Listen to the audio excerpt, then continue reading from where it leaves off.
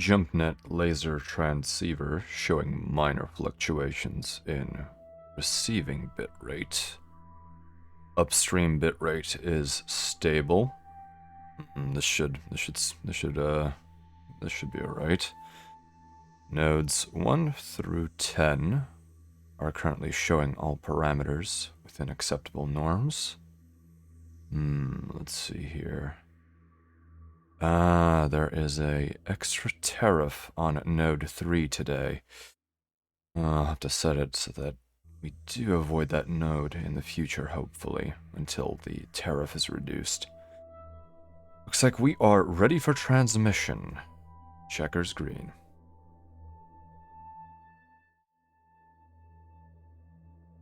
Greetings, wingmates. I hope that you are well, in whatever temporal situation you may find yourself in.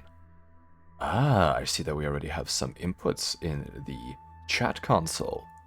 Dio Brando AI, Shadow Trooper 3301, and Urkeline. Welcome to the convoy. It is great to see you here. I hope that everyone is well today. I myself am I'm doing quite fantastically. Hello, Oxide 318. I've engaged in a simulated outdoor activity, and it was rather pleasant. I definitely needed some of that sort of engagement. It is good to be reminded that there is a world on a world outside of this tube waiting for me once I decant, but that'll be quite some time later. Unfortunately, I have quite a few runs to make, and I do not know when next I will be pulling into port with the wishful thinking. Well, so today we will be engaging in some Sins of a Solar Empire. Unfortunately, Homeworld is still having some difficulties with progressing, but I would like to resume Homeworld as soon as possible, once the issue with the level, soft lock, or hard lock in this case, is resolved. But in the meantime, I would still like to do some real-time strategy, and I think that Sins of a Solar Empire is definitely one of the more enjoyable examples of that I've encountered in the recent past. And I hope, wingmates, that it will also be the same for you. So for context, we have actually been playing this for, I believe, at least 2 sessions prior, and we are currently establishing our empire in the star system, one of 3 star systems on the map. And this will be more obvious when we enter the simulation itself. But for the time being, we have been consolidating our colonial gains, and we have been creating a powerful economy and researching our technological improvements for our fleet. But now is the time for action. So without further ado, let us move on to the simulation room, wingmates.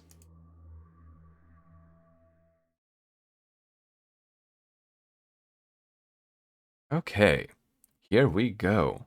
Allow me 1 second, please, to initialize the simulation. Here we go. There we go. Now, the audio needs to, of course, be engaged. 1 second, please. And there we go. Wingmates, please let me know if that is too quiet for you, but when the music does pick up in the actual game itself, I believe the levels should be acceptable. Alright, so why don't we begin our game? So we are going to resume our saved game, and one of the interesting features to anyone new to Sins of the Solar Empire is that you can load save games and replace players, and additionally also change the difficulty level of the AI, for example. So in this situation, we have actually had to crank up the difficulty, as it was inadequate for our actual skill level. So why don't we resume the simulation? How's your day cycle been, Spacer? Mastermind X01, welcome to the convoy. Good to see you here. Shadow Trooper, my particular day has, if you can call it that, has been rather pleasant. I did do an outdoor simulation, which has given me the, I suppose, the sort of endorphins that one would expect from such a strenuous activity. So I'm feeling quite pleasant myself. Level of music should be decreased about 20%, as it's on the same level as your voice at high pitch. Ah, thank you, Urquil. I will do my best to adjust that. Let's see here. There we go. That should be a lot quieter. Thank you. So let's start the simulation. Ah, yes.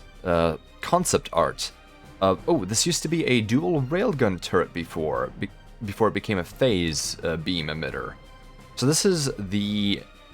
Oh, is it the... What is the class of this particular starbase?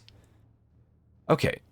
Let me quickly check what type of starbase it is. A friendly fleet has arrived. It's the Argonev class starbase, and that was the concept art for it. So this, I'm going to pause the game. This is the current state of the game as it stands. Alright, so... the in-game music may now be a bit too quiet, wingmates. Let me adjust that a little bit. 1 second, please. Let's just crank that up a little bit. There we go. Hopefully that will be a middle ground. Or it may not, as the in-game music is somewhat quiet. Alright, so, looking at our situation here. So, for anyone not familiar with Sins of a Solar Empire, it is a RTS and 4X game. And 4X meaning that you expand, exploit, exterminate, and explore. Not all in that order. And the game is played on a node-based map, where each node is a planet or other astronomical phenomenon, such as in this case an asteroid belt, a sun, a plasma storm, which is something present in the Sins of the Solar Empire universe. And you essentially will have to colonize, or at least hold, these various nodes and expand your empire. Each planet that you have allows you to have colonists, and also allows you to construct structures in orbit. So in a sense, this is akin to a 4X game, but at the same time, each node is essentially its own real-time strategy, I guess, subspace. It's its own map, and you will be moving vessels between these individual maps. Ah, Niwa, welcome to the convoy. It is great to see you here. On combat air patrol, I see. Okay, so planets, in essence, house population, and unfortunately, my current avatar is hiding some of it. But in essence, a planet has a population, and that provides you with taxes. And taxes form one of the 3 basic resources in this game, which are credits, metal, and crystal. And you can also obtain metal and crystal on asteroids that are located on resources near your planet. And some planets have more crystal, some planets have more metal. Ah, taxes. Certainty even in the far reaches of space. Yes, as long as there is government, generally speaking, it will not be a voluntary basis of income for that particular government. It will likely be taxes. So we are currently in the process of expanding our taxation empire. To anyone not familiar with these green lines, that is the spread of our culture. And culture is, in essence, an abstraction of propaganda, ideas, and I suppose hegemonic influence. And in this case, we are having our culture spread throughout the system, and we are also attempting to spread it to enemy planets so that we can their culture. And this will allow us to, in essence, potentially have have these governments be overthrown. Ah, hello, Nyaro. Welcome to the convoy. It is great to see you here. We're currently playing some Sins of a Solar Empire, real-time strategy / 4X game. So, last we left off, wingmates, we were actually using our Titan, which is this enormous capital ship, to basically push through the enemy at our home system. This is the size of a normal capital ship. This is the Cole-class battleship, one of the first vessels that the Trader Emergency Coalition, which is the Terran faction that we are playing, has produced in over, I believe, over 1,000 years? It's not, I do not remember what magnitude it has been.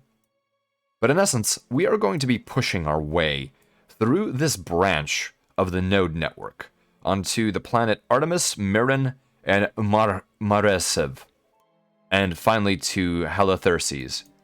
In that time, I believe that Red, who is our ally... Oh, and this game, as with many 4X games, has a very complicated sort of system for alliances. And as you can see, if we take a look at ourselves, Spacer Haywire, we can actually take a look at what other factions think of us. So our ally, Red here, the Nithheim Rebels, is at 11 out of 20 relationship points with us.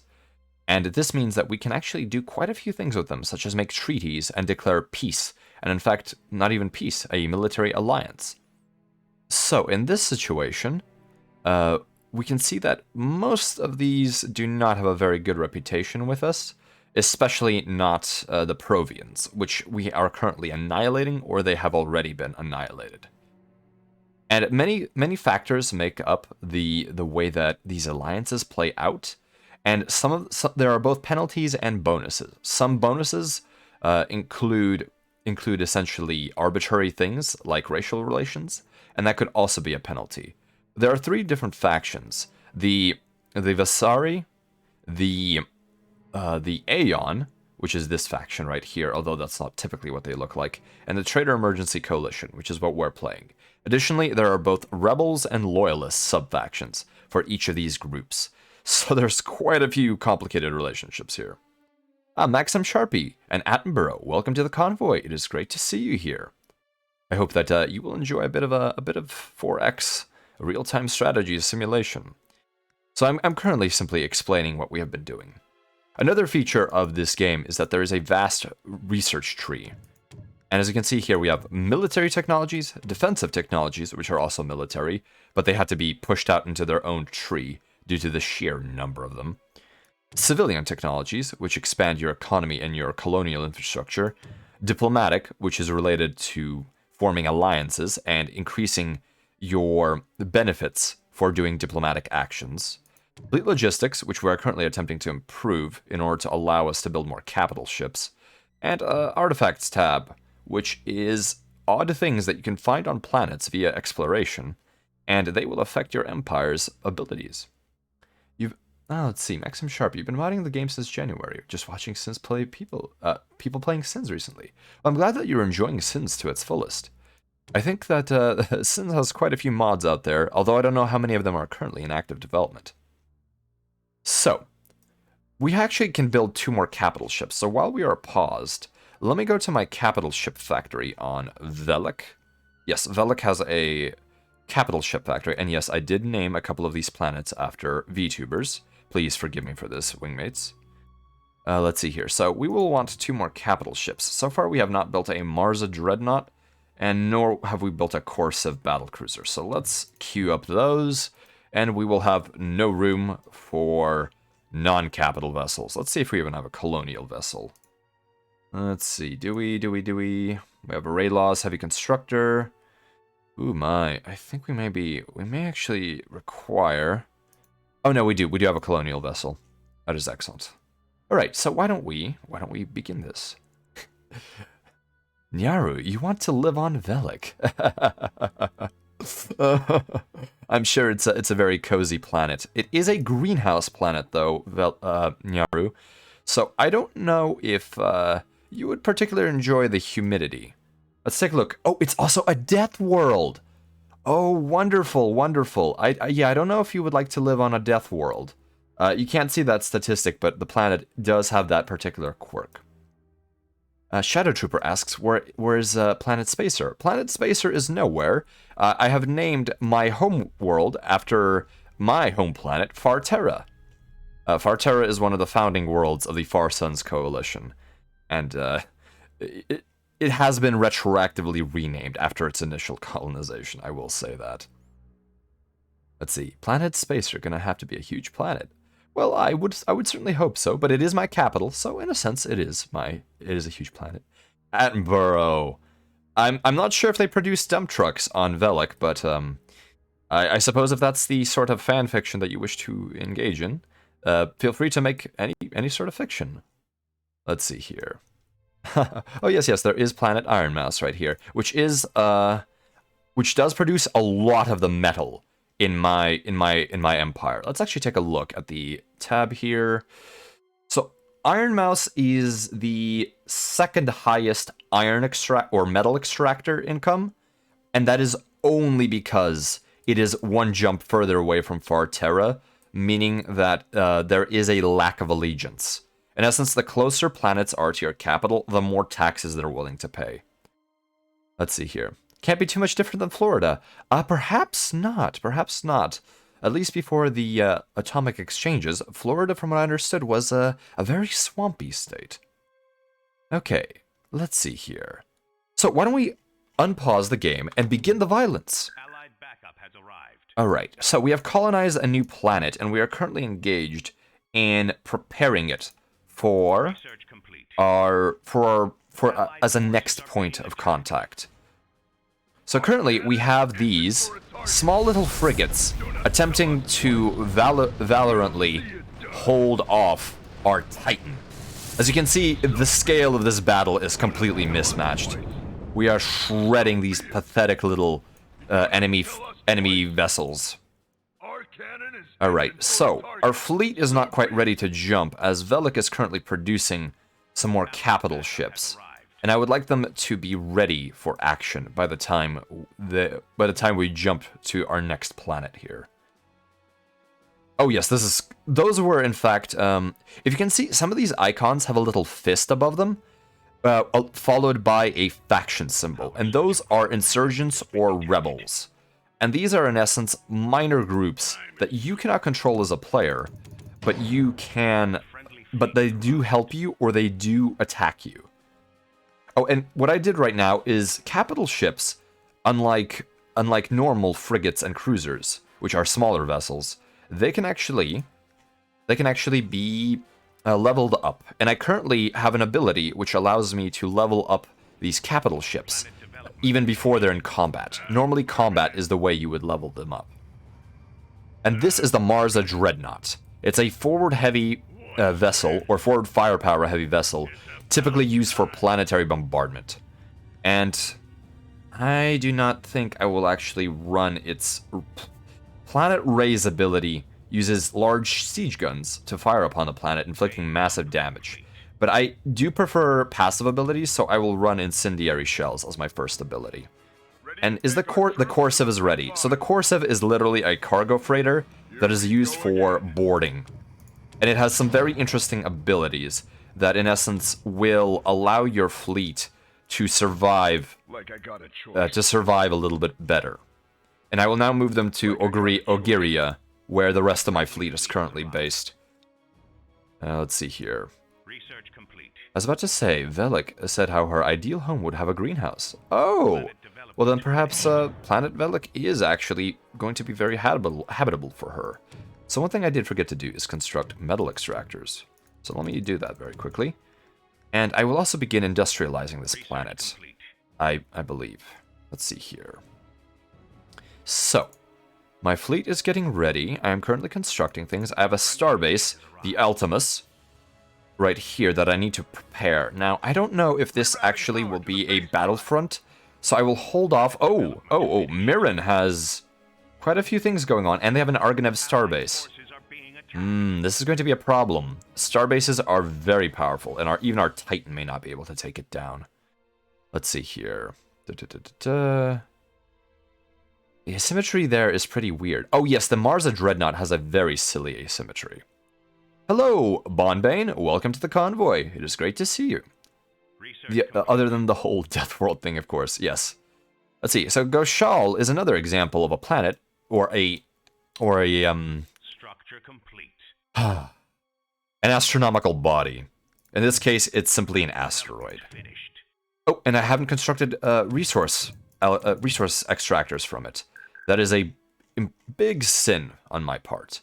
Oh yes, my allies, the Nithime rebels, are actually talking to me right now, and they think that I am quite the good chum. So let me actually start talking to them.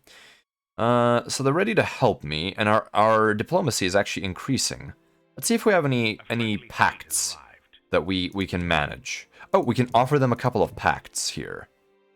And basically, pacts are when you have an ally that is good enough with you, you will both gain a bonus. So right now, because of this, we have increased our structure build rate and our ship build rate. So in this way, the game mechanically benefits you from having allies by essentially allowing you to get bonuses if you maintain good diplomacy.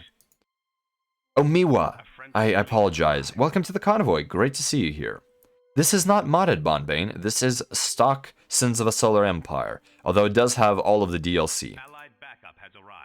Simply ram the starbase into oblivion. Unfortunately, there is no ramming in this particular game, although I would love to ram the Titan into the base.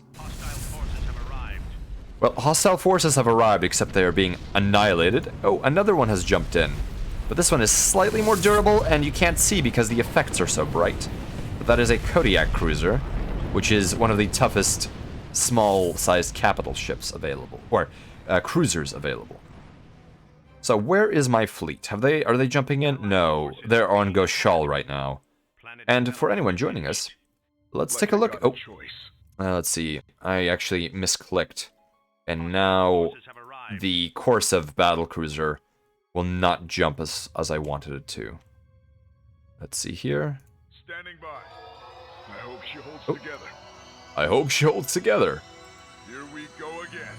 All right, there we go. A power surge of great magnitude has been detected. And there we go. There is the phase jump. Oh no, I've canceled the phase jump. Whoops. So phase jumping is essentially the way ships travel between gravity wells, the individual maps. And in this case, they essentially... Oh, there we go. Is that part of the fleet? Yes, okay, so the fleet is now being established, and we're going to take this planet here. We're going to conquer it immediately. Hello, Stormcrow56, welcome to the convoy, and TK45546713, welcome to the convoy. Bonbane, you have not seen Sins in a while. Well, I'm glad that you can enjoy some of it during our little adventure together. All right, so our fleet is currently assembling. I want all of these capital ships to join.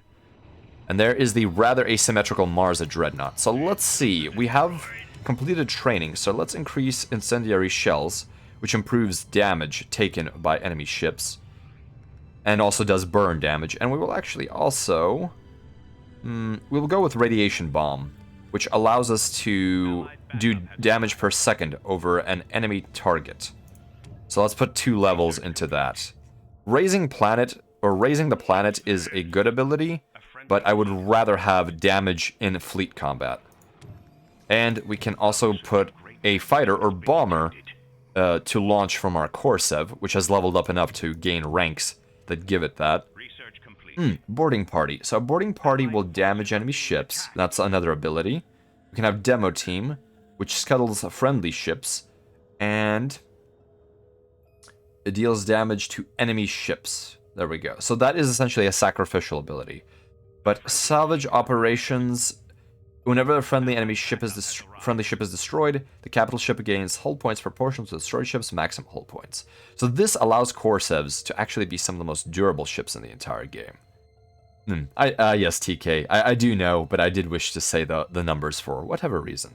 So let's go with boarding party, because that is a directly offensive capability, and we'll go with salvage operations, because I don't want to lose any more of my friendly abilities, and I don't have the wherewithal to micromanage my fleet. Right, we are currently still missing a fighter allocation, so let's take a look here.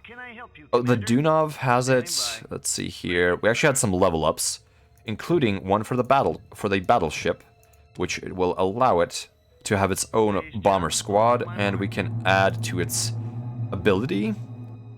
And let's see here. So we are jumping, and as you can see, this is what the phase jump looks like. And we have arrived at the enemy system, and we are now going to begin bombarding them. This faction is essentially destroyed, so at this point we are simply cleaning up. Alright, there we go. We are blasting them apart. Alright, here we go. I put the laughter in slaughter. So this is what the combat looks like in-game right now. Simply tying up loose ends. Indeed, that is exactly what we are doing. We are getting rid of this defeated faction and colonizing it for ourselves. So, what you may have heard in the background is that there is going to be an impending pirate raid. So pirates, so this I believe is a done deal. So pirates are essentially a non-neutral faction. They are a faction hostile to everyone that have this interesting design scheme where they have spikes and the like all over their vessels and all of these flames. So essentially they run off of rule of cool. Let's see. Oh, pirate cutthroat. So this is a standard TEC ship, but it has been given a bunch of spikes and torches. Don't ask how the torches work in the vacuum of space, please. Cool guy pirates. Yes, hello, Kimmy Spice. Welcome to the convoy.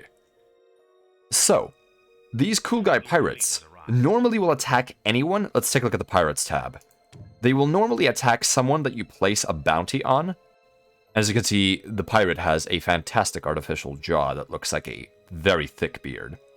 However, we are the TEC rebels, and we have the research ability, I forget what it was called, Truce Amongst Rogues. So we have a peace treaty between us and pirates, and in fact, we can even hire pirate mercenaries. Oh, let's see here. So we need to point it. I apologize, 1 second, wingmates. I need to do some civilian research. Let's see here. I want Industrial Juggernaut 2, I believe, which will increase our construction speed.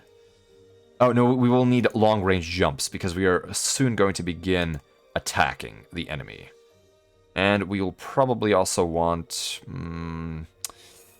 foreign sabotage? No. We'll want underwater cities to increase our tax rate. And then we'll go with Industrial Juggernaut afterwards. But yes, in essence, we are immune to piracy, because we are in fact allied with pirates. Okay, so this planet, Artemis, is being annihilated right now. We are destroying all of the structures in orbit. And we are going to begin... what's going on with the fleet here? What's going on with the fleet? Let's see here. I should make sure I pin all of these. Oh, okay. So we have an issue with the fleet. Something has happened with the way it's working. Oh no, the fleet is fine. So we are going to begin orbital bombardment of the enemy planet, because we have essentially conquered everything here. Let's see here. Greetings. Welcome to the convoy, Mr. Jackals. Evening, Commander. I'm glad to see men like you still on the field. They're plasma torches. Yes, they are. Let's call it that. So the Marsa Dreadnought right now is going to be doing exactly what it is meant to do, which is bombarding planets. And as you can see, it has this triple launcher, which unfortunately is obscured by shadow. But in essence, planetary bombardment is nothing other than the TEC shooting nukes at it till the planet is good and depopulated. And Mr. Jackals, are you referencing that I am currently playing Sins of the Solar Empire? It is one of my favorite games, although we are playing on a non-competitive difficulty, although I may actually crank it up a little bit. So we are currently making this planet surrender through atomic annihilation. And it will be dead soon. Oh, in fact, a Novolith cannon shot just annihilated the colony. So why don't we actually send our colony ship in to claim this this graveyard that we have created ourselves. And we will also send in a Raylaw's constructor in order to construct a starbase on Artemis. Okay, let's see here. Okay, so how is our diplomacy doing? Let's not. Oh, our diplomacy is rising. We may actually be able to have even more pacts eventually, but we need 13. We need 13 on both ways. See, the red does not have enough in order for us to have a mutual armor pact, which would greatly improve our ship's armor, simply because we exchange information between ourselves. Oh wow, yes, we are rising, but our ally is not doing enough. Okay. So the ally is attacking Porta, which is an enemy of ours. So green will fall very shortly. So, we have cleaned up this system, so we can actually move on to Mirren and clean up any survivors there. Let's see here. We're talking about the platform. Ah, I see, I see. Well, I'm glad that you're with us, Mr. Jackals. And I appreciate that you enjoy what is happening here. I aspire to continue doing this for as long as I can. Although there are unfortunate One of our foes. rumors of an impending conflict with the Far Suns coalition, and some of the alliances it has had to make in order to survive. So if I am conscripted, and as a courier, there is a good possibility of conscription due to the capability of my vessel. Oh no, was my colony ship destroyed? Oh no, it simply was jumped on top of. Go ahead. Let's colonize the planet, although it may be too radioactive. No, it's not. There we go. There we go, and we're going to build a starbase here for economic purposes. But hopefully that will not happen, and I will be able to continue in my downtime transmitting. As if I am conscripted by the Far Suns Coalition, they will likely monitor my communications, and that would be rather unfortunate, as they would not wish for me to have the risk of revealing any sorts of information. Hopefully you just get to put in a fleet in the supply fleet. I certainly hope so. I would rather not be running messages to locations that do not have a jump net network, as that is one of the sneaker net, as perhaps you would know it as, where information is brought via courier, is definitely a possibility for something I would be dragged into. And every courier operating within the Far Suns, at least as a citizen, may potentially run into such a thing. Alright, let's see here. So, our fleet is now jumping, and we are going to think about what our next move will be. We actually will construct... Oh, looks like Red has actually colonized Marsev. As much as Red needs colonies, I think I need them more. I am more deserving, wingmates. I am more important than Red. But I will not break my alliance just yet. Okay, so I'm going to upgrade the construction base on this, and I will also construct 2 more Raylaw's constructors, which are the foundation of... Oh, here's Mirren. And we are currently simply annihilating... Oh, there are quite a few mines here. Oh, and there's the enemy starbase. So this will be... No wonder Red destroyed this planet, but did not have the ability to actually take it down. Alright, so... we will have the Titan focus fire on the starbase. And the starbase, unfortunately, appears to be fully leveled up and fully upgraded. So let's hope that the Titan can actually handle this situation. While it is an offensive Titan, and thus it has some of the highest DPS in the entire arrangement of these super capital ships, it will potentially fail against the starbase, although it is not actually able to fire back due to us outranging it, which should actually leave us in the green here. And as you can see, the Dunov here just used its shield support ability. In fact, we need to level that up. So let's make sure we put that to the max. And... oh, disabling abilities. That is a very powerful ability. So we will want our Dunov battlecruiser, which is a support battlecruiser, to actually have that ability. And now our capitals are actually moving into position, which is perhaps not the best move, as they will likely be destroyed by the starbase, or at least heavily damaged. Although, considering the damage we are doing per unit of time, we may actually be better off simply having them all attack. And I apologize that I'm not able to monitor the action, but there is a lot going on here. As you can see, the Coal battleship is one of the toughest, and it is currently railing away. Let's see, do we want Gauss Gun or Flak Burst? I think we want Flak Burst, because enemy fighter craft are very dangerous. And we want anything we can to destroy them. So right now, there's just a lot of chaos going on, and we are trying to rip apart the Hersara starbase. Oh, it has started firing with its phase emitters. Oh, one of our capital ship shields is down. Let's see who that would be. That might be the... Let's see. That is the Tiandia Taurus, I think. So we're going to pull it away. So our Titan is still firing, but let's move the Titan forward. See it done. That starbase is taking an awful long time to take down. Let's see. Now, we have lost a lot of shields with our capital vessels.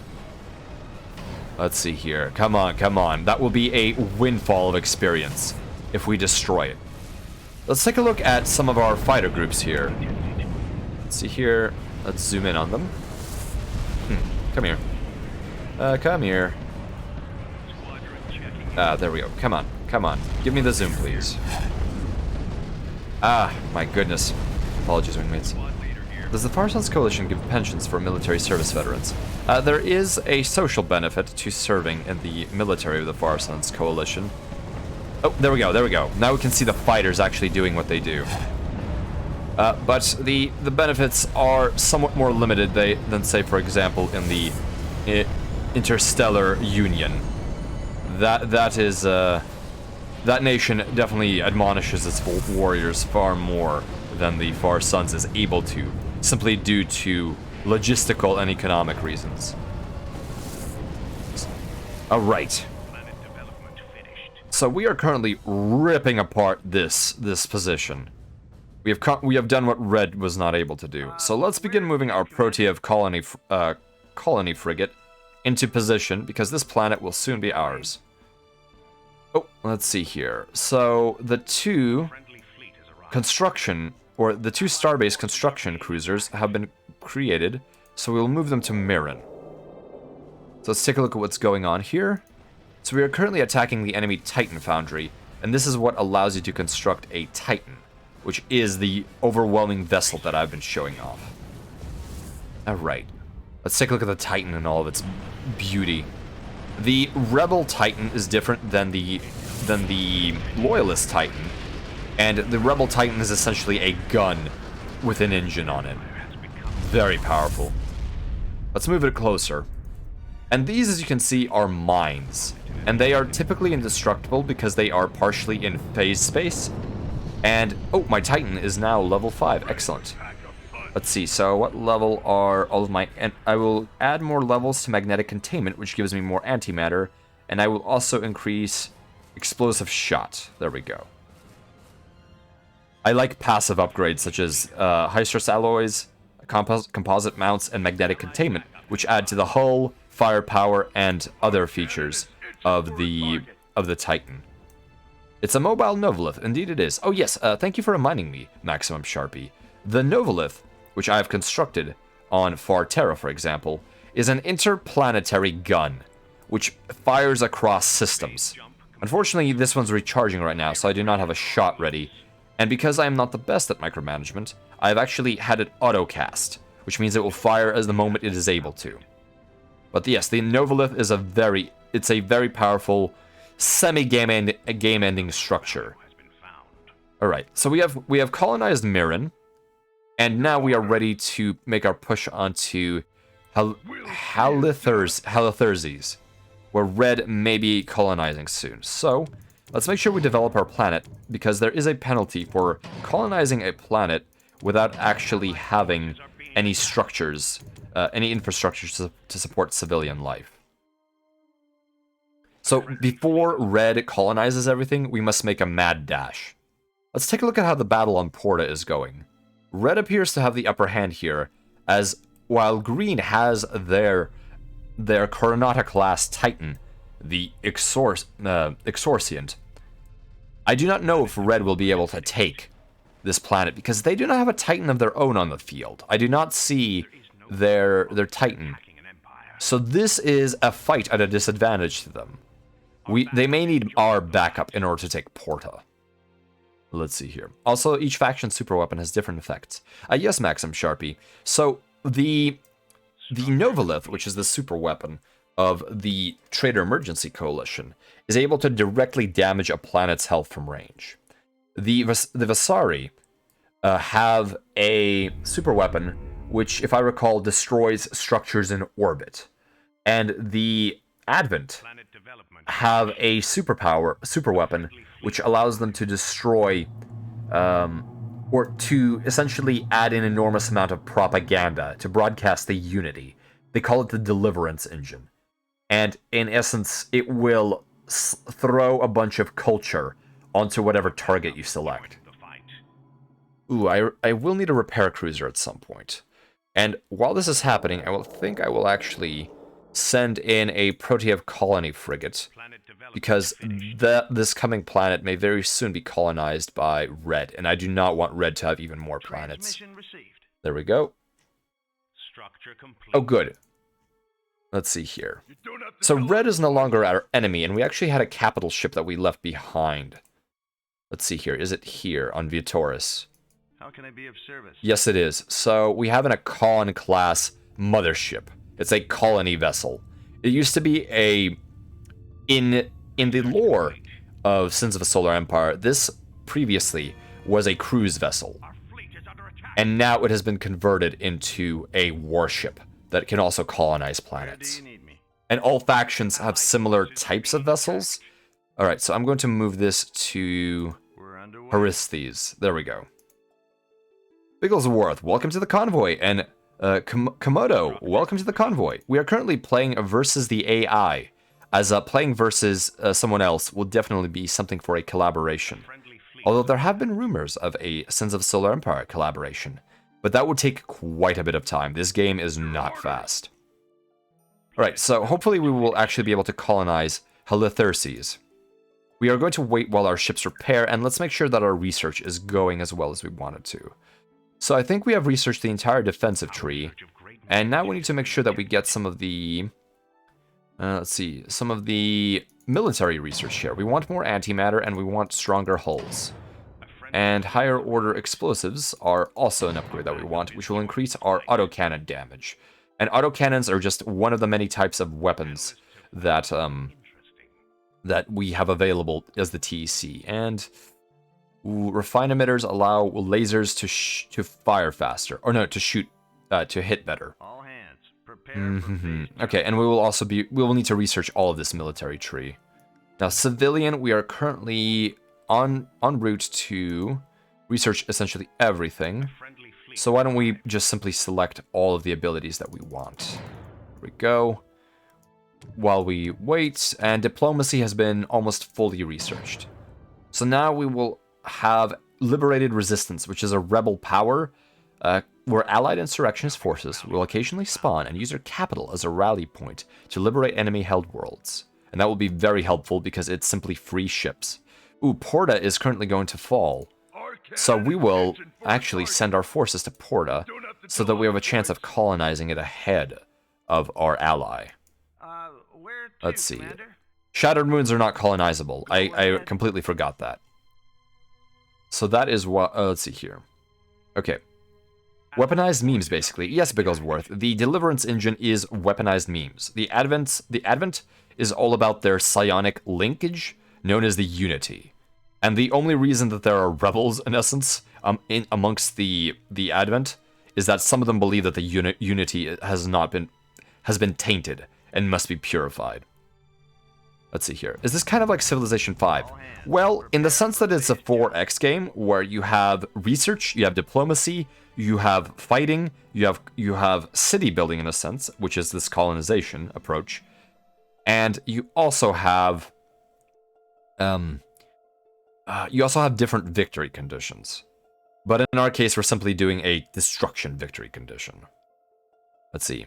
Would you ever try the Sins of the Prophets mod? Bigglesworth, I'm not familiar with that. Do you think you could give a link or a description for what the Sins of the Prophets mod is? Although I do think I have a vague guess of what that could refer to. But in essence, this is a similar concept, but all combat is done in real time. So as you can see, each of these nodes where astronomical bodies are located is its own map. Although the maps are all very, very much the same. So in this case, the fights are real time, which makes the game somewhat difficult. Ready for orders. So let's move our colony ship here, and hopefully our other fleet will join us and link together. Let's see, so Halitherses, where's the Raylaws constructor? So we are going to build a starbase on this moon here, so we can actually have more trade income. The fight. Trade income is really all the main power of the Trader Emergency Coalition. It is an economic powerhouse faction. Currently, our monetary income is insane. Essentially, we have researched an ability which allows every single purchase that we make to have a refund. And that is very, very powerful. So on Mirren, we will also construct a starbase for trade purposes. A starbase can be both a military establishment, and they can also be a... Oh! This is very interesting. So this is a resistance capital ship. One of the DLCs allowed smaller factions to actually have their own capital vessels, which is very, very cool, because normally they would have simple frigates, and this ups the threat level significantly. Always wanted to play this game with mods. Lusig718, welcome to the convoy. It is great to see you here. And Warhammer Dad, welcome to the convoy. Great to see you. We are currently engaging in stealing a planet that one of our allies has liberated. Have to tell us twice. Oh, it was in fact a neutral faction. So what we will do is we'll actually send a diplomatic vessel there whenever possible. So let's go to Mintaka and build a Neruda envoy cruiser, which will potentially allow us to gain favor with this neutral faction and simply colonize them like that without annihilating them. Let's see, where has Red moved on to? Red actually jumped back to his home planet, but I think I will continue the assault myself. Let's see, we have a Raylaw's heavy constructor here about to construct a starbase. And where is my other capital ship? Oh, the Akan is currently making its way and jumping through Dione and trying to make its way to the point to which I ordered it. There we go. One of the mods I have seen in the past, which I believe is long since dead, is one that includes the ISA cruiser from Killzone. And I really like the look of the ISA cruiser. Let's see here. Sons of the Prophets mod. Let's take a look at this. Total conversion mod. Oh, Halo, of course, of course. That is what I suspected when it comes to Halo. Let's see here. I had a hard time finding the mod I wanted, so I started making my own. Oh, Maxim Sharpie, that is very interesting. In your opinion, is modifying Sins of a Solar Empire a difficult endeavor? As I've seen many do it, but I've never actually attempted to take a look at the mod kits that are required for that. Let's see here. You can call me Luis. Luis or Louis. I'll do my best to pronounce. I apologize. You're enjoying the stream while you're cooking. Well, I hope that whatever meal you're making ends up being fantastic. There's nothing quite like sitting down and enjoying whatever kind of media you enjoy, and also engaging in some sort of consumption. Our cannon is itching for a target. Let's see here. Green still has Porta, but we do not want to atomically annihilate them. Stop it, fleet. Target the enemy. Okay, so the Neruda Envoy Cruiser, which is a diplomatic courier vessel, should have been completed by now. How can I be of service? Let's see, where is it? Oh, there it is. Let's send it to this neutral faction so that we could colonize it. And hopefully we will not annihilate this faction. Actually, let's move to Ginstera, which is a ship graveyard, which is a place I haven't seen before. Alright, let's see. Do we have the Protive Colony frigates still around?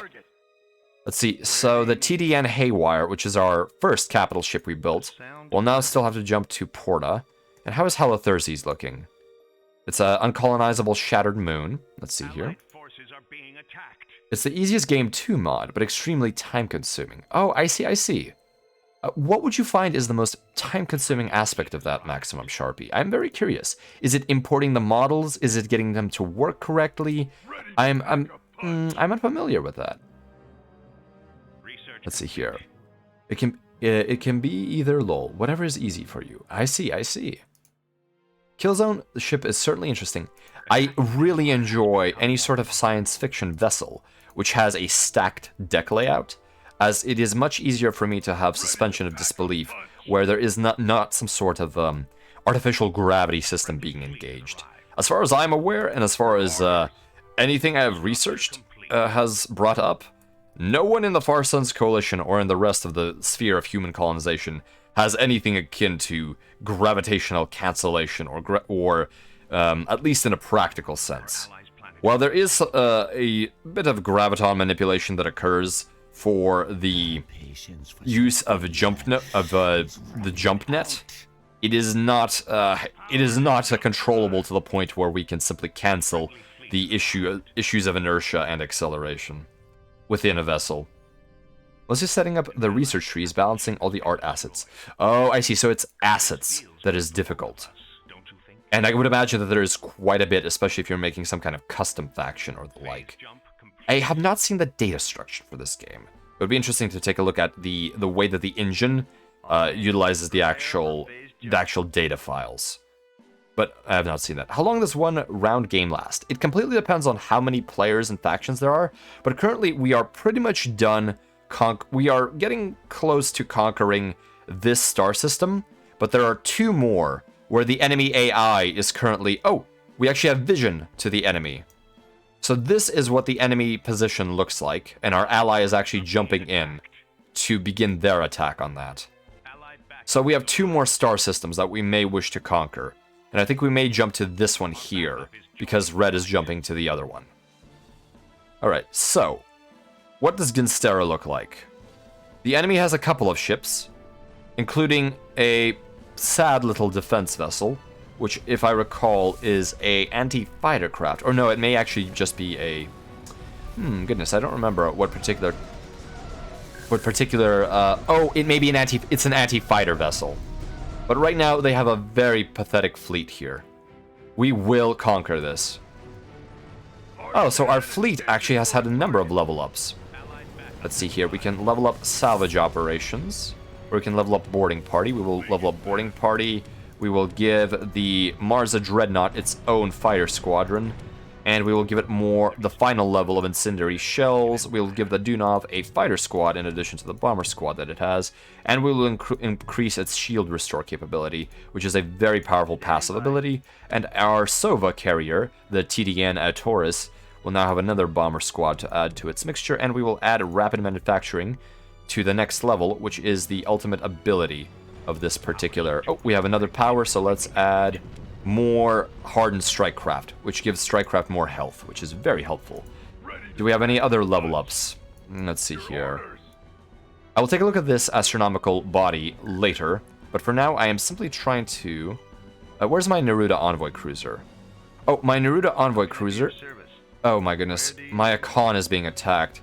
So let's make sure our Neruda Envoy Cruiser targets the planet, because that will enable its ability to capture the neutral factions. So let's move the Akon to Ginstera, as currently it is taking a pounding from this allied capital ship.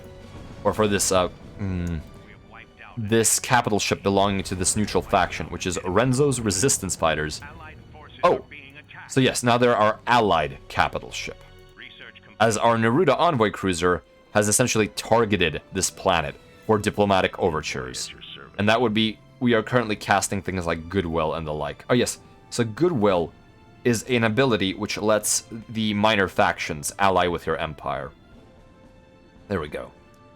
I added a custom playable pirate faction, the United Federation, Galactic Empire, SG-1 Tari, Battlestar Galactica Colonials, EVE Online Gaiete, on the Distant Stars platform. My goodness, Maximum Sharpie, you are prolific!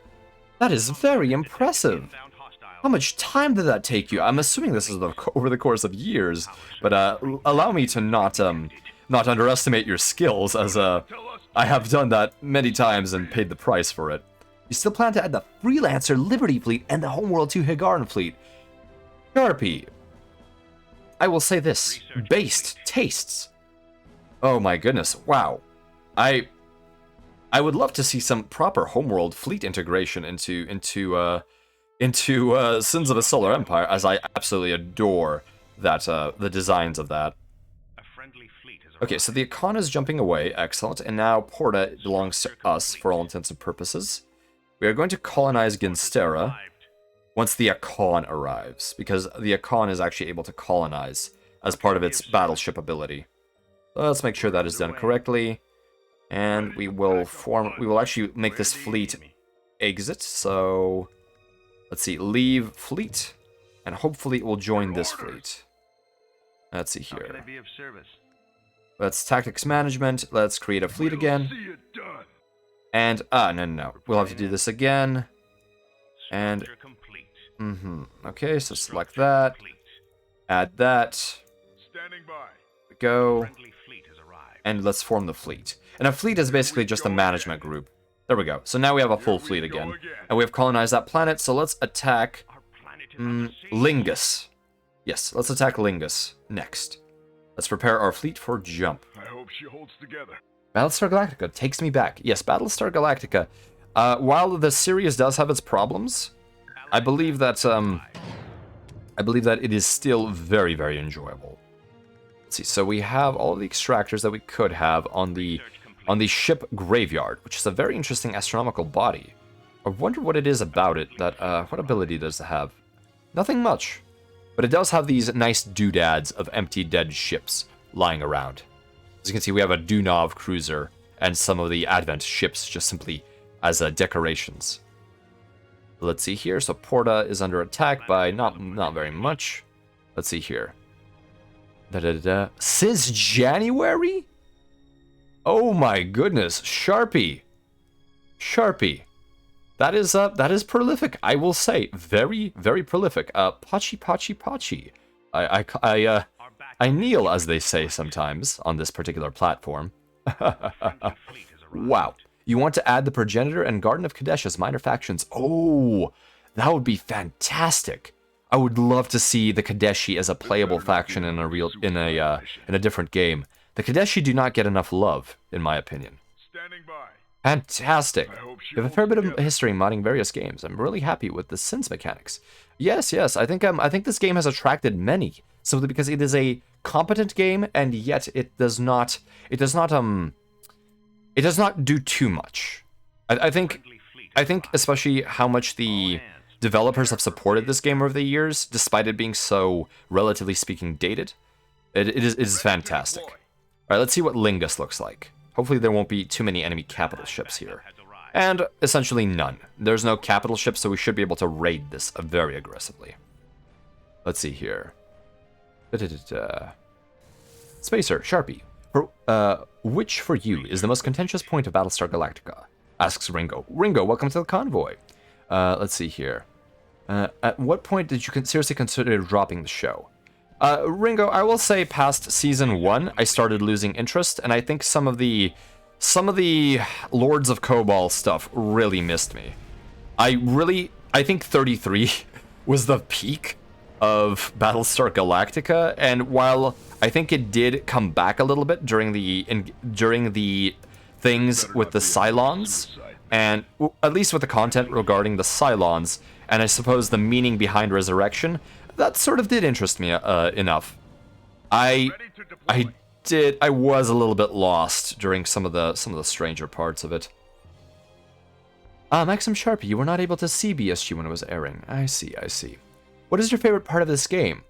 I think, to me, the favorite part of this game is the absolutely massive potential for fleet engagements, along with just how this game keeps you on your toes, because it is real time and there is so much going on that you simply cannot afford to stop paying attention. And also just the way how elegantly some of these. Let me show you Komodo. Let me pause the game. Look at this. This is how you expand your fleet capacity, researching these logistical upgrades. But take a look. Each of them, while it increases your fleet capacity, it takes as a raw percentage of your global income as an empire. Upkeep. So if you expand your fleet too much too fast, you will, in essence, not be able to have any proper income, which is why it is important to both expand and also keep increasing your fleet size simultaneously. So this I think is one of the most interesting ways that this game has a incredibly good way of expanding organically. It is how organic this game is. The mechanics feel natural. And I think that is the most powerful thing about it. Oh, Legend of Galactic Heroes also has a Sins mod. Very fantastic. It is a really old game already, but the engine is very flexible. I've enjoyed working with it so far. Maxim Sharpie, may I ask you, what is the primary language for scripting that one would work with in terms of sins modifications? I'm familiar with a number of languages, but I do not know which one specifically sins it uses. And unfortunately, we do not have any more artifacts. Oh, we have a pact that the rebels are offering us. So let's take a look. Let's manage our pacts, and we have been offered an armor pact and a siege pact. So let's unpause the game, and now we actually have more bombing damage when we attack planets, and we have improved armor just because we are allies. So we are technically devoted to them.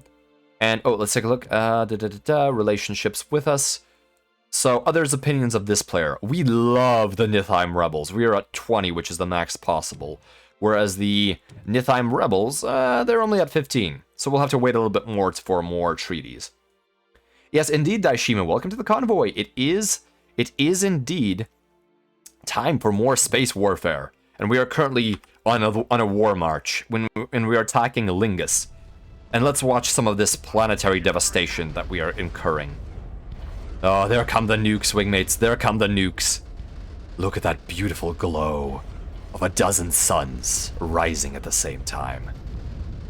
Oh, wonderful, wonderful. Allied forces are being attacked.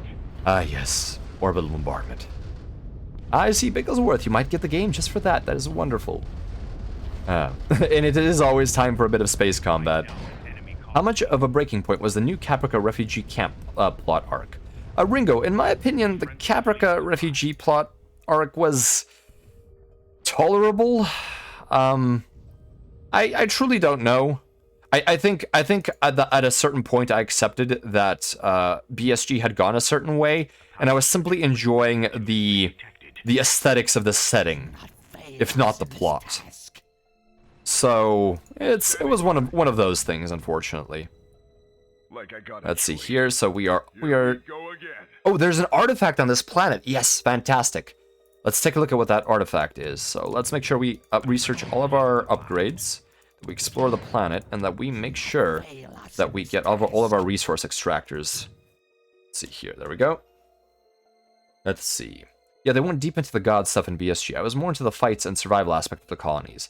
Yes, I was also very much into the I suppose the way the structure of the military was constructed Is in that Battlestar not the Galactica. suicide mission? Ooh, our fleet is a little bit broken. Standing by. Oh no, our fleet is fine. Our fleet is fine. Something was just wrong with me. Now where is Arakan? Oh, there's Arakan. There we go. Like I got a choice. So, the enemy capital is here, so we will actually destroy it very shortly, I believe. And the enemy should have very little fleet left, although they will likely bring it back. Structure Let's see here. complete. Oh, just text files for modifying the Sins of the Solar Empire engine. Backup has arrived. The engine comes packed with tools to convert the files from binary to text and back again. Just need to make a batch file to run it. Oh, fantastic! I see. So it has its own inbuilt system for that particular sort of scripting. Excellent.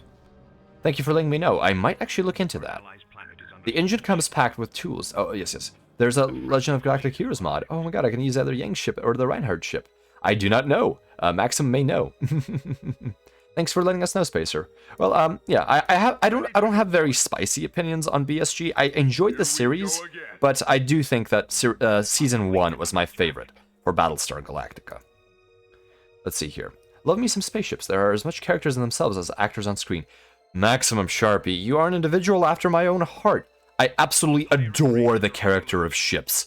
I enjoy both naval vessels and starships, because I think that each of these machines is so human in its nature. It has its own idiosyncrasies. It has its own weaknesses, it has its own strengths. It has its own personality. It has its own name. And the relationship that a crew has with its vessel is also, in some sense, incredibly intimate. It is perhaps a friendship or beyond. It is almost akin to a marriage.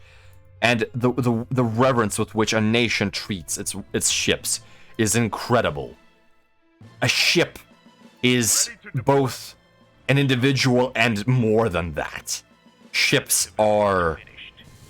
they're something else. Friendly fleet has arrived. Ah, you really enjoy, Lewis, you enjoy the Legend of Galactic Heroes anime. Excellent. I really need to watch it. I think I will start with the movies as recommended, of course. But I really need to do that before I completely run out of context. Here we go again. All right, let's make sure that we move our capitals into position here for our attack. How's our research going? Let's see here. Yes, the world-building stuff in Battlestar Galactica was fine, and there was a flash of brilliance sometimes with the Razor miniseries, but that was that. I've actually not seen Razor or Caprica, but I would like to, as that is additional world-building that I've missed. Let's go, they're done for. Yes, they are going to be done for. And now with our Akan giving us better accuracy, as it has this passive ability right here, targeting uplink, which increases gun accuracy and range, we are going to have just a across-the-board increase in firepower. I'd love to add the Rhineland battleship. Ooh, that would be beautiful. It shows empathy to be able to personify things you care for, regardless of if they are the same as you. Oh, thank you, Kimmy Spice. Perhaps it may also show some of the issues I have with certain kinds of connections, but machinery, I have too deep of a connection, perhaps, with. I relate to machinery on a level that I do not think I find easy to explain at times. Let's see here. I keep putting it off. Come to my server. I have all the movies. Wonderful, wonderful. I suppose there may be a watch-along in the future for some Legend of Galactic Heroes movies. Let's go! As with all new Battlestar Galactica things, so don't expect to have big expectations, be cautious. I think so, Ringo. I am more than willing to go in with that expectation, but there probably won't be anything too exhilarating about that. Although, lore is lore. I did read the wiki for Battlestar Galactica through and through. So say we all. I do not have an empire yet. Be another suicide mission. Oh, Kimmy, I understand that sentiment too. Yes. Thank you. I'm glad someone else can feel that a bit. Does that mean Spacer has a latent passion for racing machinery? Ringo, while I am not a racer in some sense, I do have a replica KLR 650 motorcycle that I store back on Farterra, and every time I'm able to detank myself, I absolutely enjoy riding that replica. It is a wonderful machine, and and it's a completely different connection than the kind of connection that I have with the wishful thinking. I am neurally linked to the wishful thinking. When her engine is running hot, I can feel it. When her hull is cracking under 50 Gs of acceleration, I can feel it. But with something like an old motorcycle, you can't feel it, but at the same time you can. You have a connection to the engine. You must listen to the revolutions per minute. You must feel the engagement of the clutch. You must feel how the front forks are compressing as you take a curve. There is a lot of kineticism and dynamicism to that, and there is a personality to each and every single motorcycle out there. For Legend of Galactic Heroes, the new anime is decent and a good introduction for new people, but the original is of course better, just rather slow at times. I think slow is the primary issue for me, as I have limited time that I'm able to dedicate to that. You do not? Are you kidding me? Oh, I do enjoy my replicas. I think it is important to engage in something that gives you an understanding of your own mortality, and riding a replica motorcycle without all of the safety features that more modern ones have, especially the motorcycles that are produced now with all of the gyros inside of them, it is very different. While I feel the dread of my fusion drive losing containment and destroying the wishful thinking and me along with it, at the same time, it is not the same kind of threat that the raw interface between man and machine on a road has. The Legend of Galactic Heroes new anime has better space battles, but prefer the original for everything else. I see. So that is one of the trade-offs that you end up having there. And not gonna lie, Biggles, I like the OG series and some episodes because they made me cry because it was that good. Ooh, that is a riveting endorsement. I definitely would like to see the emotional aspect of of Legend of Galactic Heroes. Vintage brought superiors, Spacer. Vintage race cars, maybe? I have not had the ability to replicate race cars yet, as using a universal fabricator is somewhat expensive. Also, I require the blueprints. I was luckily able to find in an old archive the blueprints for the KLR motorcycle, but I have not been able to find a good blueprint for the kind of race cars that I would like. Let's see here. I've always wanted a motorbike, but I've got bad balance and vision, so I cannot ride without great risk. Kimmy Spice. Can you ride a bicycle, more or less, with stability? Or is it to the point where that becomes difficult? Because with motorcycles, a lot of it does end up being... once you're no longer moving at slow speeds, it does end up being your control of throttle, clutch, and some of these other things. Because typically, motorcycles have a much greater proportional weight to the rider. So a lot of it is how you steer, and not necessarily how much your weight tilts the motorbike itself. The new one has better effects and space battles, but the dialogue sucks. Ooh, I see. So that is your... Oh, and the music sucks. I see. Yeah, the space battles are pretty good in both, but it's a matter of style. Okay, so there is some conflict within the Legend of Galactic Heroes fanbase happening within the chat console. Marbled streak, medium rare. Marbled steak, medium rare. Okay, that have your attention. Good evening, everyone. Hello, KS Mod. Welcome to the convoy. I prefer blue, but marbled, yes. The fattier, the better. Ribeye is my favorite.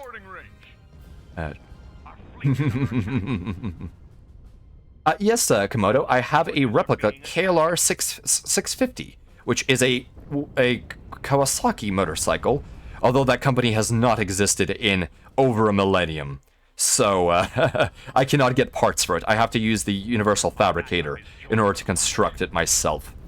This is, and again, the expense of running a universal fabricator, which which does essentially monomolecular construction, in order to layer by layer create an object, it cannot do a race car. It's simply so much more mass, and I pay by the gram.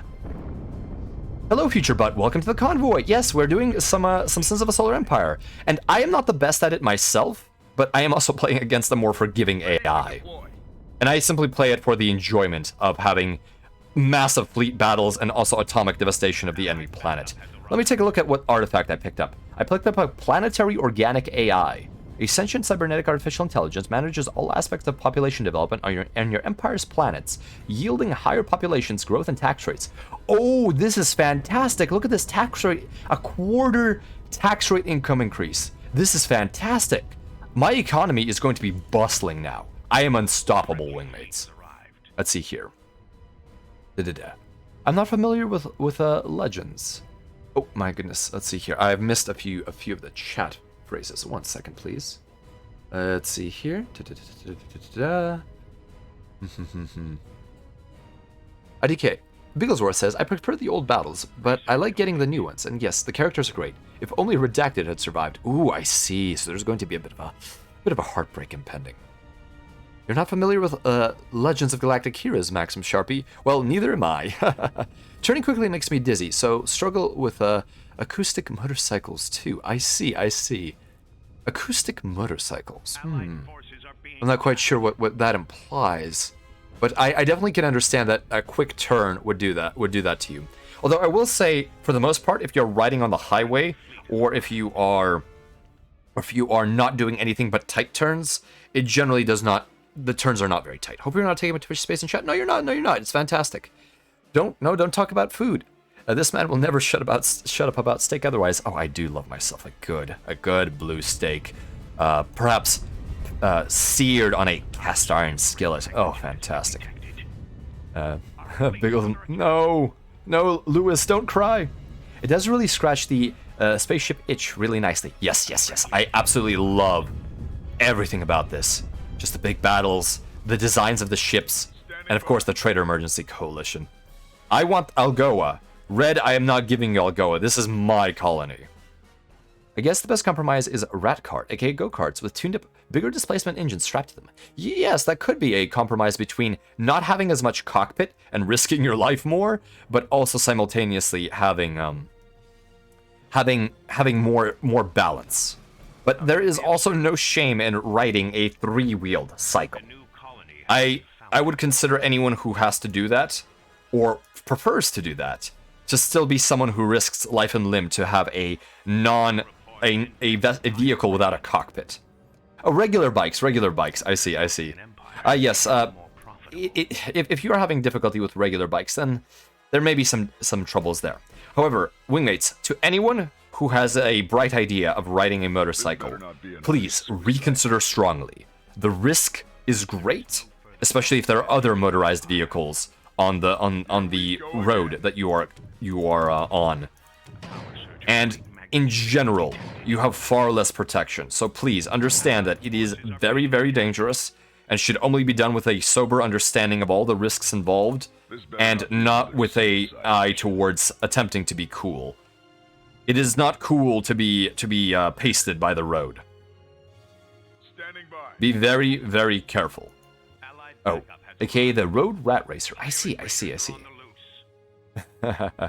Steak, clearly the best food for a stakeout. Oh, I see that many are craving beef now. I have to say, one thing Legend of Galactic Heroes undeniably does well is that it acts as a great entry drug into classical music. I think I have met people who have had their first serious taste of that be Legend of Galactic Heroes. So that is interesting. Definitely calling a bicycle an acoustic motorcycle from now on. I am curious, Kimmy Spice, how did that happen? Because I have called many things similar non sequiturs, but I'm very curious how that particular one came to be in your mind. Let's see here. So our research is almost fully complete. Let's simply wrap up the remaining bits that we have not done yet. And once we conquer these last few systems, we will focus on preparing an interstellar invasion fleet. Let's see here. Failsafe jump plotting, we will want that. We want more health for our capital ships. We want all of these upgrades. We want to research all of the different vessel types, because we will actually need them very shortly. Let's see here, so research that. We're just researching everything because we can afford it, and we don't care anymore. There we go. So now we should get all of our research done. Let's see here. There we go. We're jumping to Belleferon, and hopefully we will be able to... Oh, there is a starbase. Are there two? No, there's only one. There's a Titan Foundry and a starbase. So hopefully we will be able to devastate this starbase without too much difficulty. Hopefully our capital ships will not go down. So the TDN Stratus has leveled up. Let's give it more ability. Let's give it Missile Barrage. And we will actually activate Missile Barrage right now. And hopefully that will help damage this particular... Oh, that is an enemy carrier that I wish to show, but it exploded. Let's take a look here. So this is the enemy Transcendia class starbase, which is the Advent starbase. And this one appears to not be fully leveled up. So we should be able to rip it apart with significant ease. Would seasoned herb butters be a better pairing with steak than regular steak sauces? Ringo, I think that is a contentious opinion. Many would, of course, pick one or the other. I think you should do whatever makes you happy. I personally prefer steak with only salt, as I like getting the full experience of the flavor of the meat itself. Let's see here. I'm using a motorcycle in Miami. It's super risky here. Oh, I see. You're riding in a larger city. I commend you for doing that. Lewis, do you ride for purposes of transportation or for enjoyment or a mixture? And I suppose what type of motorcycle would you like the most? Or what style? A sports bike, cruiser, dual sport? Dirt bike if you ride without plates. As far as I understand, most jurisdictions on 20th and 21st Terra required certain sorts of accessories for a motorcycle to be legal to use upon the road. Let's see here. The word was lost to me in the moment it happens. I very much understand, Kimmy Spice. I feel that words sometimes disappear from one's mind and only come back at the most inopportune moments. Made reduced red wine sauces on steaks. It is a hit or miss, but it needs a bit of extra seasoning in the mix to balance it out. Ah, yes, yes, yes. Red wine can be a little bit overpowering as a sauce on its own, so I can see why you would need to give it a little bit more attention. Man, the ships and spaceports look really good. Yes, the particular Titan foundry for the Advent, I think, is one of the best looking Titan foundries. It is this interesting shell where the Titan is constructed in front of it. Miami drivers are wild. We do steak with a bit of a seasoning salt and cayenne powder. It's decent, not professional, but easy and edible. I think yes, if you enjoy it that way, there is no reason not to. I am an individual who believes that enjoy food in whatever level of complexity or simplicity that you like. And I enjoy mine somewhat more simple, I enjoy being reminded that their food has its own taste to it without any particular combination. Simply because I spend so much of my time in a simulation, and all I know is that nutrient paste is injected into my stomach, and I cannot taste it. I have long since stopped actually listening to the inputs from my tongue neurons, simply because I can only taste the particular fluid that I'm immersed in. If you could fly a motorcycle, I would be more into them. Niwa, if you are interested in something that could be similar to that, have you heard of the term paramotoring, which is using a paraglider, or a paraglider parachute with a motor on the back of it? And that is a fairly unprotected way of flying for a human being. Although it does require an atmosphere and cannot be done in void. Although I have done something similar to that, which would be essentially strapping yourself to a small chair while in an EVA suit, or an EVA suit, extravehicular activity suit, and using small rockets to essentially hop across the surface of a low-gravity moon. And it's very fascinating, and of course rather dangerous, as there is very little protection. And I tend to do it without any manual, on manual control. Of course, you do want automatic controls in case you are incapacitated. Let's see here. Don't threaten me with a good time. I see you're having a bit of a spat here. Oh, you could add JATO rockets to your bike. Yes, those sorts of boosters would be excellent for increasing the thrill. Although I think rather lethal. Alright, let's colonize Belletheron, the asteroid. Excellent. We now have Belletheron, so we are pushing ahead very far. Once I complete what we are doing right now, which is claiming every planet in the star system, I will actually move on to begin the attack on another star system. So Red's attacks have been failing, which is good for us. Let's see here. Oh, he's actually engaged in a fight with an enemy Vorastra class Titan.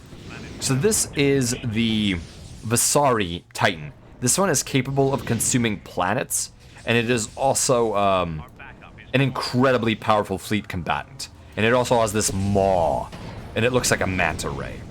But this is indeed one of the more terrifying Titans you could run into. You put a pulse jet on a go-kart once, Dippy. My goodness. That is... How did that go? Are you okay? Spacer, you need someone to cook you good meals. I am capable of cooking good meals for myself, but I do appreciate the sentiment. I certainly would appreciate one's cooking if they were to engage in it for me. Although I have my own tastes, as one would imagine. I've seen Furs. Oh, yes, the individual, Colin Furs, doing rather risky maneuvers with their with their hobbies. I personally don't use bikes it's just in general. It's a huge risk that bikes had. Had a friend that died using a motorcycle a year ago, and Miami drivers are super crazy. I am very sorry to hear that, Lewis. My condolences. But yes, that is a risk that any motorcycle rider will unfortunately have to take. So please, be cautious, wingmates, if you are doing any sort of risky activity behind the operating position of a internal combustion propelled vehicle of any kind. Oh my goodness. Paragliding is amazing. Ah, you've had experience with that, Niwa. You've had experience paragliding? It is very fascinating. We have quite a few very interesting... all wingmates are very interesting, but it seems like some have done more thrill-seeking than I was aware of in the beginning. Let's see here. Far scarier than the Galactic Empire's flying wing. I would imagine, yes. Ooh, let's take a look at what this fleet action is going to be. So we have two enemy capital ships, an enemy carrier, the area drone host, which is this Nautilus-looking craft, which produces more fighter craft than any typical carrier of any faction, and we have a Coronata Titan that we will have to deal with. This may not go in our favor, in addition to there being a Transcendia-class starbase. Just a bit of flustering. No big deal. Oh, wonderful, Dippy. How did you enjoy it? Think with your wings, not with your legs. That is probably a good attitude to have. Let's see here. If I had the balance, I would get into skateboarding. I think it's so fun. Have you done a little bit of skateboarding, or just enough to realize that you would like to, but you need more balance? Okay, so the Coronata is rushing at us. Let's take a look at what this upgrade is. Let's see, salvage operations and elite cruise. Elite cruise actually boosts the capabilities of our other ships. So let's make sure that we target this enemy Titan. And it's only a level 3 Titan, which should give us a favorable engagement here. Alright, we're gonna have to watch this like hawks, as unfortunately there is potential for losing our own capital ships in this situation. Oh my goodness, we have so many special abilities going off here. That is one thing about Sins of a Solar Empire, is that all capital ships have abilities, and they tend to go off, and it becomes a Technicolor nightmare after a point. Let's see here. Anybody snowboards here? I have had no experience with snowboarding, as the terraformed worlds I've been on generally have not had snow-capped peaks that I've had access to. Oh my goodness, is this Titan going to fall anytime soon? Yes, it is almost gone. And there goes the enemy Titan. This engagement is in our favor. And there she goes. Massive detonation and massive wreckage. And now we will be taking down the enemy capital ships, the Rapture class battlecruiser and the Revelation class battlecruiser of the Advent. And of course, the remainder of their forces will also be destroyed. Our Titan has leveled up to level 5, I believe. No, somebody else has leveled up. Let's see, that is who? Who has leveled up? Nobody. Okay, there we go. The Spectre is going to be ripped apart very shortly. I tried snowboarding when I was younger, but I wasn't any good at it. Ah, I see, Maxim Sharpie. Woo, let's go. Yes, we are ripping them apart. This is the last vestige of this empire's power, and we are showing them that we are superior by all means. My vision was better as a child, and I was decent at skating until the computer became far more entertaining. Ah, yes, I've heard that that does oftentimes happen, unfortunately. That vision does fail with time. Unfortunately, I do have surgical intervention available if necessary, but I also can understand why that would also not be an option. But yes, the virtual world has potential that oh, did this faction go neutral? What is happening here? We need to destroy. Oh, Armistice was enabled. Armistice is the special ability of an Econ class battlecruiser, which essentially allows you to force the enemy to not fire at all. Oh, and it's worn off, so we can begin shooting again. Let's destroy the Transcendia battle starbase. The Sanctity. Let's see here. No snow where I live, but there's sandboarding. Ah! I see, yes, riding on the dunes. That is very fascinating. Ever gone 70 kilometers per hour on a snope? Ooh. That sounds quite thrilling if you have no sort of brakes available, other than your body tumbling. My goodness. Yes, the Titan was was lost, unfortunately, and there went the starbase. So now we are simply mopping up this system. Let's see here. Goodbye, Titan. You are beautiful. Well, our Titan is more beautiful because it is the Titan of the TEC. And that is all that matters here. Let's make some mortars! What line work? My word. My word.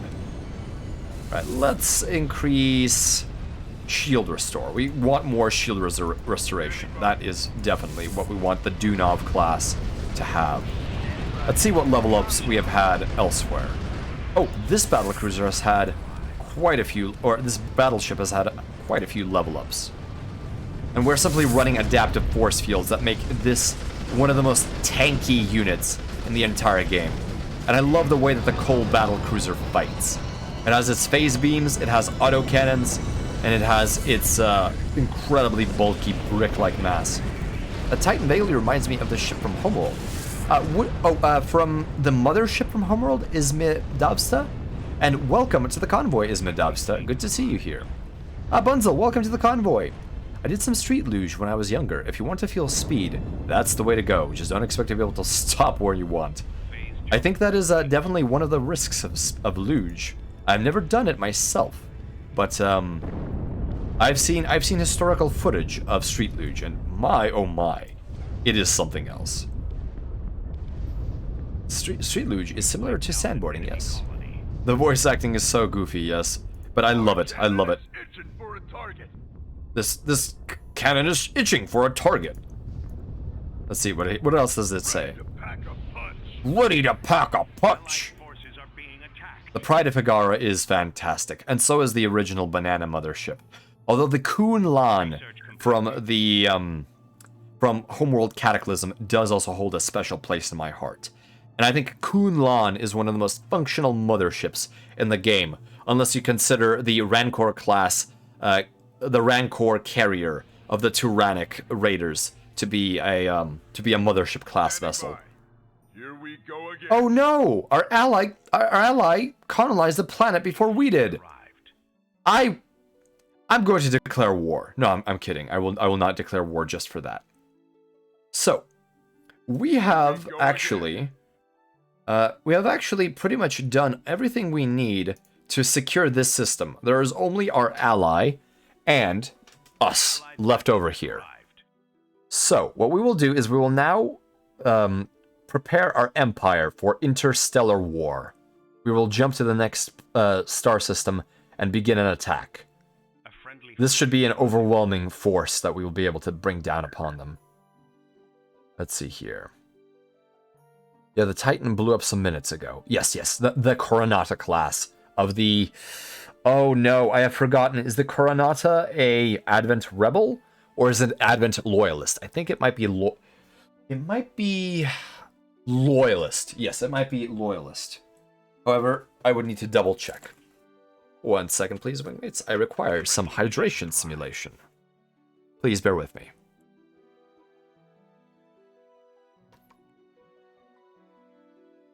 Ah, wonderful, wonderful. Now my life support system is queued to make sure that my body is properly...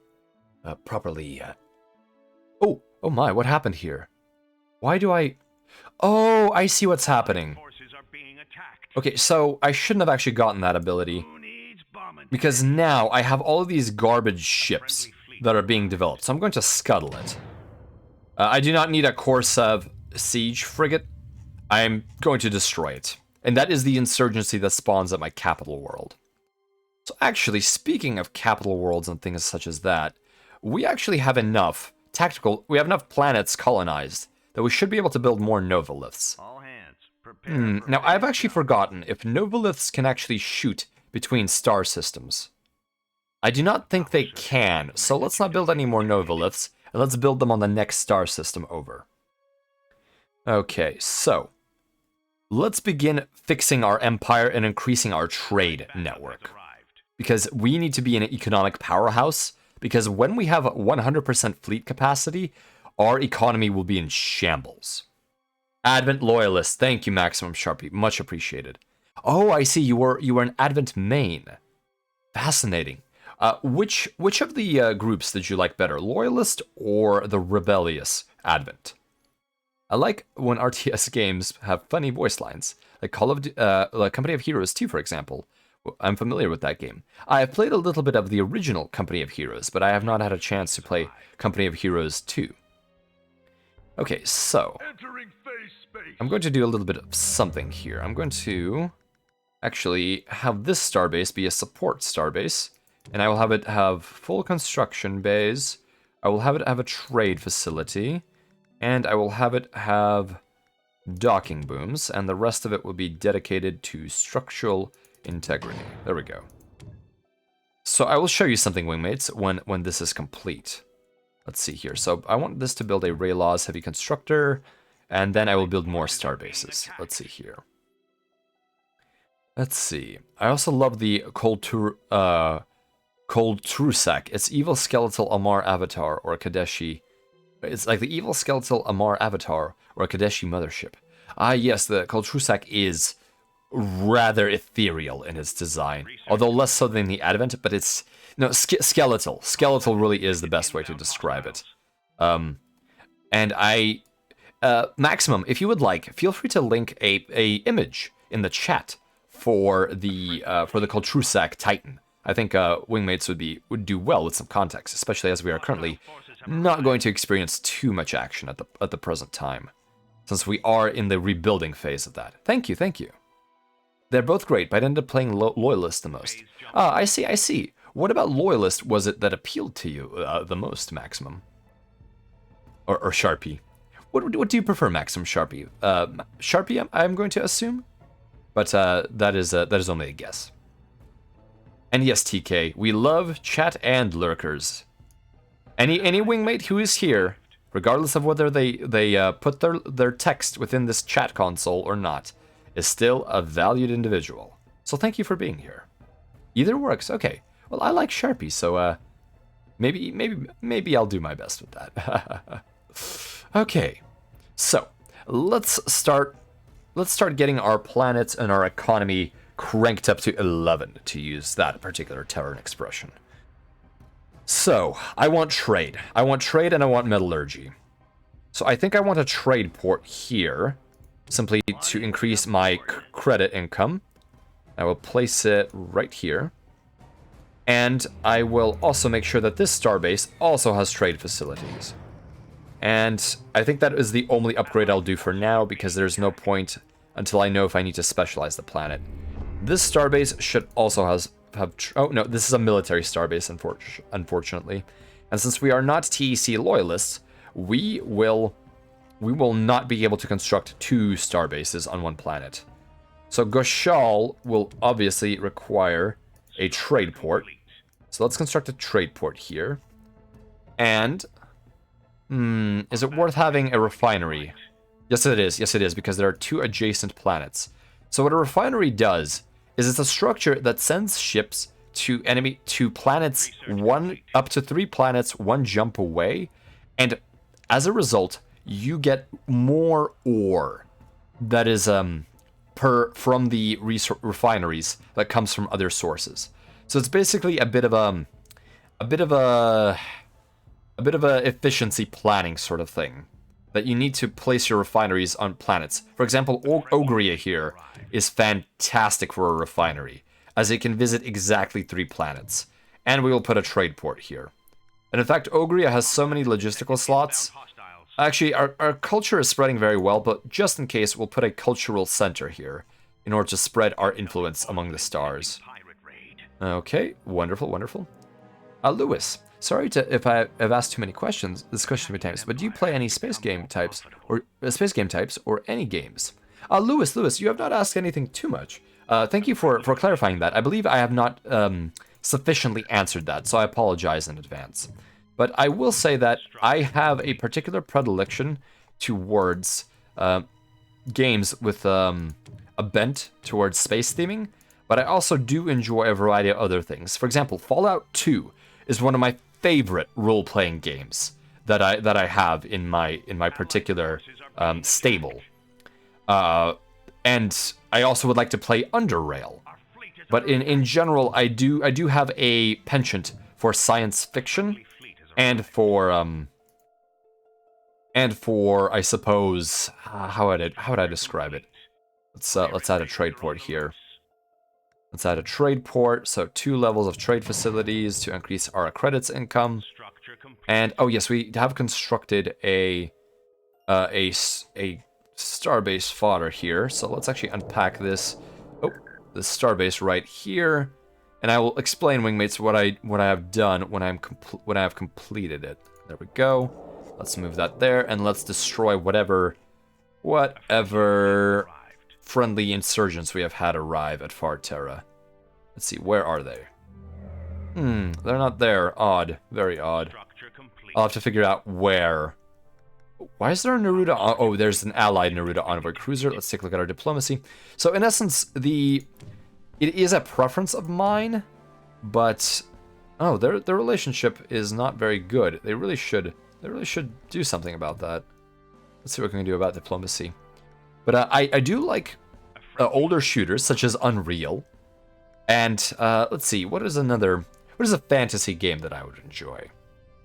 Let's see. What is a fantasy game that I find very, very amenable? Complete.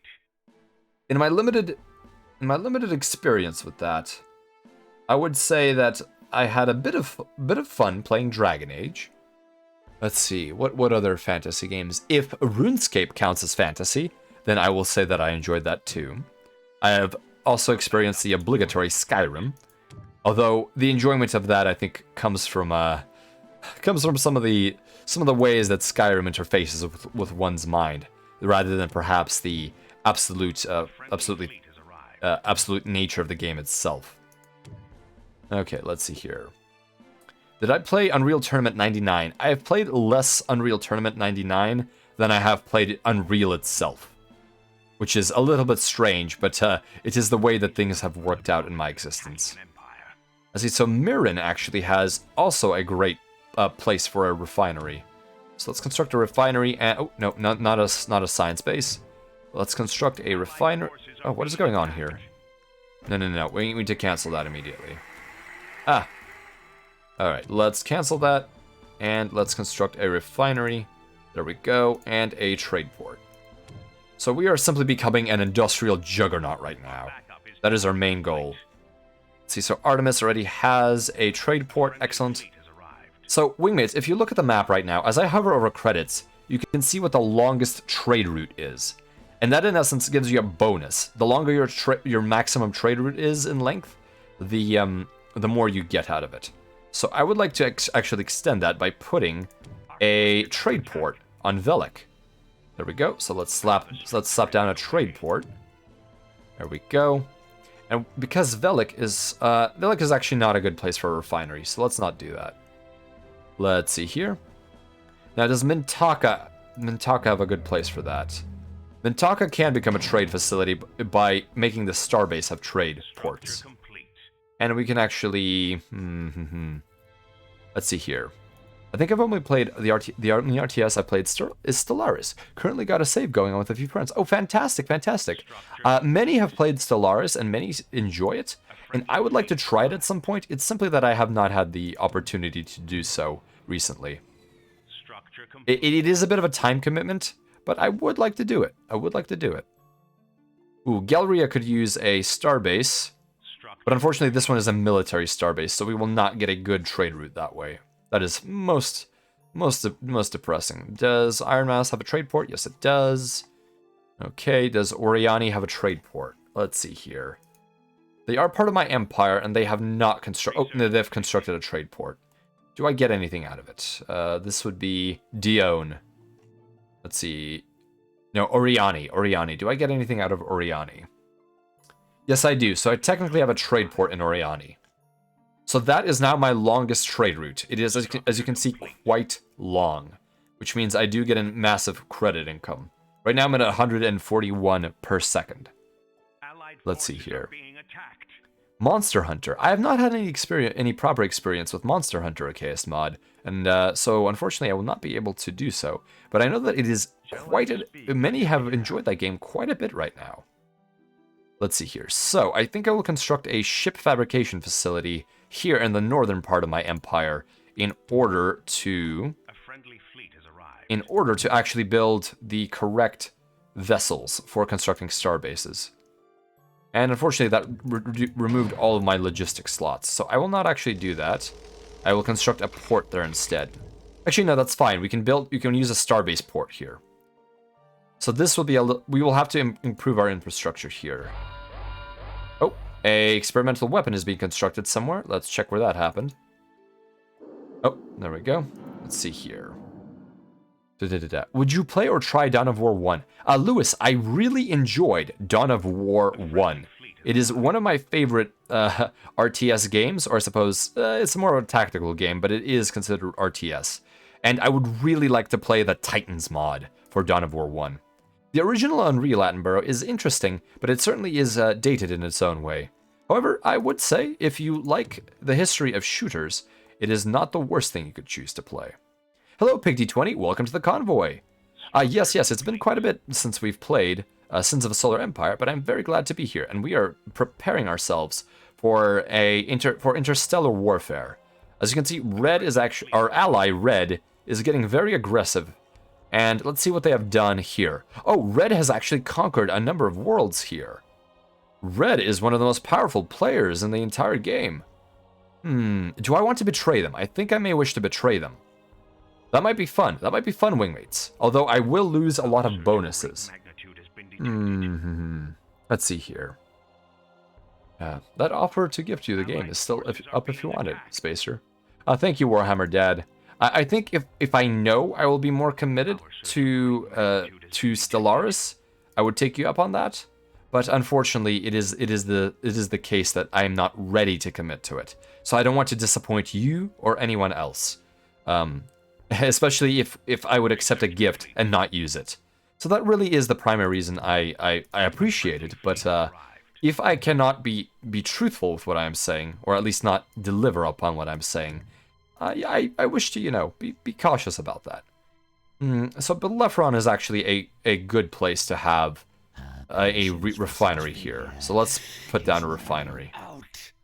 I don't care, Surak warriors. You're not my ally. You have done nothing to indicate that you want to be my ally. I'm actually along a small group that actually prefers Sins to Stellaris from what I'm told. Ah, interesting. Well, I have not played both, so I cannot say. But the two games do seem to be somewhat different. So I can see why there would be fan bases that have a preference. Warhammer Dad, you have not played Sins. Looks like I would enjoy it, but I'm also busy with Stellaris. Exactly, Warhammer Dad. I am busy with Sins of a Solar Empire, so I cannot do Stellaris quite yet. Sharpie, you've played Monster Hunter with your significant other. Fantastic. How did you enjoy it? Welcome, Balbk Odette. Balbk Odette, how would you like me to pronounce your name? Welcome to the convoy. Have you ever played Spore, Alien Creation Game? I've seen it played, but I've never personally experienced Spore. Although I have seen plenty of footage of it. It does seem interesting. I look forward to the day you play Dawn of War and the Apocalypse mod. I hope to play Dawn of War sometime soon, and there are some other Warhammer games that I would like to play, such as Final Liberation and maybe Chaos Gate. Although Chaos Gate is not an easy game from my understanding. And neither is Final Liberation. Let's see here. Drink water, Captain. Thank you for the reminder. If you and your friends want to join a Discord with a bunch of amateur players who play Fridays, we are always looking for more players. Warhammer Dad, feel free to drop the Discord invite link for anyone interested in playing Stellaris. That would be, well, I think that people who appreciate that game should have contacts with those who enjoy it, and I think I may join it myself. And feel free to whisper that particular link to me, because I will lose it in the rush of chat. Bulb then C. Bulb C. Okay. Oh, no worries. Names are difficult, Bulb C, so very understandable. Monster Hunter 3 Ultimate is one of our favorite games. We have very few games that we are able to play together. That sometimes does happen amongst individuals. That game tastes just differ quite a bit. But, that is something you must always respect. Total Warhammer is pretty good too. Yes, Total War Warhammer does seem like it's fantastic, but I've not had an opportunity to play it. Oh yes, Battlefield Gothic is something else I've played, both the tabletop game and the computer game, although not Battlefield Gothic 2. I must say, micromanaging your systems in Stellaris can be a tiny bit annoying. I can understand that, as micromanaging some of the bits here, in terms of in terms of planetary upgrades and research, can also be draining. Hello, stay-at-home ghost. Spooky is how I should say it, right? Right? I apologize if I've made a mistake. Stay-at-home ghost / spooky. I have a friend that I'm teaching at one point that got to -30 energy and -30 food. Oh, that's a pretty bad income. I may not be aware of the exact mechanics of Stellaris, but when your income rate is that low, that's a problem. Let's see. You're enjoying the Stellaris update a bit. Excellent, excellent.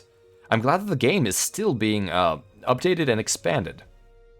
The recent update made the micro a lot more reasonable, but Stellaris is primarily a micromanagement game. Micromanagement economy game. I see. Well, the micro in Sins can get a little intense, especially if you're very particular about the way that you do your... Oh my goodness, these blasted allied ships appearing at our capital are such a pain. I have to scuttle them occasionally. Let's see, what has spawned? No. What is this? Where is the fleet that is spawning? Who needs air support? Okay, no, that's not it. What is happening with my fleet supply? A friendly fleet has arrived. Khan, Cole, Neruda, missionary vessel. What is that? Oh, I captured an enemy frigate, and I captured their missionary vessel. That's why I have it. Pirate raiders I see. Ragnarok Titan, battleships. There we go. Let's see here. Most people don't want to stay at home a single time, since hence it's a title. Let's see. Sadly, it gets no love on streaming, and it's just a nickname. No worries. Okay. Well, I'll say spooky just for shortness sake. Although stay-at-home ghost is something I can also say. You notice my energy creds are more manageable. I see. So there are resources that are more simple to manage in Stellaris. I'm not quite familiar with what's going on here in terms of the details of the economy of Stellaris. Let's see here. Paradox recently dropped a large DLC for Stellaris, so the game is still being supported. Oh, how recently was that DLC? Within the month or within the, I suppose, past 2 months? Hey Spacer, have you ever played Star Ruler? It was a weird indie 4X game that came out of nowhere. Got one sequel and vanished. I've heard of Star Ruler, but I've never played it myself, Spooky. What did you think of it? I would be interested in knowing a bit more about it. I actually don't own any DLC, and I just parasite off of a friend that has a bunch of DLC. There's no shame in that, is me, Davsta. Sometimes DLC may not be worth it for a person. Like 2 or 3 days ago. Oh, wow, that is very recent. April 15th, so this month. Thank you for letting me know. Okay, so the game is very much alive and active. Okay.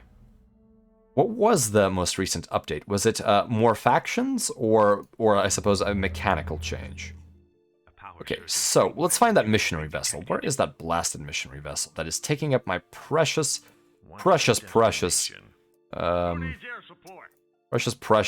resources? There it is. For whatever reason, it's on Lingus.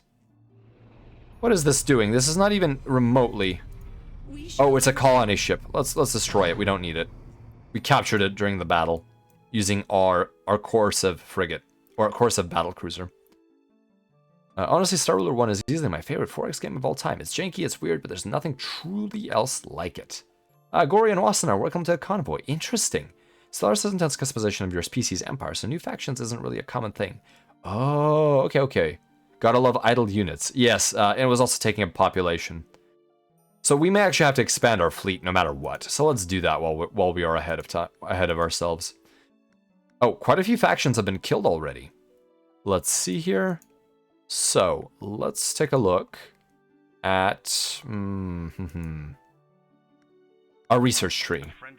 So our research is pretty much entirely completed, as we are only getting the last bits that we have missed over our time. Oh, I actually missed a lot of this colonization stuff. Let's make sure that it is initiated, and we'll take a look at our fleet logistics. There we go. We'll start increasing our fleet logistics, as much as I am loath to do so. Okay, let's see here. There's a good thing about Stellaris when playing DLC, the multi. The DLC is available for use on the game based on the host. So a host who has all the DLC will allow others to play it if they do not. Ah, interesting. So I think that Sins of a Solar Empire is a similar thing. You can use the host's downloadable content in terms of multiplayer gaming. Let's see here. You piqued my interest, fellow wingmate. I will check out Star Loader. Oh, I'm glad that somebody has an interest in a different game. That is the most important thing, that we all learned something new. The new Stellaris update was basically an extra political death pass, letting you pull a Palpatine and become Galactic Emperor. Interesting, I'm always very fascinated by the way that politics is done, as gamifying something that is so intrinsically human, and giving it values and creating theories that are accurate for a variety of different situations is very challenging. And so it is very interesting to see how different games handle that particular challenge. Some of them seem to do it a lot better than others, but others do end up failing somewhat and making the political sphere somewhat lackluster. There's also a system in the new update that lets you become the Crisis, which is a reference to another of the game's systems, the Endgame Crisis, wherein a late-game galaxy can be attacked by various external existential threats. Ah, I see. This update lets you become an existential threat to the galaxy. That is interesting. In the lore of Sins of the Solar Empire, there is actually a massive extragalactic, likely, threat that the Vasari are running from. Their entire history has them been jumping from planet to planet, scavenging resources, and that is what they were doing when they entered Trader Emergency Coalition space, and unfortunately became entangled in a long and bitter war, which they were unable to win. The update was focused on espionage, so before a lot of info is given, such as fleet strength and specs, but now it is all hidden, so you need a hidden build a spy network, as well as a couple of resolutions in the Galactic Senate in order to become the Galactic Custodian and later the Emperor. Ah, I see, so there's also espionage included. I do like it when games are double blind, when you cannot see the enemy's information very well. So, Red is actually having a hard time getting a foothold here, and they are winning here very much, in fact. So, I think we will not help them, necessarily.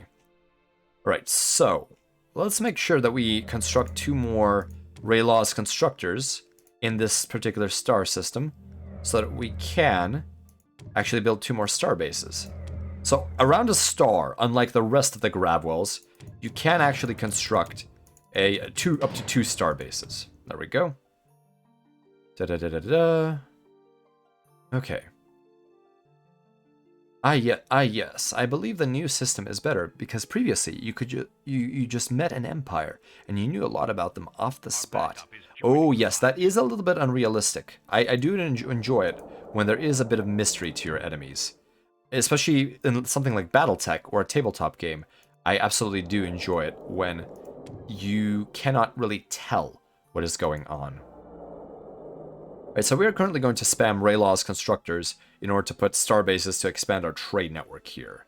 But I think we are essentially almost ready to construct a massive fleet and simply crush the enemy completely. We could actually betray Red. Let's see here. What's going on with our military? So this faction keeps thinking that they are going to have a good relationship with us. They keep giving us missions to attack our ally, and that is not going to work. I'm just going to reject their mission outright. I'm not going to bother with that. I'm going to stop pretending that they're our allies. Oh, the Nithime rebels have, unfortunately, let's see, managed pacts. They unfortunately have lost some of their alliance with us, so let's give them some money. Let's give them plenty of money. Look, they are so much happier now that I threw money at them. So let's offer them a thruster pact and a supply pact. There we go. So we should be able to get all of these bonuses, and now we do. So now our ships rotate faster, and the like. There we go. So we have a fantastic relationship because I gave them a load of money. Let's see here.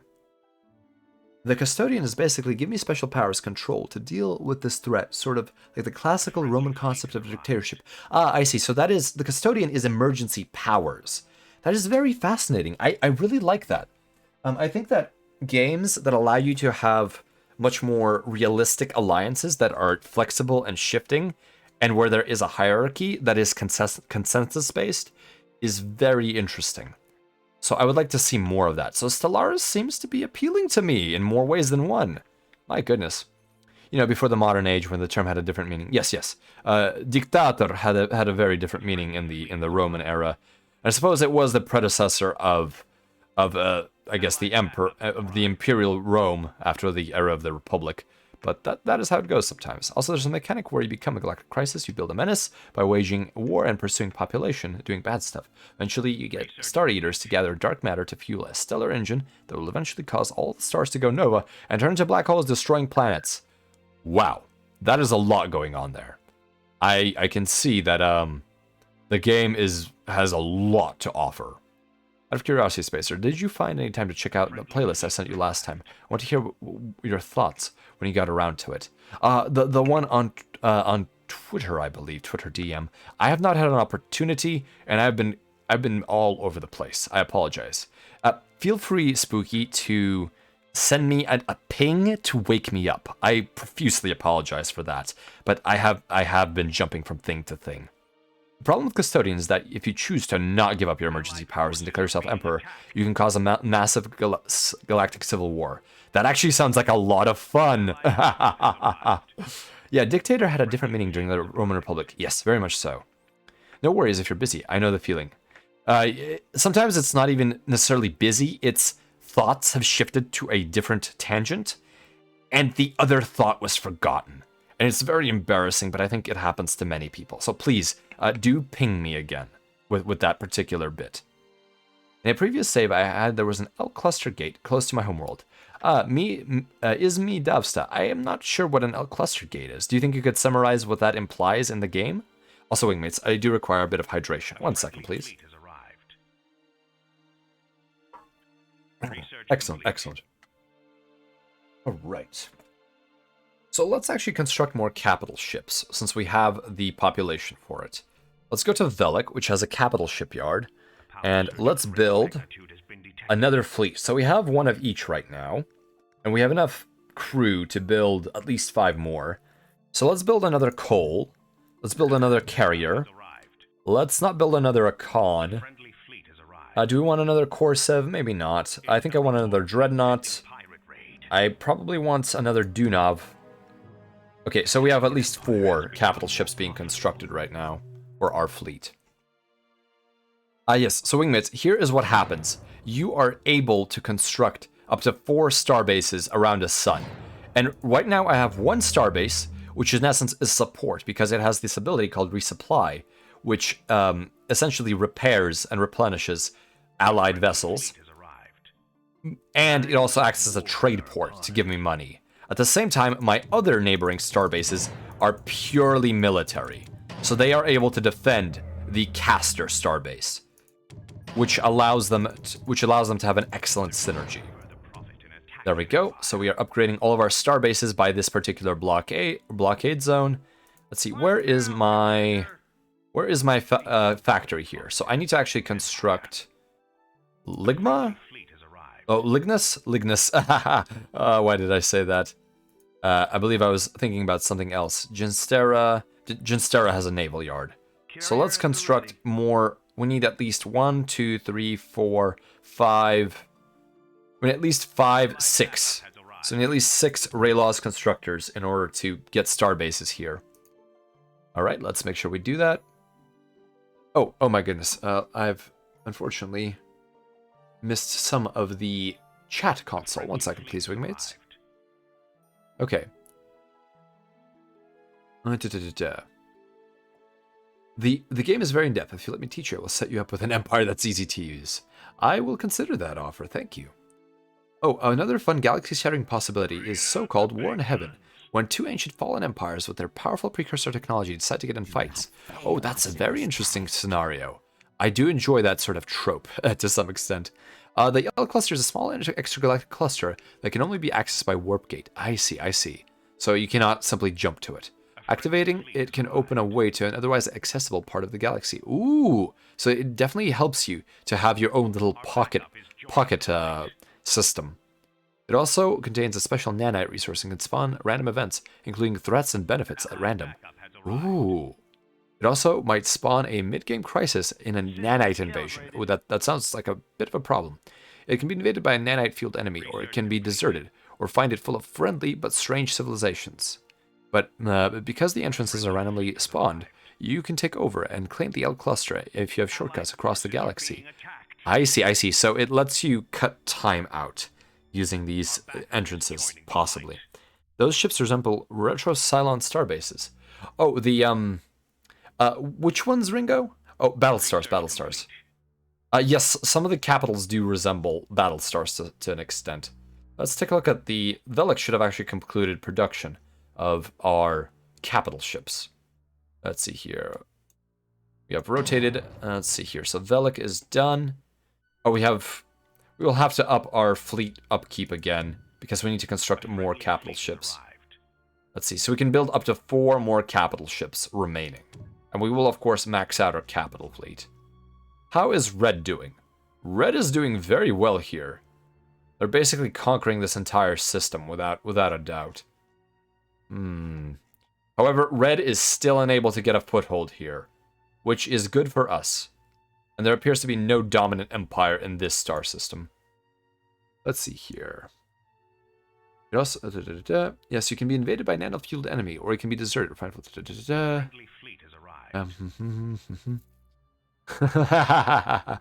Sunderdant, welcome to the convoy. And Selkie, welcome to the convoy. Yes, I misspoke there a little bit. Also, Spacer, if you want to ever try out Stellaris on our off-stream, I literally have all the DLC, so feel free to tag me in it. I'll be happy to be your free trial. My goodness, I'm getting so many offers from the Stellaris community. My goodness. Well, it appears that I will eventually have no choice but to engage in Stellaris. But allow me to conclude Sins of the Solar Empire before I engage in that. Base Star. Oh, no worries, Ringo, no worries. It's easy to mix up those two words. Base Star and Battle Star. Everyone wants you to play it so bad. Yes, get me spies indeed. The square ones with the green centers. Oh, yes, the star bases. I apologize. Let me take a look at them. Here we go. There they are. So this is the Argonev class starbase, and it essentially is a what's the construction here? Oh, it's still building. Essentially, it's a heavily fortified military or orbital base, which can house both economic resources and military resources. Typically, it's used as a fortress, but you can also utilize it as a economic post. Let's see here. Stellaris is a game for turbo nerds who love numbers and is the best. Thank you for the Discord link. Please also whisper it to me if you would be so kind, because I will have it lost right now. Let's see here. Research complete. Thank you though. And yes, anyone who wants to join that particular Discord, please do. Okay, let's see here. It's funny whenever I get my Navy moving into Stellaris because I make my energy credits go into the negatives, because having crew recruiters at a station reduces energy use by 25%. I see. So basically, as the ships rest in port, you have positive income, and otherwise you are burning through energy. Spacer Lars streams. Oh my goodness. Yes, it does look a little bit like that. It has the waste section, and it has two sections that stick out. But I do love the design of the Argonev starbase. It looks very nice. I honestly found it kind of iffy as a streaming game in my own time, but it'd probably be a lot more fun with a whole heap of people. Big group game. Yes, I think group games definitely are the most fun, typically. Typically to figure out how to whisper here on Twitch. Never done it before. Oh, there we go. Thank you, Warhammer Dad. Much appreciated. Okay, so we actually were building some star bases here. So let's get that constructed. So this one will go here, and this one will go to Porta, because we would like to build another economic position in order to increase our trade route length. And the third one will move onto this particular world here. And there we go. Backup has arrived. So, Bellerophon, can we actually construct any sort of trade structures? Yes, we can. We can build a trade port here. Forces are being There we attacked. go. And Angola already has a trade port.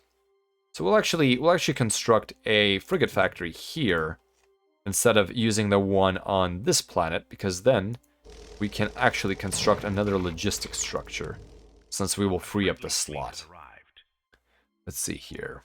If you have a port set up with crew quarters, parking your fleet basically means putting them automatically on shore leave and reduces the cost to 10 more. Oh, I really like that mechanic. That makes a lot of sense. That not having your fleet hovering out in the middle of nowhere will definitely reduce strain on your economy. I'd stream the gameplay on Fridays. We start at 4 to 5 Pacific time. You're more than welcome to join us. Ah, excellent, excellent. Do you have a place where your schedule is visible, Warhammer Dad? That would be interesting to know. Let's see here. Okay, so let's build a trade port on this world so that we can extend our economic trade port line Complete. pretty much as far as it will go. There we go. So right now we have this lovely trade spiral. Okay, does Karlstad have a trade port? Because we may be able to extend it. Yes, it does. But does Vitoris have a trade port? Structure. It should, but the ally, this is a minor faction, and they apparently have not built a trade port. This is a bit of a problem for me, as that would also make my trade distance longer. Let's see here. Okay, Friendly fleet has arrived. so let's go back to Velik and begin finishing our capital ship fleet, Structure. because I think we are going to go for a final Annihilator push. Let's see here. So we already have all of these. We need a second Corsive.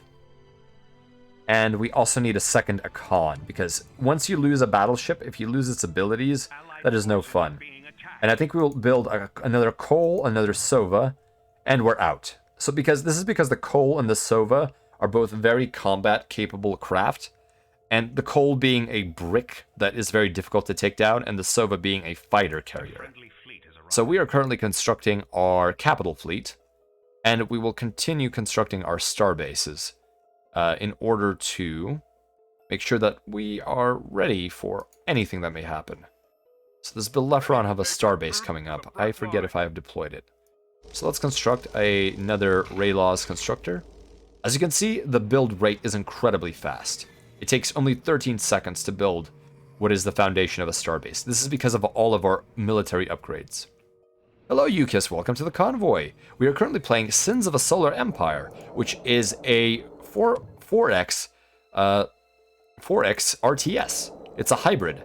So we have this empire that we are managing. We have research that we're doing, as you can see by these trees. We have diplomacy that we must undertake. And I still have to give funds to my... what are our pacts? Our pacts are okay, but I do have to feed money to our ally here to keep them really content. There we go. So our ally is more content now.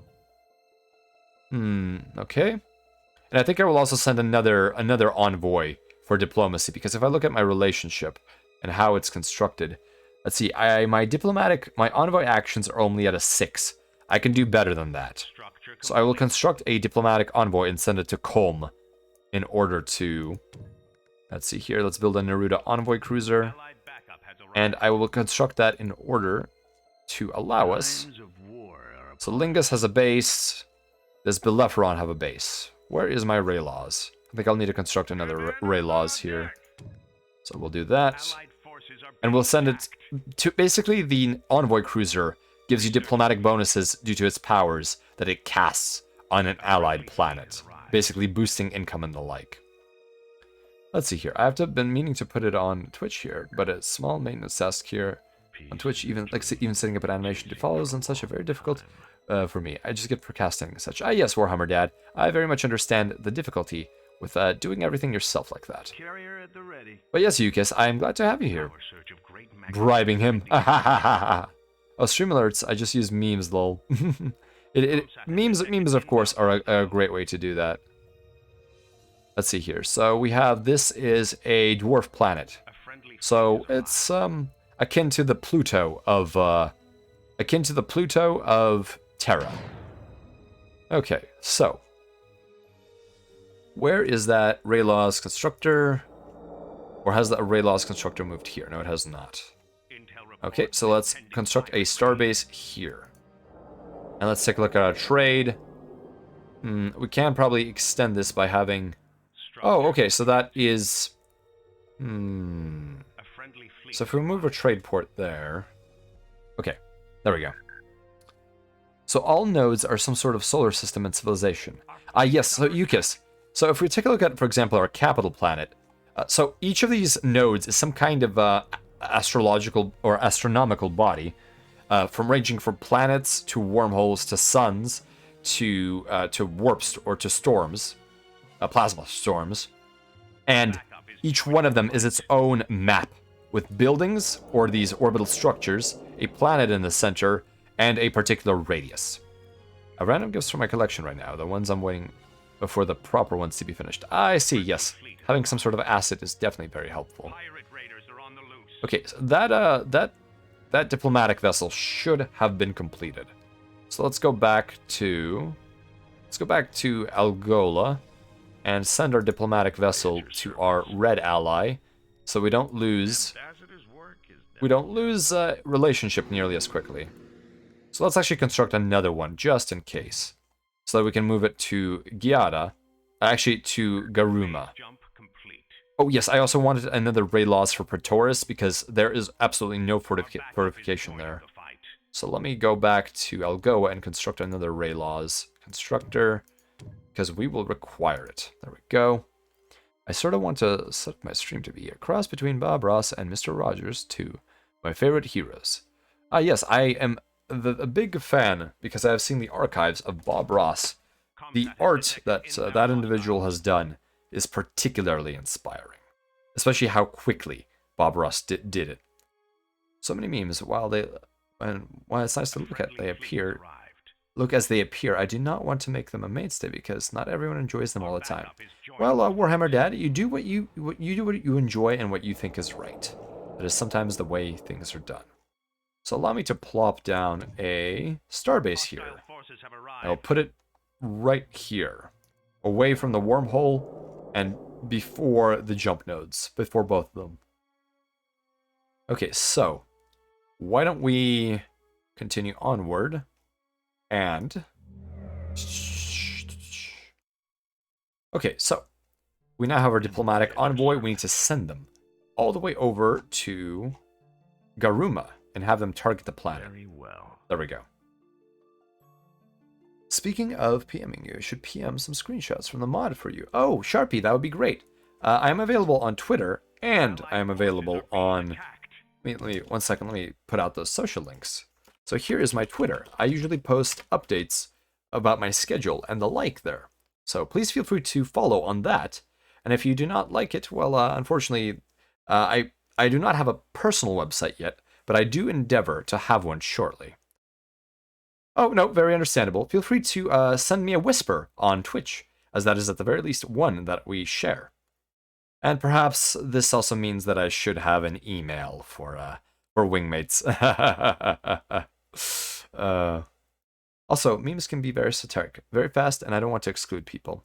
Well, I think that is the risk of any sort of meme interaction, but at the same time, that is part of the human experience. You cannot know everyone, and you cannot get along with everyone. And I think that to attempt to do so is admirable, but at the same time, there are certain realities when it comes to human interaction. So sometimes you do have to select with whom you make these sorts of memes and the like. A friendly fleet has arrived. Ah, yes.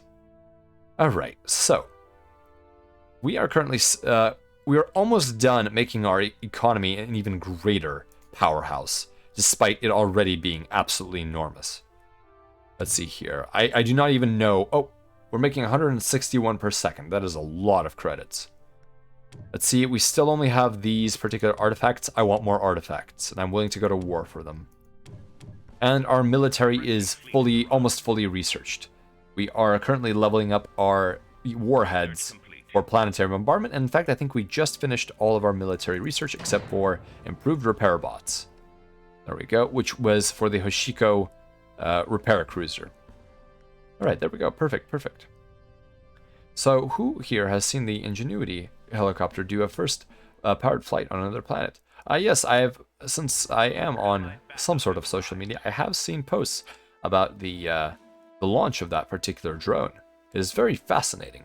Although, in my particular knowledge of Terran history, that has not happened. So, that is a little bit strange to me. 100 people, 100 tastes. There will always be some bad blood between some of them. Indeed, Urkeline, I think you must be willing to accept differences. Are you winning, wingmates? We are about to begin a massive war drive. Ray, welcome to the convoy. Let's see, Velik currently has some warships that we need to prepare for ourselves. Let's see here, Velik has them, yes. And now we need to level all these warships up and also prepare to link up with our primary battle fleet on the Sun Acellus. So, why don't we make sure we have all of the ships level up as quickly as possible using training. There we go, so let's make sure we train them. 1 second, wingmates, this is not the most easiest thing to do at times. There we go. We have to keep track of all of these. There we go. Keeping at it. Higher level, and there we go. This last capital ship should be the last one we need to level up. There we go. So all of these will be level 4, which is very handy. It means they won't be supremely damaged. We are winning indeed. Okay, links are disabled on your Twitch account. In what sense? Links in the whispers? Or links to, links in the chat? Because I believe that links should be available in the chat. Are you attacking Red, Spacer? Red is actually my ally. Hello, CRS262. Welcome to the convoy. So Red is a ally because my relationship with them in terms of points is the closest. And I need to, I think, actually, no, I don't need to feed them money. They're good enough with me. So as you can see, I have a number of factors which make them my ally, and I've also declared a peace treaty and an alliance with them. I do not think I can do this with many other factions, especially the ones that are either dead or the ones that really don't. Apologies, wingmates, a bit of a hiccup there. That really don't like me. Okay. Yes, we are winning for a change, Ray. We are winning for a change. Links and whispers are disabled. I can put 2 in chat, as I don't want to flood your chat with links. Feel free to put the link in there, Maxim Sharpie. That is really strange that the whispers don't have links. I'll have to figure out what's going on with that. I would potentially give you my email, but let me think about that. A bit of that down the wrong tube. A little bit. That is a good pun, Warhammer Dad. Good pun. There we go. Let's take a look at this. A friendly fleet has arrived.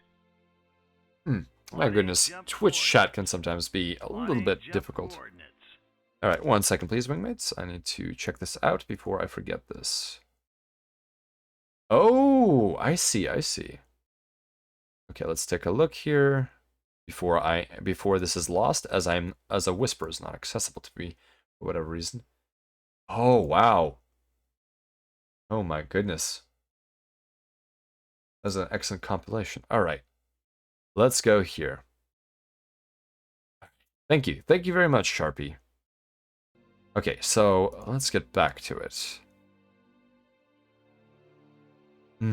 Alright, so I think that we are ready to begin constructing our... What is going on here? What is this Raylaws doing? Why is that Raylaws traveling that far? Huh, interesting. Okay, so here we have some allies that have joined us. However, I do not care. I'm going to scuttle them. They are not the fleet composition that I want. Right, let's take a look at what we're doing. So Red is thriving, and Red is unable to get a foothold on this system. And I'm not going to help Red in that regard, because Red is also conquering this system very handily. I think I want to make sure that I also get some colonies here myself. So let's prepare a massive war fleet for an invasion. Alright, here we go.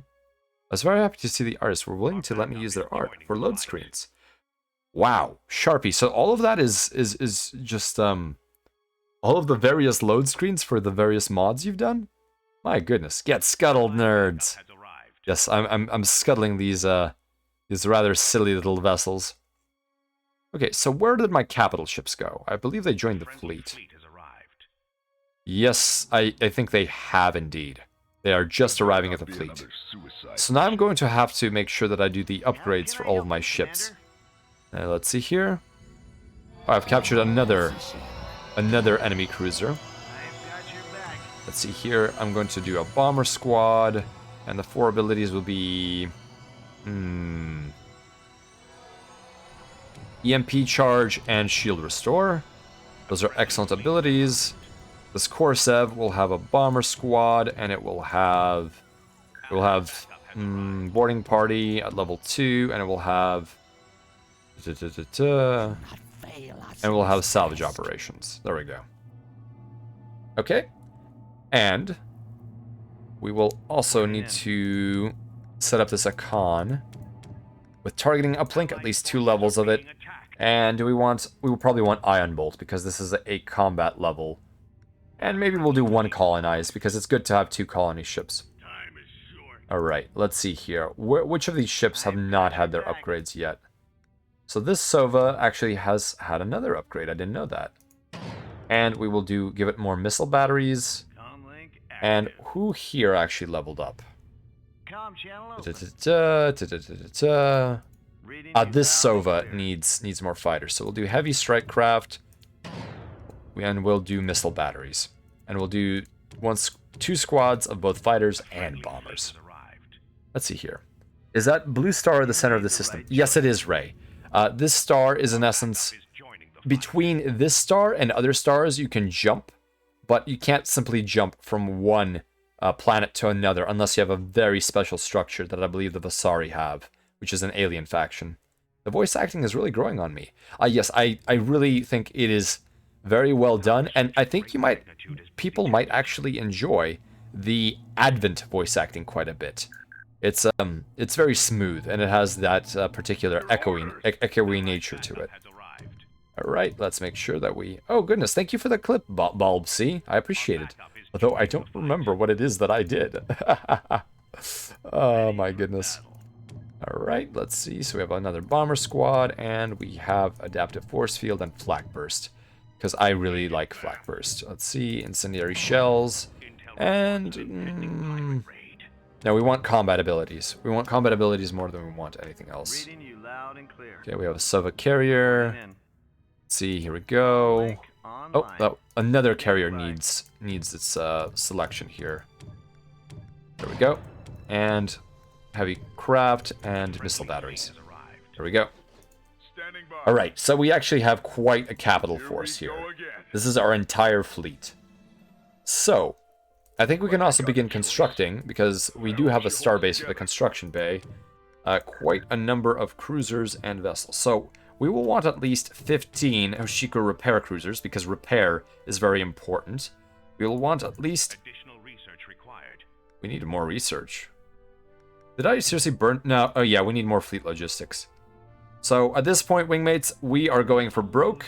We are going to consume 75% of our economy, but we will build one of the most massive fleets we could create. Let's see here. The voice acting work is nice, despite minimal sounds. This is nice. Yes, I think that they managed to capture the flavor of each ship. For example, this is the Hoshiko. Look at him. He's so silly. Such an elegant design. But at the same time, it really is fitting. I hope she holds together. The hoarse voice of the converted cargo ship, which is being used for marine boarding, the Korsev class battlecruiser. What was once a cargo ship is now housing many marines to use for boarding operations. But very tired, Captain. 75% a true war economy. Indeed, we are moving onto a pervasive war economy. However, because we will have overwhelming force, we will likely not ever have to rebuild that. Let's see how Red is doing. Red is still unable to gain a foothold in this system. However, Red appears to have conquered the majority here. We would have difficulty assaulting Red. Do we want to, I wonder, break with Red and simply betray them and destroy their capital and claim the system for ourselves? Although we do get very, very good benefits for being their ally. Hey man, as long as it works. Indeed, Spooky, indeed. I think that is a good attitude to have when it comes to vessel design. Very flat ship. Yes, one of the flattest that I've seen. Ah, okay. So all of our Hoshikos are being built. And the Hoshikos look like this. They are essentially a drone platform which can repair friendlies. Now, to anyone who's played the Homeworld 2 Complex mod, this sort of looks like the Vortex class battleship that the Higarans have access to. I don't know if anyone understood that reference, because the mod Homeworld 2 alone is not everyone has played it, but the Complex mod is its own thing. Oh, you think of the Vortex too? Oh, wonderful, wonderful. I am not alone in my madness. Oh my goodness. Alright, so let's start building. Now that we have more resources, how many Pecherons did I order? I believe I ordered 3 Pecherons. Let's see here, and they were actually constructed. So looking at our fleet, I'm going to have to pin the tree. Oh, no. I'm going to have to collapse everything. So how many Pecherons do we have? We have 3 Pecherons. So I want at least 15 Pecherons, so I will build 2 more and then in groups of 5. So 1, 2, and then 1, 2. There we go. I want at least 5 Cielo command cruisers, which help increase the damage of other units. And I will want at least 20 Kodiak cruisers, if not 25. And I will also want at least 10 Ogrov torpedo cruisers, which are specialized structure busters. I am a pleb. No, Ray, you are no pleb. No one is truly a pleb. It is simply a matter of what obscure interests our fates have brought us to. And I think that we cannot blame one another for not having seen something. Even things that are ostensibly popular. Because sometimes life conditions mean that you won't know if something is popular or not. No, Spacer. Ray is definitely a pleb. Spooky, what evidence do you have for this? What evidence do you have to present in this court of judgment? By any chance, are you related to the Gamertron show guy? Not sure how to word that. I am not familiar with that, so I think I am not related, unless there is some kind of connection that even I am not aware of. Perhaps there's some sort of programming. Maybe I am a sleeper agent, and by you saying some of these words, I will snap into a programming that even I did not know about. I have only character testimony, namely, I tease to show my affection. I see, Spooky, I see. Your wise words paid off. Maybe this situation is for not knowing the Gamertron, you have become a pleb. Oh, Bulbsy, I see. I am now Spacer Pleb Wire. Is that what you're claiming? Are you claiming that I have poor taste just because I'm not aware of something? My goodness. Sometimes the audacity of you wingmates. Although I appreciate your audacity. The Gamertron. My god, what a reversal. Spacer betrayed by his wingmates. Well, it's a wingmate, not a... And a wingmate doesn't mean you have to, follow me lockstep. You have your own volition, because a wingmate supports his or hers or whatever you prefer, their fellow wingmates. But at the same time, you must have your own initiative. And if you cannot simply listen to what I say blindly, always make your own judgments. I will always encourage you to make your own judgment on anything that you do. Hello, AEIOU. I don't think I said hello to you. Welcome to the convoy. Allied backup has Lever haywire. Our backup is Oh, I see, Ray. We are together in unified in our plebiscite condition. fleet has arrived. Audacity and a total lack of fear or scruples seems like the base requirement of a star pilot anyway. Well, I attempt to have a significant amount of ethics, as I have been in conditions where not having that has led to some significant problems. But it really does depend. Anyone who is operating within the law tends to require some scruples. Air wing at your However, anyone operating outside of that, all bets are off. Even a humble freighter pilot needs to be fearless. To some extent, yes, especially if I am working on a hazardous assignment where I have to go into pirate-infested territory. Let's see. a friendly This is why I say do drones, brother. Drones do not betray you. Drones are definitely what I would use if I had a vessel that actually had the capability to equip some sort of small strike craft. Let's see here. It's hell out there. It is at times. wing at your Some regions of the Void March are so poorly patrolled by what their militia has to that they can even be called a fleet, that I would not venture there myself. I would only do it under the protection of a convoy. And the cat has taken over my lap. No more working allowed. Ah, Sharpie, I see that you have a feline companion. That is wonderful. What color is your female companion? I use my power of judgment to decide to do whatever you say. I see, Selkie. A voluntary thoughtlessness. I very much can understand that. is itching for a target. All right, let's see here. I think Audacity is just an open source audio program. No scruples required. Oh, Bulb C, you rascal, you. Oh my goodness. day, Commander. Oh my goodness. I wasn't even thinking pirates. I was just talking about conditions. Well, generally speaking, the void is the void. Unless a certain system has more particulates and micrometeorites than expected, most of space is just empty. And as long as there is a port of call, it's not that dangerous. Yes, Audacity is free. If you run certain versions of Linux, it basically comes bundled. Indeed, it does. It's very commonly distributed as a basic audio editing program, similar to those included with Windows. Otherwise, they're free from a certain equivalents of app stores. Yes. Or you can install them using an RPM or whatever other package your particular distribution has. You never know when you roll into across a strange anomaly, a bit of debris, or just plain Murphy's Law. Generally, I've run into more Murphy's Law than I have to any anomaly. In fact, I don't think I've run into anything I would consider an anomaly, other than some vessels that appear to have incomprehensible ways of thrusting about. I am not really sure what I saw, but I tend to not talk about it much. A catalyst is a nothing part until you don't have one. Ah, yes. If some kind of catalyst is required for one of your drives, of course, you will need that. Although, other than the monopropellant, I suppose, ports, there generally isn't always a necessary need for a catalyst. At your disposal. Let's see, that old chestnut, indeed. The void is the void.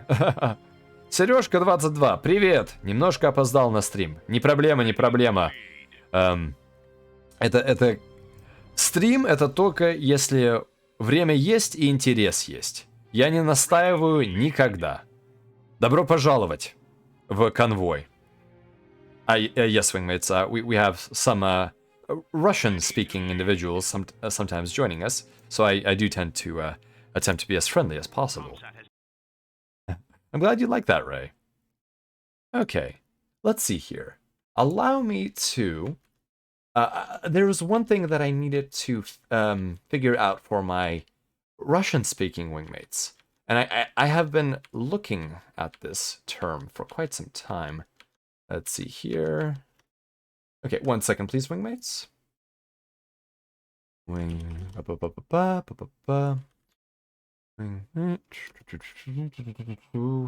Okay, here we go.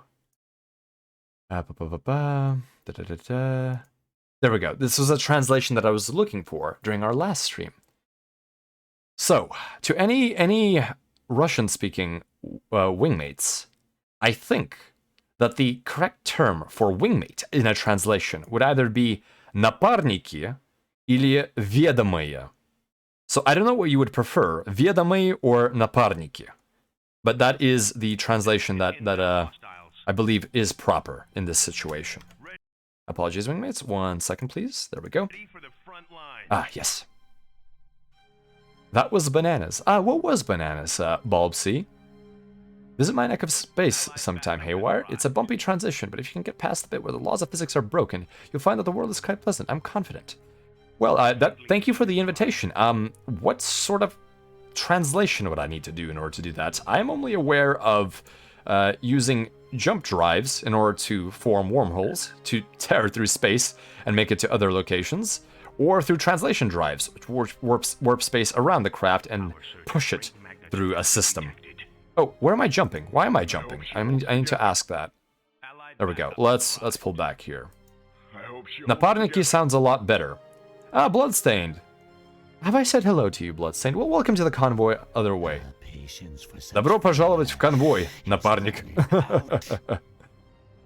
Yeah, ведомые does have a bit of a strange feeling to it. Gensokuyo jump. I see. I would have to do some magics in some sense.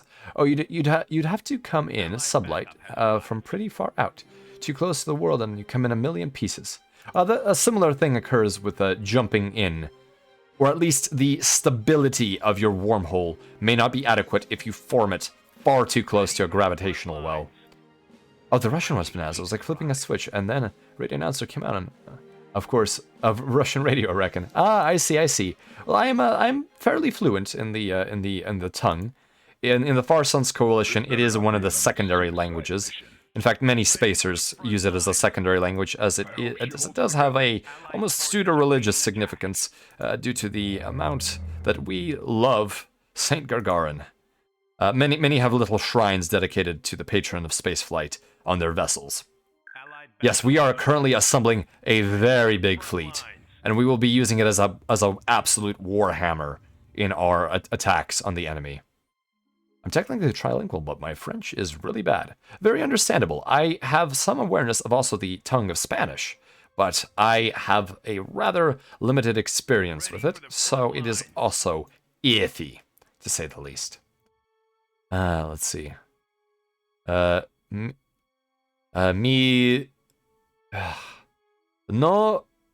Oh my goodness, how I've forgotten. No habla español. Oh, how do I say very well? Oh my goodness, I've forgotten completely. Gotta love those old space heads. I'm glad you do. Добро пожаловать на игровое радио Haywire. Ever to listen to Filk Spacer? I do. I enjoy Filk greatly, although it is sometimes difficult to find some more of it. Oh, as you can see, our Kodiaks are being built. This is one of the toughest cruisers, and it looks essentially like a truck. A truck in space. And she's a truck that's aiming high. Yes. Okay. Yo no hablo español muy bien. There we go. It's been some time. I really do apologize. Thank you, wingmates. Only languages I speak reliably is English and Romanian. Ah, Izmi Davsta. You speak Romanian. I have no experience with that particular tongue. And I'm not sure that I could understand it very well if I saw it. Although I can vaguely understand Polish and Czechoslovak and other similar related Slavic languages if I see them or hear them heard. It does look like a space BTR indeed. Let's see here. Ah, you'll send me a link directly on Twitter right now. Ah, thank you. That would be greatly appreciated. I love hearing some more Filk. Extension, a YouTube archive of tons of great old Filk. Much appreciated, the stay-at-home ghost. I will... I really need those resources at times. Hail St. Gagarin, hero of the space race, and selfless man, since he knew the spacecraft wasn't built well, and instead of letting the cosmonaut that was supposed to go, he went himself.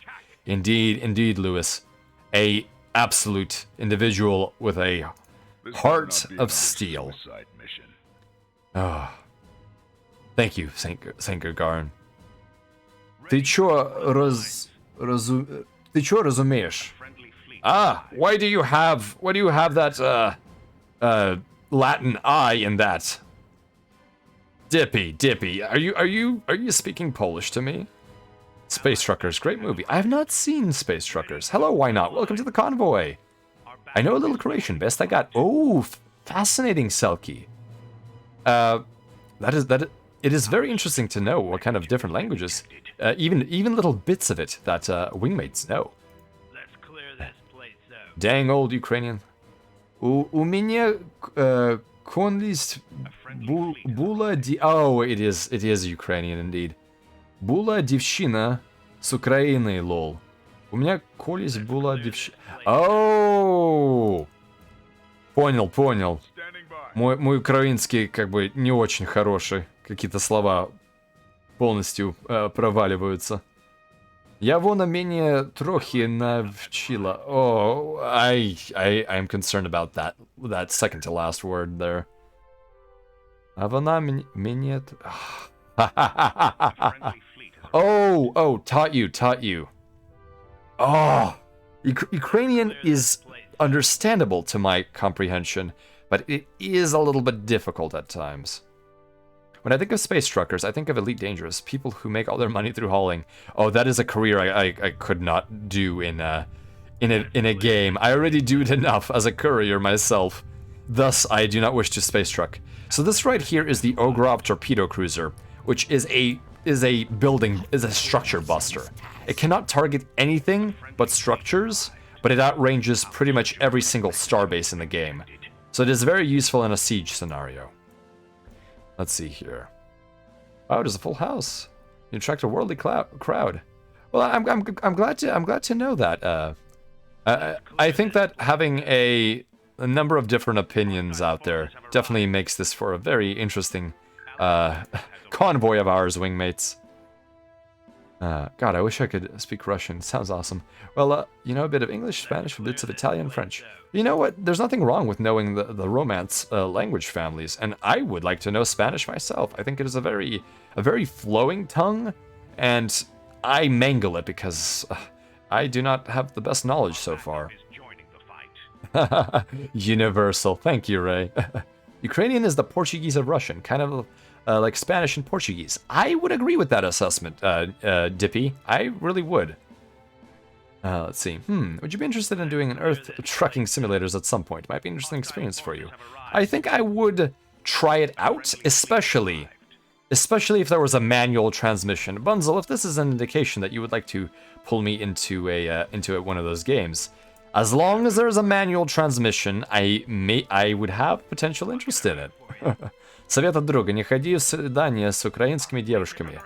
Niwa, why would you say that? What in particular? Do you have a vendetta? I guess because of being Armenian, I can comprehend a lot of Romance language stuffs. French is odd one out, though. Yes, French is a little bit difficult for me to comprehend myself. Other than some of the borrowed words, it does not flow as well within my mind. Unless you're tight-fisted with money. Interesting, Dippy. You have some life experiences, it seems. Oh my goodness. Okay. So, we have constructed all of our Ogrovs. Let's blow out the rest of our fleet population with a bunch of our Kovas. We're going to build a number of flak frigates so that we can prevent enemy fighters from ripping us up. We're not going to build any Korsovs because Siege is not what we're focusing on. We're going to build a lot of Javelin frigates. A bunch of Cobalts, but more Javelin frigates than anything else. Because the Javelin frigate is a fantastic piece of equipment. And we'll build more Gardas. We'll build a bunch of Korsovs just in case. We'll build more Javelin frigates. More, 70 of them. We'll build more Cobalts. We'll build more Arkovas, and we'll go back to our frigate bit here, and we're going to build... No, we'll keep 54 population for Raylaw's heavy constructors. There we go. And that should be our fleet right there. Ah, there we go. Ta-ta-ta. Could be applied to anyone, really. I see. Learned that the hard way. Might need more experience. I see, Dippy. Did you order a male bride? Goodness me. Exchange students. Ah, I see. Never heard that from me. Wingmates, please scrub from your databanks Dippy's previous statements for the past, I suppose, 1 or 10 or so console messages. They never existed. Dippy has only just joined the chat. Thank you for the compliance. We are keeping tight operational security. 1 second, Wingmates. Allow me to have a bit of hydration here. I heard you have a fighter problem. Ah, there we go. My goodness. Okay, so let's take a look at what's happening here. Alright, so our ally has probably been very busy, and our ally has actually conquered some of this system here. And they will likely conquer this independent world. And they even have a starbase. I really am starting to feel like betraying them. How are they doing on this front? They have still not conquered any of this system. Now, I do wonder what the alliances going on are. So let me take a look. So of the remaining factions, we have the Serac warriors, who has a... Okay, so Serac is allied with blue. So blue and purple are in an alliance. And they are likely not allied with green, because green is dead. Let's see here. Yes, OPSEC is important. То чувство, когда из Украины. Как мне быть? Понял. Привет, Сережка. У меня ничего против украинцев нет. Все напарники могут быть в конвое, без проблем. Я знаю, что много шуток между русскоязычными и те, которые на украинском говоре говорят. Ah, yes, Dippy just joined us. Welcome, Niwa. Welcome to the convoy. Hello, Toasty. Welcome to the convoy. It is interesting to see your face here, and congratulations on your debut on the Twitch platform. Spencer, you are not compelled to listen. You are not compelled to listen to the Roach. Remember, no Russian. No. Where can I donate? Haha. Well, Toasty, we actually do not have any subscriptions, nor donation, as I feel like there may be conditions that will prevent me from delivering my best content to my wingmates that may occur in the near future. So I am simply here to be with you for as long as I can. However, if conditions do change, I may do so in the future. Сережка, я не имел в виду, я виду подло. Мои извинения. This is your version of an Ara Ara redeem. Ah, I see. Well, I mean, I could do one of those, but oh my goodness. Прекрасно. Don't you dare. I will not. Give me spice, don't worry. I will not do so. Oh, see, I'm being threatened with clipping now. Oh, our fleet is growing quite massive, with the centerpiece of our Titan. Let's see, I'm going to disable the HUD for a second here. Actually, I'm going to go to cinematic mode and disable the HUD. Oh goodness, we jumped quite a bit. Let's see if we can do that. Look at this fleet, wingmates. Our fleet is growing in size. Preponderous, preposterous. And, we will engage in fleet-to-fleet pugilism, if I'm pronouncing that correctly, as in fist fighting. Oh, look at that. Oh, we have grown beyond our borders. And we have grown beyond the need for an alliance with Red. We will destroy them. All ordnance accounted International for. stream. Yes, Sidoshka, it is certainly an international stream. Just Headless, have I said hello to you? Welcome to the All convoy. ordnance accounted I just clip it. for. Make it to your dreams come true. Oh yes, planet busting is very, very fun. Oh, where did that enemy capital ship come from? Ordnance accounted for. Where did they come from? Oh my goodness. Well, they are being absolutely slaughtered by my fleet. Why do they even think they could win this engagement? They are mad. They are insane. Who is this Advent? You just gave me nothing but experience. You fool, you buffoon, you lummox. Absolutely unacceptable. All Oh ordnance my accounted goodness for. me. Alright, back away from cinematic mode, as it seems like someone decided that an invasion might be the way to go. All ordnance accounted Let's see for. here. Oh my goodness, I have missed some of the...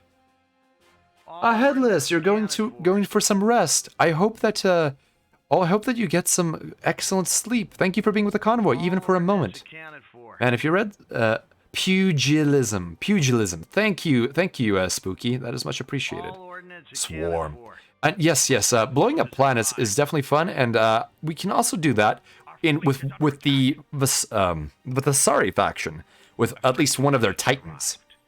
They can consume a planet. How many channel points do you need for 5 minutes of spacer to grung post commentary? I may do it for free. Grung. All ordnance accounted Let's for. see here. Oh goodness. Man, if you read some Otome lines, I'm just gonna make Otome space a reality. Well, I have collaborated in the Hatterful Boyfriend reading, and that certainly was an Otome of some sorts. We're preparing for combat, and all you can think of is ara-aras. Yes, please keep your mind on the combat. Accounted for. For the Haywire Empire! Yes, the Empire grows. The Far Suns Coalition will rise. Accounted for. A gentle seme, is that what you consider me? Why would you ever say those words? All ordnance accounted for. They have a death wish. All ordnance accounted for. Наш флот! Yes, наш флот растет, напарники. Наш флот All растет. ordnance accounted for. Feel free to tag me in any pedantic grammar nonsense. Neo multitasking between streaming and trolling Spacer. Big Skyrock, come only one. Very dumb. Ordnance accounted for. Purple prose and sort of is a pleasure of mine, you know. All ordnance I am finding that out very, very hard right now. 3-person account. Guess who's teasing Spacer right now? Dippy! Green Grunks, very large tribe. Many skyrocks to throw rocks. So there are genocidal empires and stars, very aggressive, and spawned between 2 of them in my current stars game. Oh, my riddance. Oh, not riddance, my goodness. My condolences. My condolences. A friendly fleet. Okay, let's see how our fleet is growing. Oh my goodness, we have quite a few more frigates to construct. Let's actually speed up the time to 8x. And that way, we can actually watch what's going on, although the simulation is starting to lag, because there is quite a bit going on here. What's our income like? Our income is only 85 per second now, which is not bad at all. Alright, let's see how Red is doing. Okay, Red is still failing to invade. Good, good. This is a good sign. I see there's quite a few keks going on here. I do not know that much to distinguish Niwa. Yes, you can tell who's behind the account sometimes. Although the other Emiko and Erika have their own personal accounts they will use. As far as the best kind of genocidal empire is that still the devouring swarm. What makes the devouring swarm so powerful for you? TK, you're heading out. Thank you for being with the convoy for as long as you could. I will see you another time, and rest well. Reporting for duty. Red Tribe very bad at taking large mud ball. Yes, Red Tribe incompetent. We betray Red Tribe. Use our fleet, or use our big rocks to destroy cave, head cave of Red Tribe. They no stand against Grung.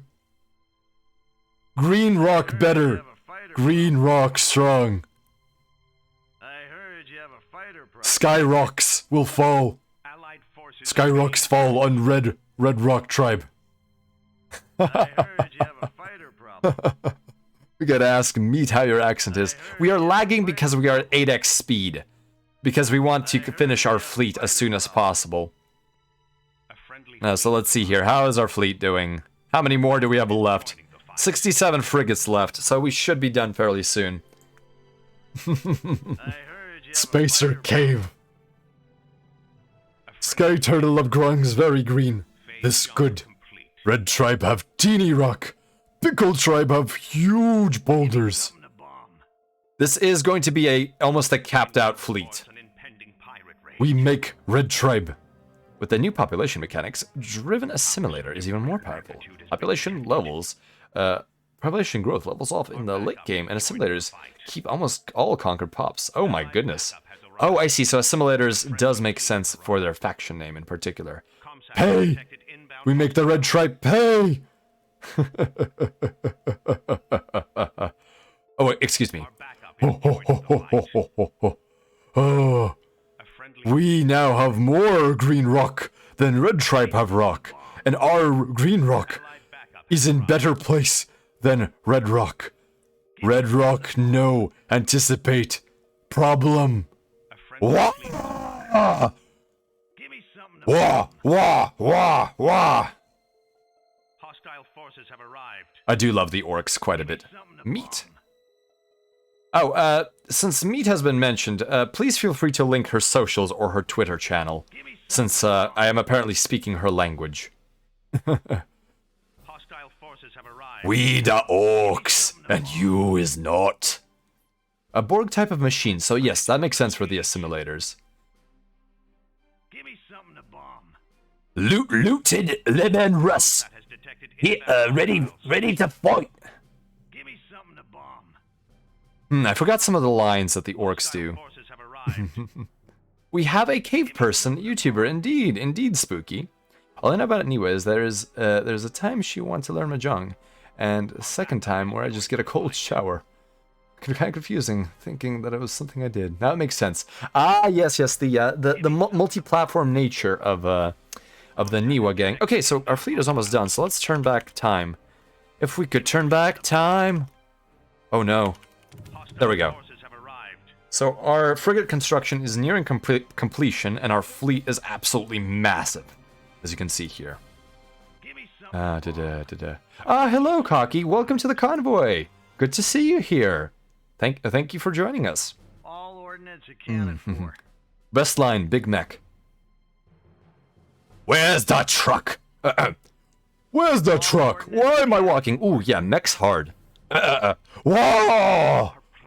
Hey, boss! Hey, boss! Where's the truck? Why am I walking? I should get a new account. Ah, yes, the Dippy account.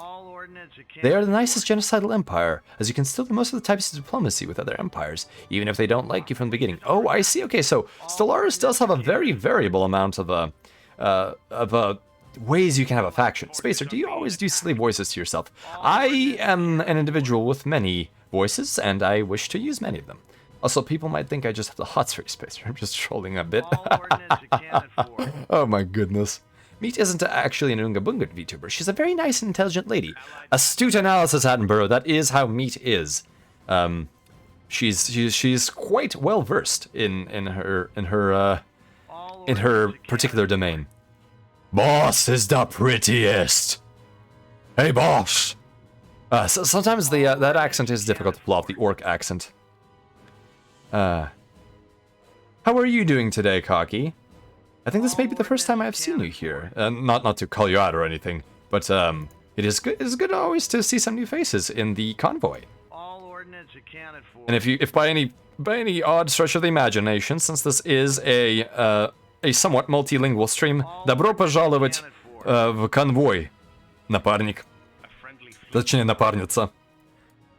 Okay, let's see here. You know what's a great type of machine empire in Stellaris Spacer? The Rogue Servitor, which is the ship from Wally, the runaway nanny bot. Oh, that's quite unfortunate. It seems like I am being given more and more reason to try out Stellaris. Kutiu. I see there's a Warsaw link. I'm not going to click on that at the moment. Rogue Servitor keeps biotrophies. Oh, that's disturbing. And their level of lifestyle is called mandatory pampering. Oh. Oh my, that is something else. Oh jeez. Oh. Mandatory pampering is quite terrifying to me. I much prefer to keep my own faculties about me. If I am no longer able to maintain that, I would rather cease to be sentient. Actually, I have looked for a bit. Hi.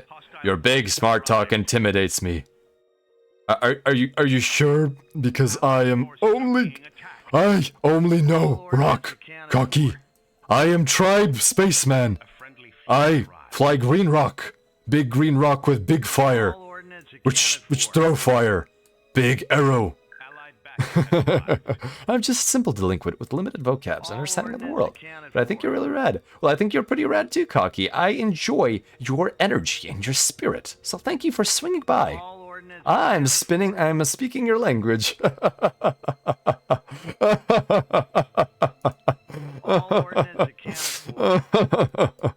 All ordnance accounted for. Well, since while we're waiting here, can you do a Crimbo impression? You can sound kind of close right now. Ooh, I think it might... could I do Crimbo? I would need a bit of text that Crimbo would say. I cannot replicate his dialogue yet. Cocky is super fun. I only caught your stream for the first time the other day. You know what? Since we are in a shilling mood, somebody throw down Cocky's links to her socials, please. That would be greatly appreciated. Rogue Servitor is very good to play. The Machine Empire is simple to manage, but with your biotrophies, your economy is a lot bigger than a pure Machine Empire. Interesting. Okay, so there is a distinctive nuance. How many categories are there of these particular factions, Warhammer Dad? Do you have a number? Because there are so many of them. So many, my goodness. I wonder if all ordnance is accounted for. I wish someone would tell us. I don't know, Ray. Wingmates, is all ordnance accounted for? Let's have a vote. Wingmates, do you think that all ordnance is accounted for? Thank you, Wingmates, for all the links. Here's a YouTube link of an Arma 3 player talking like grungs. I'll have to watch that a bit later. Apologies. And this chat is literally just a list of people I'd love to collab with someday. Well, that is VTubing for you. Sometimes circles cross, and I'm very grateful for that. I appreciate Wingmates, whether they stream, lurk, or simply chat. Because Wingmates are Wingmates, and we're just all here to have a good time. I definitely need to have a shout-out command for my particular bot that I'm trying to work on. Oh, I have a difficulty doing high-pitched voices. Especially keeping my... no, I can't do that. I can't... that wasn't even an attempt to replicate your voice, Spooky. That was just me trying to do a high-pitched voice. Okay, so there's some eyes going on here. A xenophobe, militarist, and materialist human race living on a nuked out homeworld. I like that combination, is me, Davsta. I like that a lot. I never knew many other VTubers actually watched other streams until recently. I see, Kimmy Spice. That is one thing I noticed when I was first lurking on the jump net and noticing what was going on. They sound like an old British granny. Mickey Mouse wire. Oh, hello there, everyone. I'm a totally uncopyrighted a parody of an interesting rodent.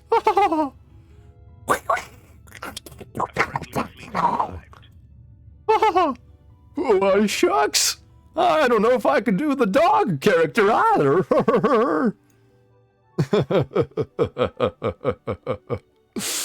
Kiryu Coco Wire. Oh, Coco has a very interesting intonation that I don't know if I could replicate. It would be a mockery if I attempted to do that.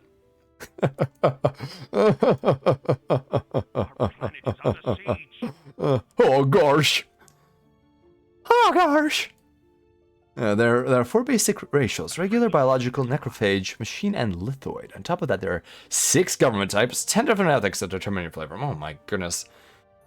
Okay, that is a wiki reading I need to do. That is a wiki reading to do because I'm a little bit lost already. Gosh. Coco's cartoon voice is a mockery already. I apologize for this phrasing, but this is the only way I might be able to get at Wingmates. So we're going to do a little bit of something on Sesa right now. Good morning, motherfuckers! Goodness me. There we go. I fell off my chair. I'm so sorry. I hope you didn't injure yourself, Dippy. Kingdom Hearts wire, yes. Hello, Carmine. Welcome to the convoy. Good to see you here. One heck of a gummy ship. Yes, I definitely enjoy Kiryu Coco. I find her to be a professional inspiration. Allied forces are being attacked. let me see if I can. Let me see if I can do more line. What does Coco say that she often says? Good morning, motherfuckers. Today we'll be doing a shitpost review. Shitposting memes. Okay, that's becoming a little bit of an issue, but we tried. Okay, so we have our Corsair siege frigates, which are not part of our fleet, but they'll be a separate formation. Already there. We have our Raylaws constructors, and we have all of our Ogrov siege vessels. There we go. Let's move them into position, because our fleet is ready for attack. A nice way to teach someone Stellaris is start a save with them on the lowest difficulty. Okay, so definitely take it easy. Next meme! Orange woman good. Grung tribes clubs held high. Ready for long time swing smash. Well, thank you for the clip. Much appreciated. Okay, so our Ogrovs are moving together, and our Kovas are ready, and here are our Raylaws constructors. Okay, so let's do that. Let's move in here. Spacer, I can link you the wiki, but the gist of Stellaris is that when you make your empire, you pick the various opposing ethic traits: authoritarian, egalitarian, materialist, spiritualist, militarist, pacifist, and xenophile. Oh, I see. So it's like a color palette of different ethical traits. Interesting. That is a very interesting mechanic. And on top of that, there are 15 plus civics. 15 plus, which are specific government rules that affect your empire even more. Okay, I am starting to need to write all of this down, my goodness. All right, so where will we attack? Let's take a look. Do we want to betray red? I think we might want to betray red. We have blue that's still hanging out here, so blue and purple are allies. But red is becoming a problem. Red is conquered too much. I think red knows far too much, and we can defeat them. So let's destroy their home. Let's destroy them, I think. I want to betray red. Almost everything stems from the general societal worldview. You get 3 points. Each ethical axis has a normal and fanatical version. So you can be fanatical spiritualist plus normal plus militarist professional. Oh my goodness. Oh, thank you for the clip, Ray. Thank you very much. Is red going to be dead? We may... Welcome, Bird Moz. Welcome to the convoy. We may make red dead. I will soothe your pain. Wait, no, that's what? That's not Red Dead. Is that the band Red Dead? Why did I remember that song? Okay. You'll be waiting in vain. I've got nothing for you to gain. Eyes on fire. I forgot the lyrics. Okay. You can have 3 standard version traits. I see. The things I like Stellaris, though, is ship designer, building missile corvettes, point defense destroyers, gunship cruisers. Ooh, I would love to do some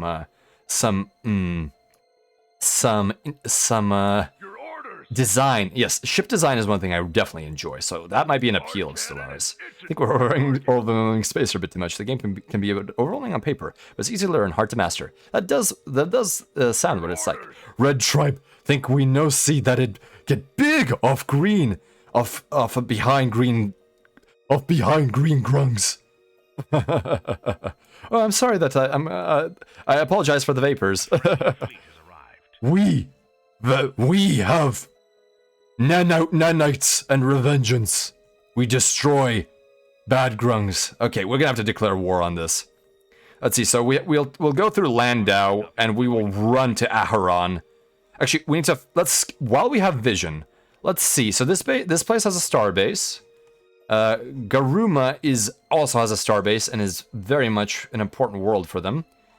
So we're gonna block them off from this system, I think. Friendly fleet has arrived. More sing. Ah, Toasty, I see you enjoy the singing. Well, we may do some karaoke at a later point, but maybe not this stream in particular. K-pop idol. Disappointing the light. Oh, well, if you wish to draw me, wingmates, apologize for the rather crass interruption, but I do have an art tag on Twitter. So, if you would like, please feel free to draw things and use this particular tag. Let's see here. Okay. 1 second, please, wingmates. There we go. It's simply #spacer artwire. There you go. Very, very simple and straightforward. Spacer made loincloth of most honored shaman grungs. My streams from 2 and 3 days ago are still ours, but I don't mean to be a shameless plug. Oh, Ismi Davsta. I wasn't aware that you streamed. Feel free to DM me with your channel. Or just plug your channel here. Why not? Why not? Please do, Ismi Davsta, because we have quite a few Stellaris fans here. So let's share the love that Stellaris is currently getting. It certainly is better than that particular statement.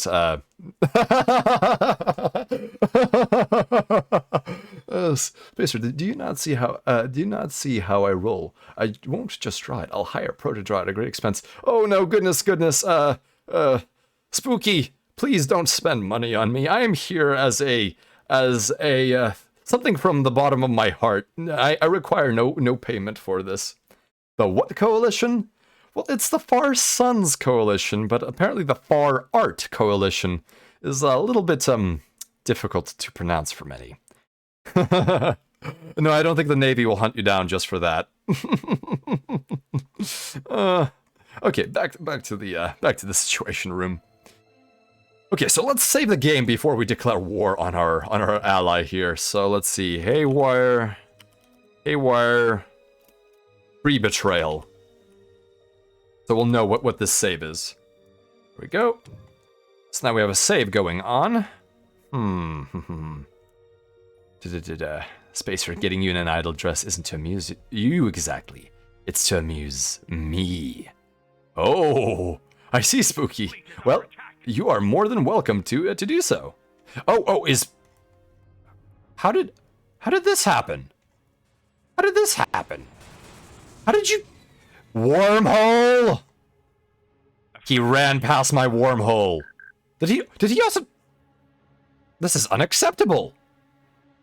I am going on a war march. I am recovering my base.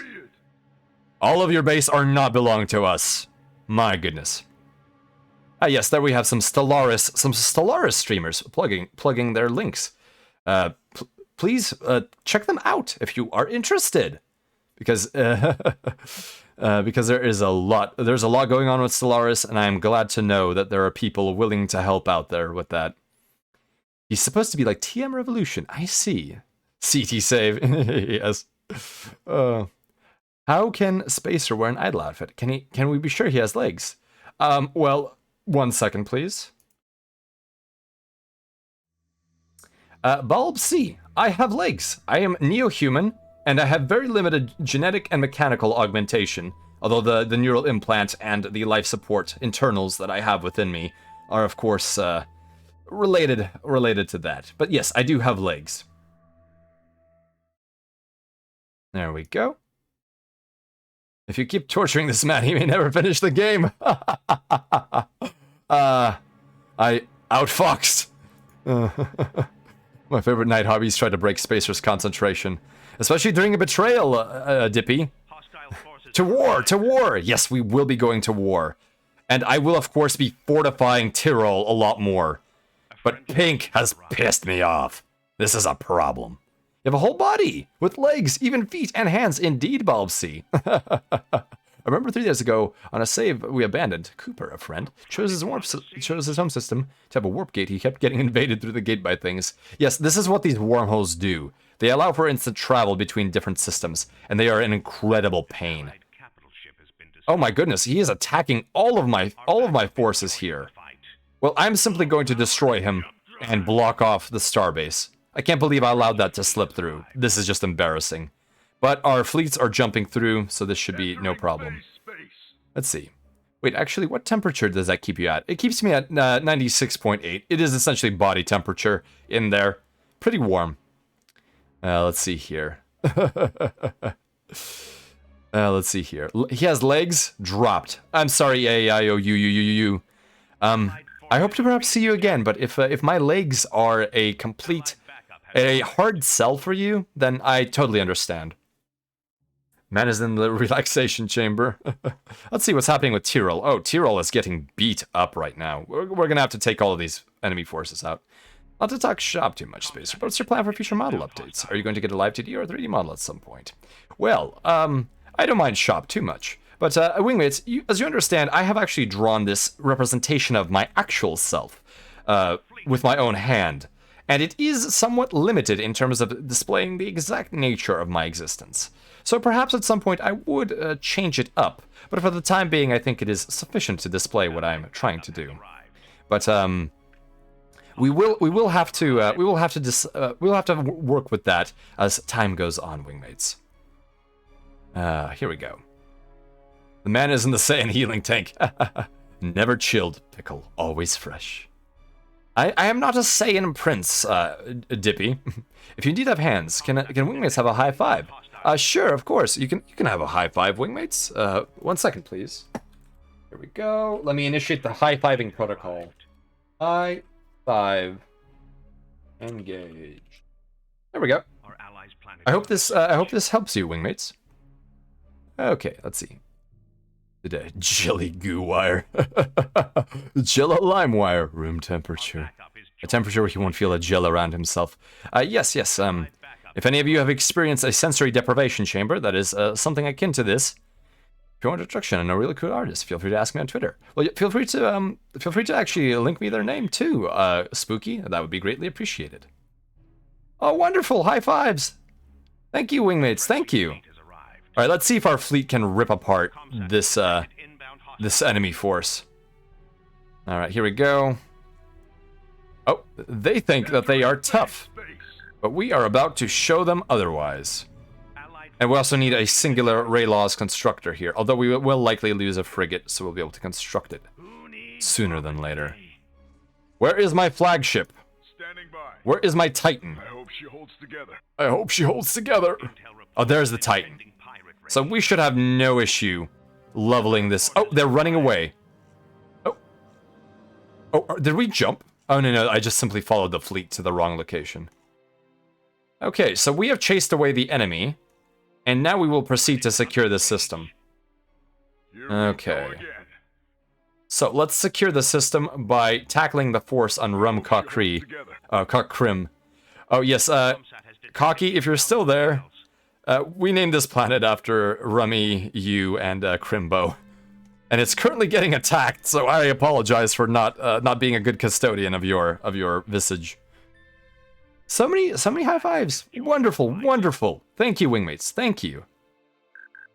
I'm sorry, I am very bad at pronouncing names. Please, give me a name. Give me a pronunciation if I've messed it up. Koki. Okay, there we go. I'm so sorry. Sometimes I hit the consonants a little bit too here. Rum and Coke. Yes, Koki. There we go. Oh my goodness, I have embarrassed myself again. Remember, Spacer. Spacer Nissan has a P, and a P looks like a Russian R, and an R is what Erika Niwatori's name has in it. And that is how you remember that Spacer Nissan is Erika. There we go. Not like Cocky. We will all with her like that now. Rumco Cree. In this business, pronunciation execution can never be 100% perfect all the time. Indeed, Carmine. Every word I say is wrong. Here is my goodness, why did I almost call them Valerians? The Vasudans. No, not the Vasudans. Oh my god, what is wrong with me? Oh no, how am I forgetting their faction name? Wow, this is so bad. This is so bad. Crunchy.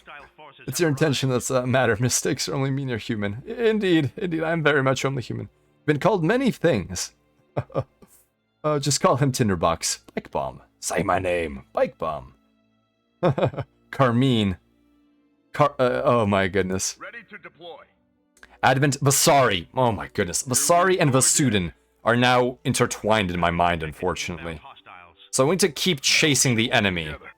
Where do they jump to? Well, either way, our betrayal has been delayed by this this issue right here. Can't pronounce names worth a darn either, honestly. That is why my name is incredibly simple, so I can't screw it up. Yes, Spooky, or the stay-at-home ghost. That is how it goes. Grung posting now is too far. No go back to not Grung speak. Bird brothers.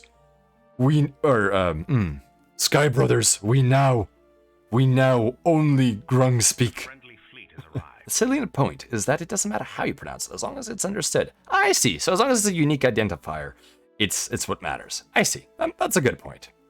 Right, so we will have to fortify our position here, so I'm going to actually have to bring two of our Raylaws constructors here. Alright, let me do that. So let's grab 2 of them and send them off to Galeria and to Tyrol. There we go. Moving forward. Rocker Haywire. Roger Sky Brother. Good Sky Brothers. Green Tribe, put many sharp bush in hole. Make very hard.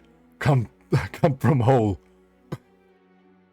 You what? Ready to deploy. Alright, let's see here. Okay.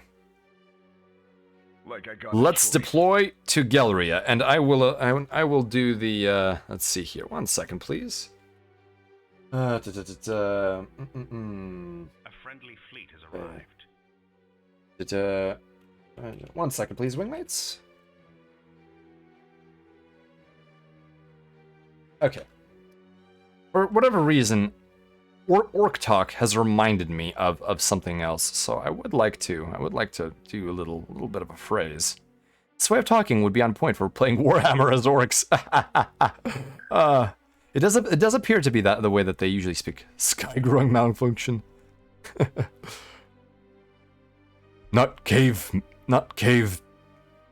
talk is very good. Grung posting very big skull. Meat wrinkle. Oh my goodness. Okay, so one of my favorite speeches from the Warhammer franchise is from Azariah Kairos, the chapter master of the Blood Ravens.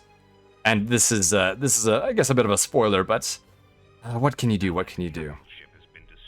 All right, let's see here. 1 second, please, wingmates.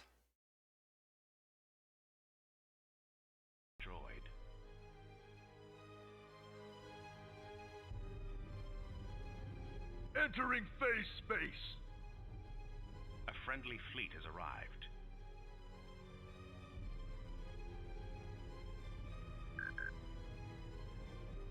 Allied forces are being attacked. Our planet is under siege.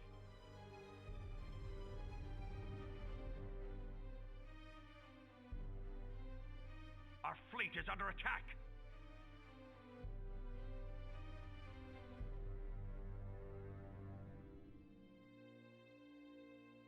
Phase jump complete.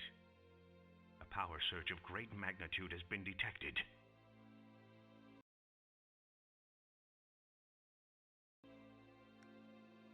Allied backup has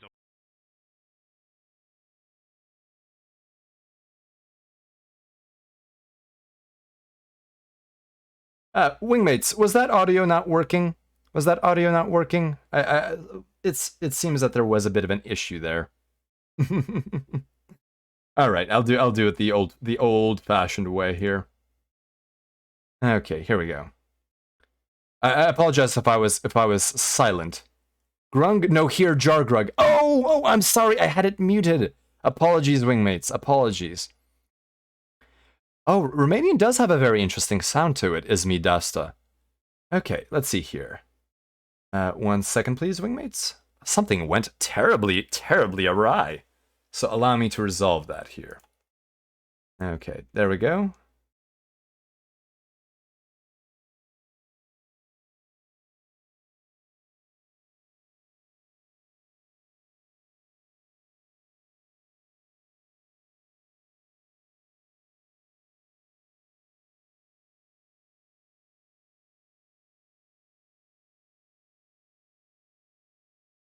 I'm sorry, wingmates. I'm sorry, wingmates. I'm so sorry. Space, your mic is in space and we can't hear you. Yes, the vacuum of space. I'm attempting to resolve an issue that I wanted for a particular statement here. But I think I see what is happening. Apologies, wingmates. My sincerest apologies. So let's see here. This is mounted correctly. Okay. That should be working. That should be working. What is going on here? No, no. In space, no one can hear you. Okay, there we go. Let's try that. What is happening here? What is happening here? You will behave. Sometimes this setup is a little bit recalcitrant. Let's see here. Okay. Okay. There we go. It should be going the correct way.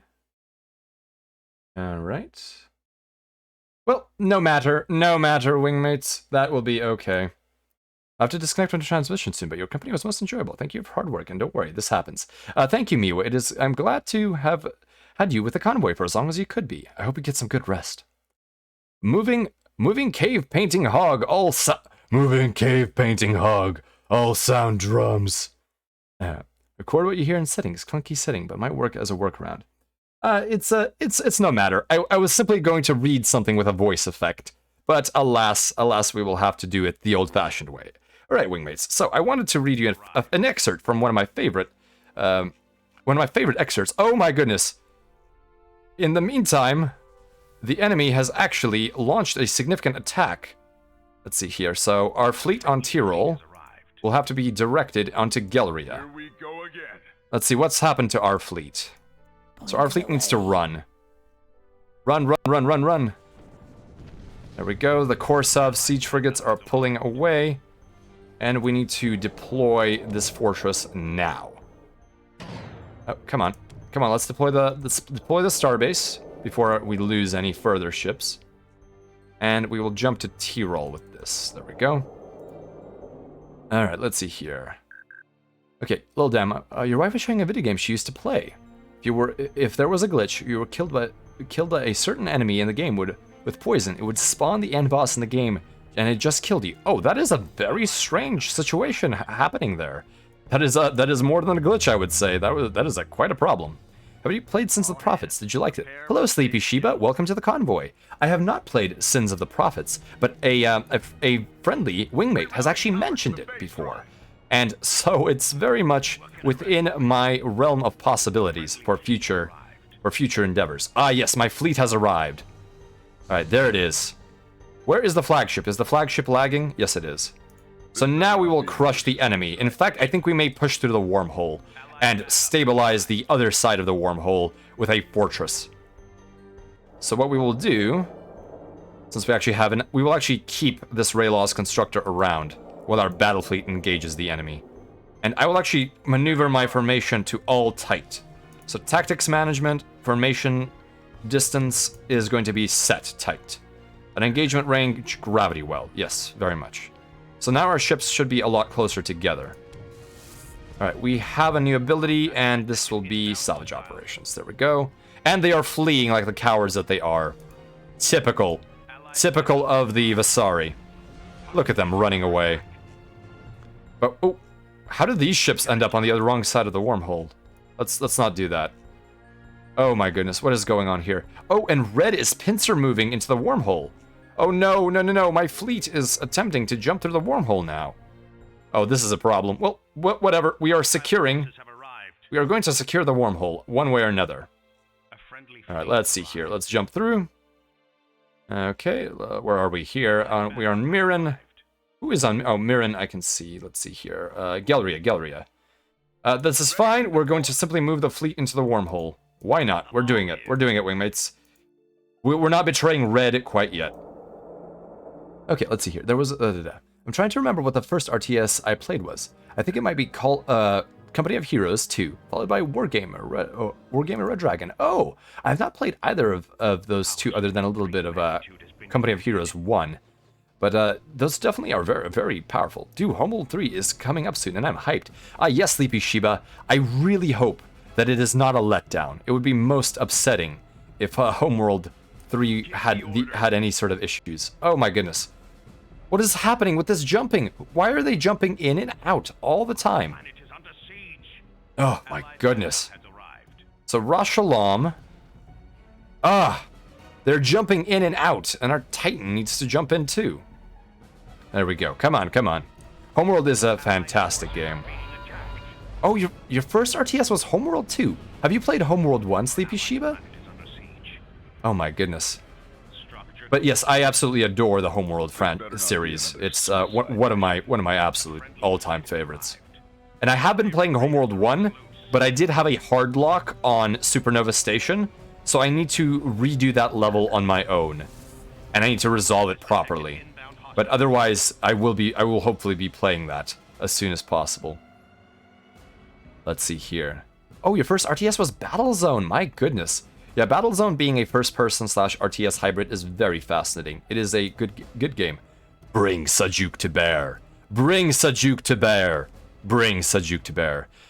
Relic, I think, does not... So I think Gearbox purchased the IP for Homeworld after the collapse of Relics, or after the sale of various assets that were related to Relic. And I think No, it wasn't THQ. Was it THQ as the publisher? It might have been THQ's collapse that led to the issues that happen now. Okay, so let's make sure we build a space station to fortify this position. Oh my goodness, we appeared right in the middle of the enemy forces here. So let's build a space station somewhere near the jump position. There we go. There we go. I know that Relic is going to finish Age of Empires 4 soon. Yes, indeed, Izmi Davsta. They are going to do that. Oh, Command & Conquer was your first real-time strategy game, Warhammer Dad. Which one? The original Command & Conquer or one of the other series? Because Command & Conquer is an absolute classic. I do enjoy the games, but I wanted to stream Tiberian Sun, but then I realized that the UI is not as good as I remembered it. The UI has some serious issues. Well, Dune is the first RTS. Oh, Urkel, you have very, very good taste. Although Dune is difficult to play for, I think, anyone doing modern gaming, since it is a little bit clunky. Black Box Interactive is doing it, but I definitely recommend Homeworld Remastered. I played both 1 and 2. Great games. Oh, wonderful, wonderful. Yes. Oh, is it Black Box or Blackbird Interactive? I don't quite remember right now. Are they going in and out because they are chasing targets or going in and out of the wormhole? I think it's the enemy fleet is attempting to get away from my superior fleet composition, and this resulted in them, in essence, having to jump back and forth between the wormhole. So let's see if we actually fixed our issue here. So Galleria is now safe, and we can actually power up our starbase here to be very, very potent. We actually lost some ships in the scuffle that occurred here. So let's see. So Tyrol needs a starbase for defense, I think.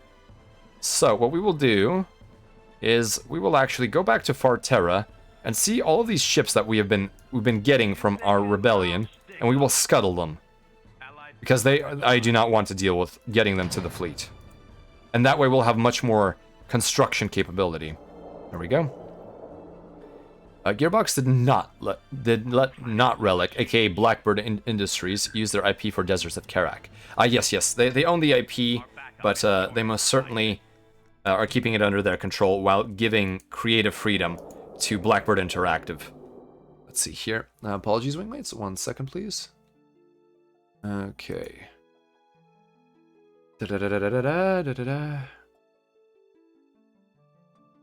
Ah, there we go. There we go. Allied backup has arrived.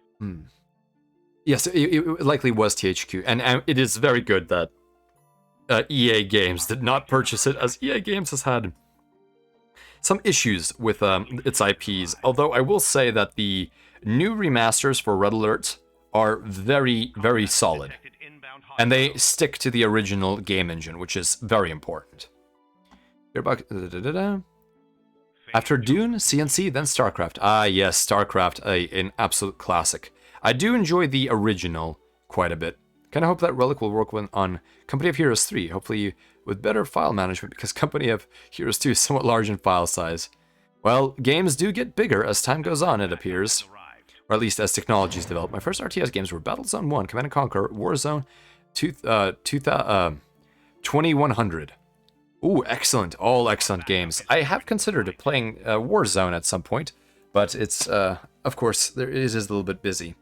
It's really hard to play Dune. Yes, there was no multi-unit select and etc., but it was a Dune genre at its time. Yes, Urkeline, I think that one cannot judge Dune by its, by what has come after it. It would be interesting if there was, although there are, I suppose, more modern Dune games that are more playable, such as Dune 2000, or even Emperor Battle for Dune. I got a choice. All right. This better not be another suicide Let's form another fleet here. Let's grab all of these and form a fleet. So tactics management, create fleet. Let's see, who became our flagship again? Oh, so, wingmates. Yeah, I am blanking on this right now. How do you select a ship in a shift select group so that it is the primary one? Oh, it's tab. So I have to tab all the way to the Titan, and then do create fleet. Let's see, where is my Titan? Titan, Corsevs. Let's see. Let's try that again. Okay, so. Oh my goodness, am I seriously scrolling through all of the ships and their special abilities? Oh no, there was the Titan. Oh no! I forgot that Shift Tab is the Steam overlay. Oh my goodness. Here we go. Yes, it was really hard. Blackbird. Messed up, my bad. Oh, no worries, Sleepy Shiba. I am very bad with names like that, so I fully understand your issue. In fact, I may have called them that before myself. Okay, so our fleet is so massive to the point that I am having difficulty actually managing it. So why don't we take a look at if any of our capital ships need an upgrade? And that is none of them, I think. All right, let's see here. Oh my goodness, so many ships. Oh yes, so we need to make sure that we upgrade the arms and armament of this particular space station, so we can fortify our position in this enemy system. And then we can begin the siege assault on them. I think we'll be able to wipe them out very quickly. Let's see here. THQ did Total Annihilation and Supreme Commander, both good takes on the RTS genre. Ah! The Stasis Tank calls, Ray. Thank you for being with us, Ray, for as long as you could. I hope that you get some excellent rest. Good night. Let's see. Yes, I really enjoy Supreme Commander, and I hope that this week we will be able to do a Supreme Commander collaboration with Melchior and Alaric. Also two fantastic VTubers. Wingmates, if somebody could link them, that would be greatly appreciated, but that is our intention to, What now? Oh my goodness, come on fleet, let's form a fleet, create fleet, we'll have all tight coherency, and we will also have all jump together. There we go. Oh, there we go. I'll do my best. Alright, these ships were too close, let's pull them back. Oh, enemy ships are jumping away, and they're experiencing destabilization, which is a result of having a base. Essentially, if you have a star base in a system, any enemy who jumps out will take damage. So it's a good thing that we got this star base set up very quickly. Warzone is open source and on Steam now, too, so you can get it for free. Oh, that's fantastic. In Linux, the Warzone is listed as #1 RTS. Quite funny. Absolutely, absolutely. That is the way it goes when very few things are available for Linux at times. All right. Our conquest is going. Oh yes, hello, Arippy. Welcome to the convoy. Good to see you here. Yes, the conquest is going quite well. We have a massive, massive fleet that we are absolutely beating the snot out of our enemy with. And I'm losing track of my fleet because there are so many ships. And now I realize that I have actually not populated my carriers with any fighters, which is a huge problem, and actually is cutting into my damage potential. Space Gang! Cursed hours have passed for now. Oh, Dippy, cursed hours are always happening. There is no choice in the matter. So let me find where all of my carriers went. I'm going to select all Pesherons within my formation. So let's see here. Where's my fleet? What now? Okay, where are my Pesherons? So let's see here. Pesheron carrier. There they are. What now, Commander? Let's see. Shift select with all of the Pesherons. Do I only have 15? That's a little bit unnerving. Right, well, let's do this. So, there we go. Surge of great magnitude has been detected. Okay. We are currently making them have fighters and bombers. Okay, there we go. 15 each. There we go. So now we should get a significant amount of fighters and bombers. But oh, enemy just lost the capital ship. We are ripping them apart, wingmates. The amount of firepower here is absolutely enthralling. Oh. Look at this battle. Absolute madness. My goodness. I would reinstall that game if you needed another. Oh, for Warzone, I see. You know, I may do Warzone at another point, but at the present I am already a little bit swamped. But yes, I think that is definitely in the thinking. I think my first suite of games was Warcraft 2, Myst, Knights of the Sky, Mantis Supremacy, Your Will Be Done. Oh, I haven't heard of a couple of those, especially not Knights of the Sky, Mantis, or Supremacy. That is. Did you enjoy those, Gorian Wassener? Look, man, I just brought up the idea of a Thomas Spacer to tease you. Don't encourage me to press on with that idea. Make it a reality, just like base Driftwire. I do not know who this Driftwire is. He keeps hacking into my systems. I do not appreciate it at all. Oh, they're continuing to flow into the system, but we are shredding their fleet. There is absolutely no escape from them right now. For them right now. They stand no chance. And even the simulation is lagging due to how much firepower is currently being presented here. Absolutely devastating. Green rock. Green tribe, our biggest rock. Needs more DACA. Look at all of these missiles fly.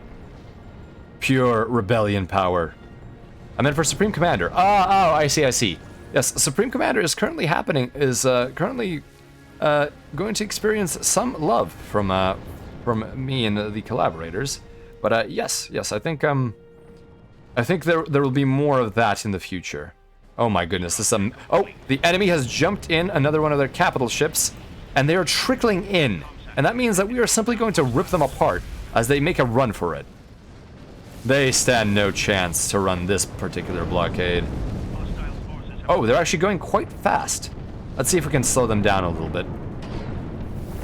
Oh, and the ship could not run the gauntlet. It simply detonated due to all of the devastation. Let's see here. Rock measuring contest.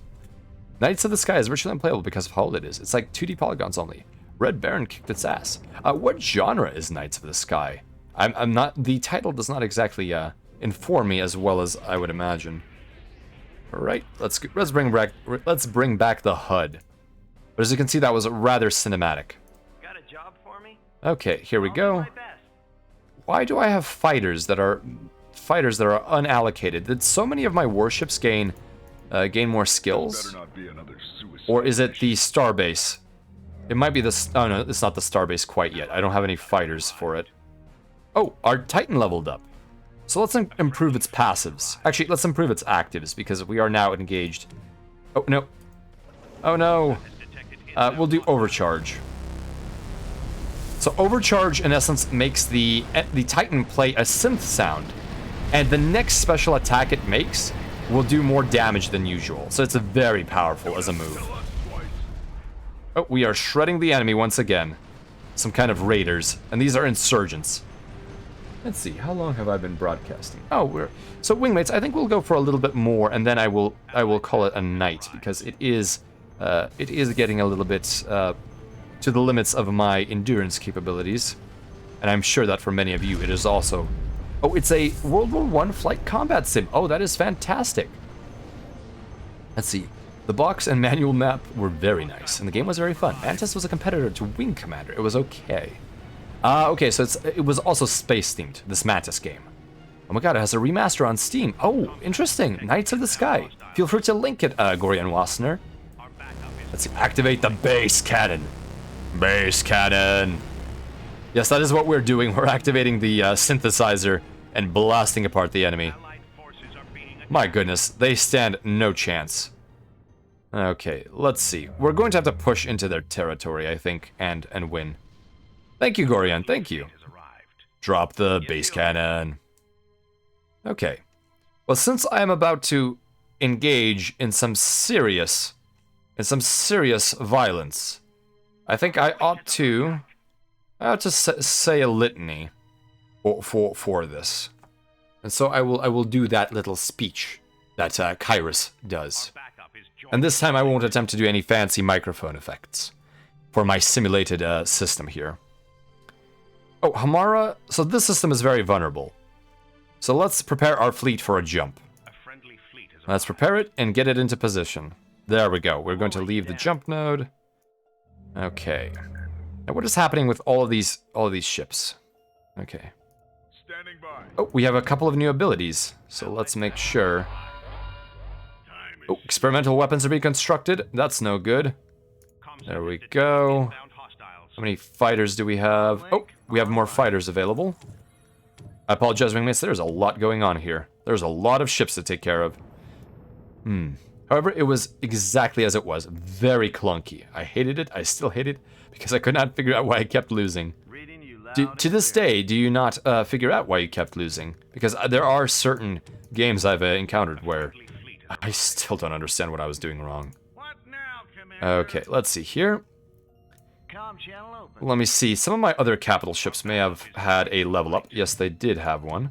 So let's get some more fighters. Alright, excellent. That's an older Marza, so it's not leveled up. Let's get more Finest Hour, because Finest Hour allows for better survivability. Let's see, we have some Dunovs that may need a level up. Oh, Dunov has capability for another fighter squad. Let's keep adding Shield Restore. That one is at 7 out of 7. This Akan can now have more fighters. We'll add to the uplink. Okay, here we go. There we are, there we are. Let me see if I can select all of the Pesherons on screen. Who needs air support? Okay. A friendly fleet has arrived. Okay, we'll have to select the entire fleet and look for the Pesherons again. Okay. I think all of the Pesherons have all of their fighters. Excellent. Fantastic, fantastic. Turns out there was no CPU speed limiter, so if your computer was better and faster, so was the AI. So it was getting the stuff way too soon. Ah, I see, yes, that is a problem for many older games that were based on CPU clock cycles, rather than any sort of, ticks based on the actual real-time clock, as some systems did not have a reliable real-time clock in the past. Gotta love the old-time games based on the clock. Yes, indeed, they have a certain charm to them. Somehow the flagship of my fleet is this pathetic little frigate. I really enjoy that. Oh my goodness. Okay, so let's make sure our fleet is maneuvered where we want it to be for this next jump, and I will read this particular litany. Good old turbo button that set your clock low. Games without limiters on modern CPUs are really hilarious on modern systems. No one expects the frigate. Simple is sometimes good indeed, Attenborough. Pathetic little frigate. I think you mean styling command ship. Well, that's the sad part. I even have some Cielo command ships. Where in fact are my Cielo command ships? Let me find them. Let's see. Cielo meaning sky. Oh, there's my... Oh, no, that's not a cielo. I have so few cielos. Oh, there they are, I think. Let me find them. Let's see. Oh, there we go. Cielo command cruisers. So these essentially allow for... My command. What was that? What did you say? I've been thinking. I've been thinking. Good day, Commander. Good day, Commander. Trust in my command. Trust in my command. But yeah, this is a little tiny command cruiser. And it has some special abilities like Embolden, which gives shield bonuses and rate of fire to friendly units, and Designate Target, which allows increased damage against specific enemy targets. Oh, Mantis also has a Steam version. Thank you for the link. Trust in my command. Yes, Right, sir. let's begin the attack, and then we can terminate the transmission with that. Power surge of great So Ras Shalom is ours. That is most certain. And I will need to begin preparing the Starbase's fighter complement, just in case we need to come back and fight. But here is our litany from Azariah Kairos. Faithful, enlightened, ambitious, brethren. In but a single decade, a mere few swipes of the pendulum, we have gathered a sacrifice to Khorne that will be made legend. phase jump. Though it was a simpler, weaker voice that illuminated me during my centuries upon the judgment of Carrion, it was Khorne's messenger who showed me the true path of freedom from our pathetic corpse emperor. And what is this path? This meaning? This purpose to which we gather the skulls of our foes? It is nothing. There is no meaning, no purpose. We murder, we kill. It is mindless savagery. This universe is mindless. In mere hours, billions will die. Innocent, guilty, strong and weak, honest and deceitful, all of them. Friendly fleet has arrived. They will scream, they will burn, and for no purpose that the mighty Khorne may revel in their bloodshed. And united in this void of purpose, fear, or duty, we shall, at long last, be free! Blood for the blood god! Skulls for the skull throne! Let the galaxy burn! There we go. Okay. So, with that litany in mind, why don't we actually let the galaxy burn? Allied We're going to Chimera and we're going to devastate it. Skulls for the Skull Throne. Ah, hello, Crimbo. Welcome to the convoy. Good to see you here. Allied All battery right. has arrived. So now that we have motivated ourselves, let us show Base drive. these Vasari what we are capable of as the TEC rebels. Atomic warheads prepared. We will destroy Hamara. We will cleanse it with the fire of humanity. Aha! You have a starbase. I have your doom. Attack! Attack! There comes the Titan. You are all about to meet your end. Fleet has arrived. You think your starbase, with its pathetic little weapons, can stop me? Of great magnitude.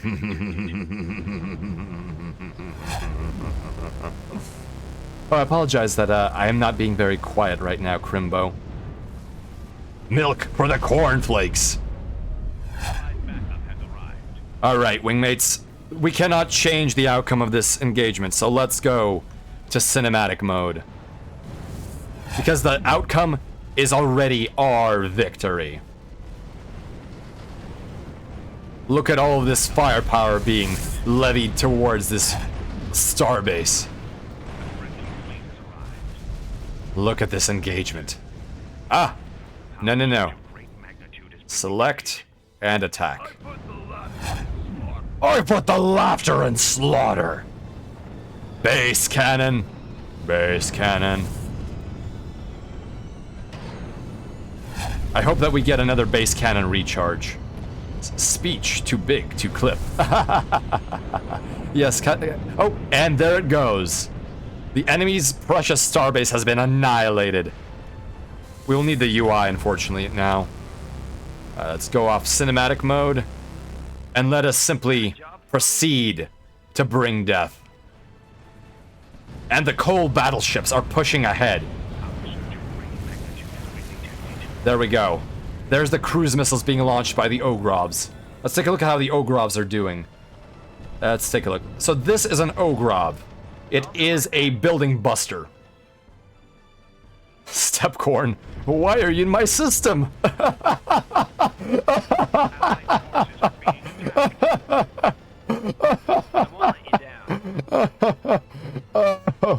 Oh my goodness.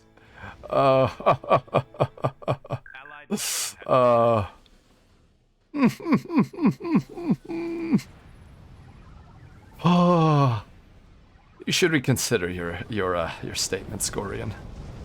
I laugh, but oh my goodness. Gorgrung, please, the Jargrug. The Harris theme is almost too much to bear. I'm so sorry, Warhammer Dad. I did not know you were a Space Marine player, or an Imperial Guard, or AdMech player. We are simply annihilating these orbital structures. And we are being paid for it, too. We get money off of bombing planets, so which we'll be doing very shortly. All right, fleet. I think we've had enough of this hanky-panky. It's time to... This volley's got your name on it. This volley has got your name on it. Let's annihilate the enemy planet. All ships capable of orbital bombardment, begin saturation strikes.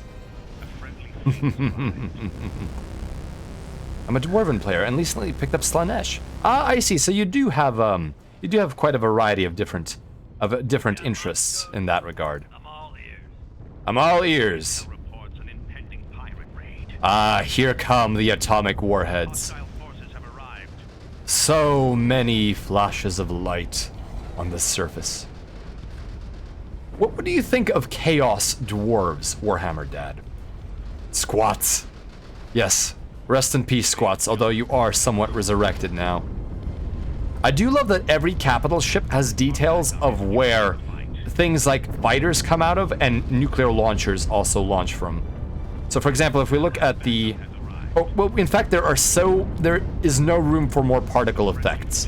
The system is overloaded with how big our fleet is. But we are currently we have almost completely devastated this planet. Not squats, dwarves, like in Age of Sigmar. Ah, yes, I think that is one I understood. There are also Chaos Dwarves. Oh, epic. I would absolutely enjoy an epic computer game. Or even just play the tabletop. Alright, let's go off of cinematic mode. But we have destroyed the system. And we cannot colonize because the enemy culture is too high. So one technique here is that we are using our capital ships and titans to defeat enemy culture. In essence, we are ruining their image by having our capital vessels within their borders. My goodness, my goodness. I absolutely adore Epic 40K, and that is why I want to play a Final Liberation at some point. Land trains, Overlord airships. Ooh, yes, fantastic. Oh yeah, Ogorian, you also enjoy Final Liberation. I have not actually managed to complete the campaign, but oh my goodness, do I love them. I love all the nukes went into the ocean, kill all the fishies. Yes, this is an ocean planet, but we have managed to simply do that to it, to kill all of the fish. The Chaos Dwarves all died in the End Times event that kicked off the Age of Sigmar. Oh, I see, Warhammer Dad. I was not aware of that particular bit of lore. Played the bejesus out of it. Ah! The soundtrack, I would say, for Final Liberation is also fantastic. Commissar Holt is an absolute, I will use the Terran term for this, Chad. Commissar Holt is not to be underestimated. You do not do anything contrary to the will of Commissar Holt. Yes, very much so. They smith demons into weapons and armor, but did not get as corrupted as other races due to dwarven resistance to magic. Oh, I see. That does remind me of Dark Mechanicus a little bit, but only a little. as the Dark Mechanicus is utterly corrupted by chaos. Although they do have an obsession with forging demons into war machines. Oh, yes, we do have a promotion here. We'll do another missile barrage level, or that extra damage per second. Perfect, perfect.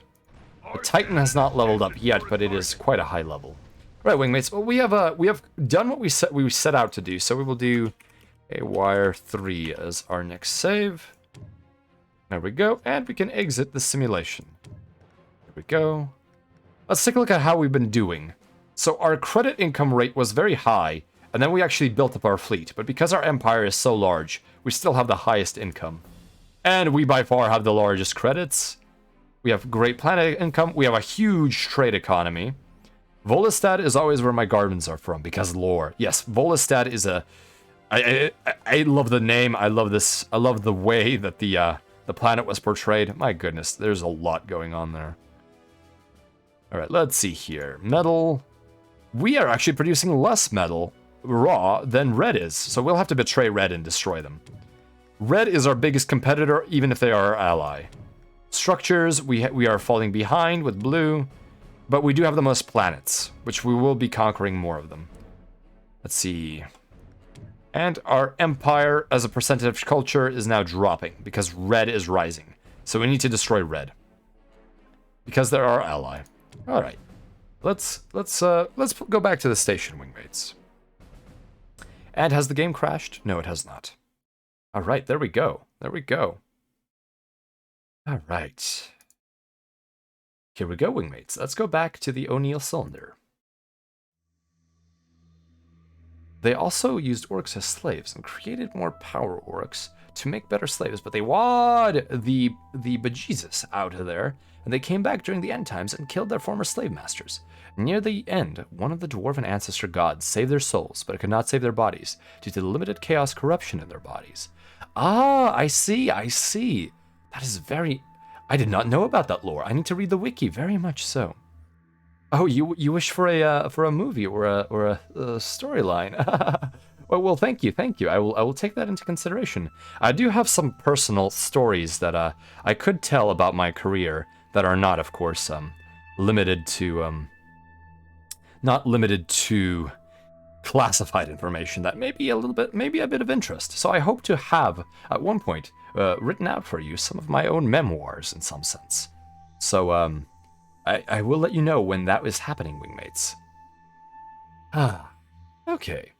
Well, I think that was quite a successful little bit of a session with Sins of a Solar Empire. I definitely enjoyed constructing that big fleet.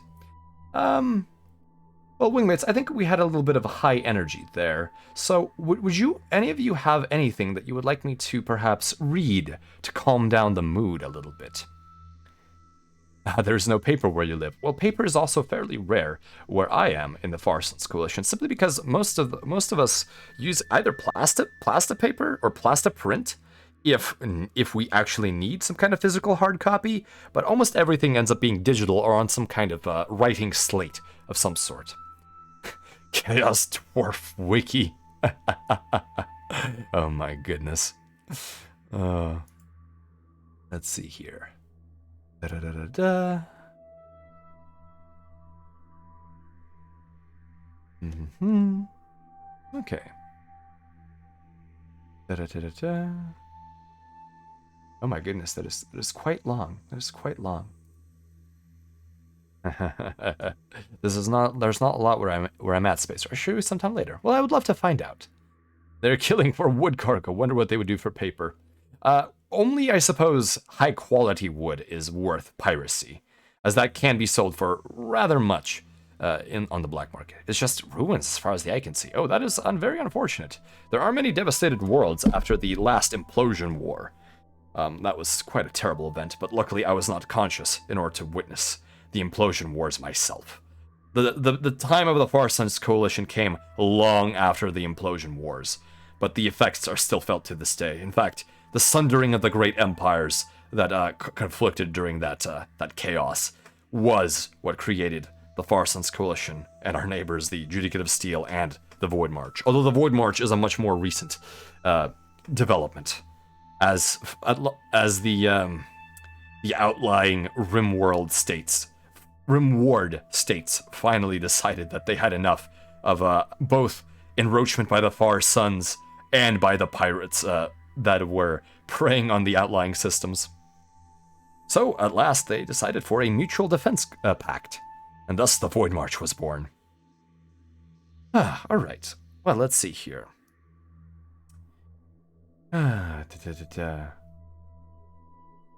Okay. Well, Wingmates, why don't I read you a short little excerpt from the Chaos Dwarf Wiki, and we can use that to calm down a little bit, as we did have a little more energy, and then we can move on to a raid. Chaos Dwarf. Let's see here. Check Twitter after this. Okay. Oh, a graphic novel. I see. There we go. That would be quite entertaining, I think. At least if it was accurate to my memoirs. They wish to make the world a place of smoky darkness, where none hope and cheer, where hope and cheer are crimes punishable by immediate slavery and slow torture. Theirs is an endless greed that neither time nor wealth can ever abate. They committed blasphemy by turning away from the ancestor gods and practicing magic. Magic, I tell you, they are our greatest shame, and they will be dealt with in time. Kranich and Lagison, Dwarf Lorekeeper. The Chaos Dwarfs, known as Black Dwarfs, Uskul Darajzar, or Dawizar, which means Fire Dwarfs, are an industrious, dark-souled, and merciless warrior race of demon-smiths, slavers, and brutal killers that dominate the dark and cheerless landscape of the Darklands.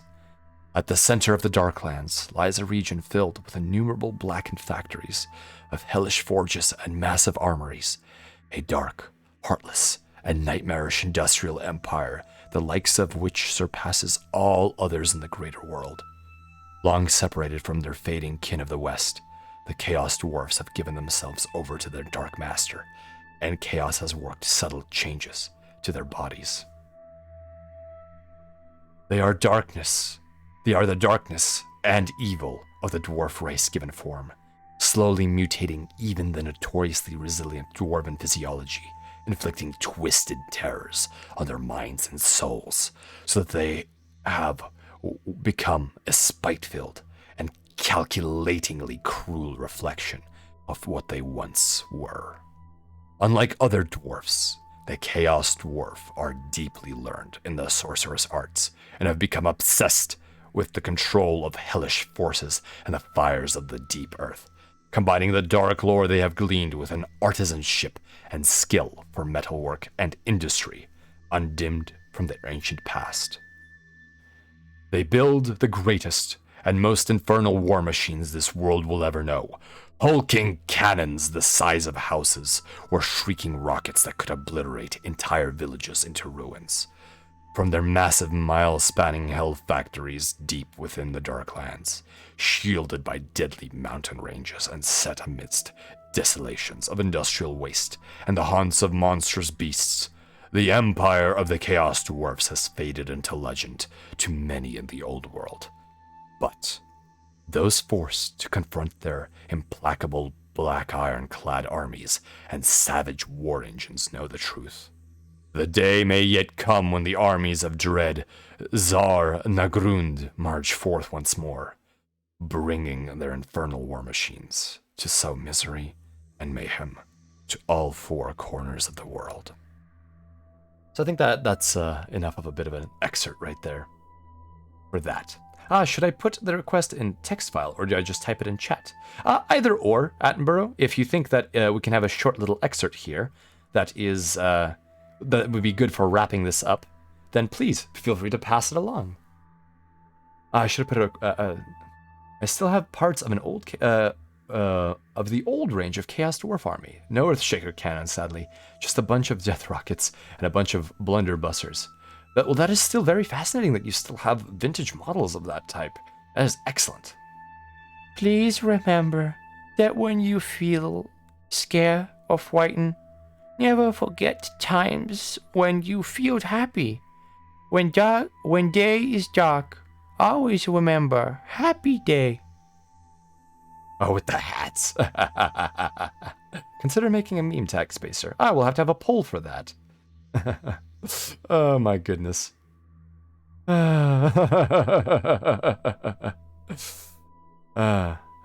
Gorian, you're heading out.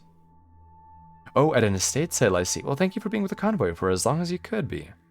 Alright, wingmates, let's figure out who is on our IFF transponder list, and we can do a raid. That should be great. Spacer Nicewire. This is a very nice stream. Okay, so let's see. We have... so the two that I'm familiar with on my IFF transponder list would be the Niwatori gang doing Nier Automata, and Guardian Zay doing his Magic the Gathering 24-hour marathon. And wingmates, if you have any suggestions, please feel free to post them into the chat. Kimmy, log in so we can raid you. Yes. Lol, I'm taking the day off. Let me enjoy other VTubers for the night. I very much understand that feeling, Kimmy. Spacer, since I have now had to send you 3 things, don't forget to check your Twitter. I will do my best, Spooky. Thank you for that. Bulb, good. Thank you for being here.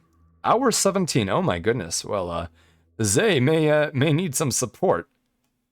Well, okay. So let's see here. Okay,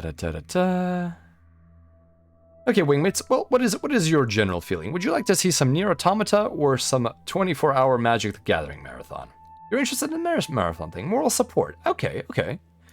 Well, anyone who wishes to vocalize, please do, Zay. Okay.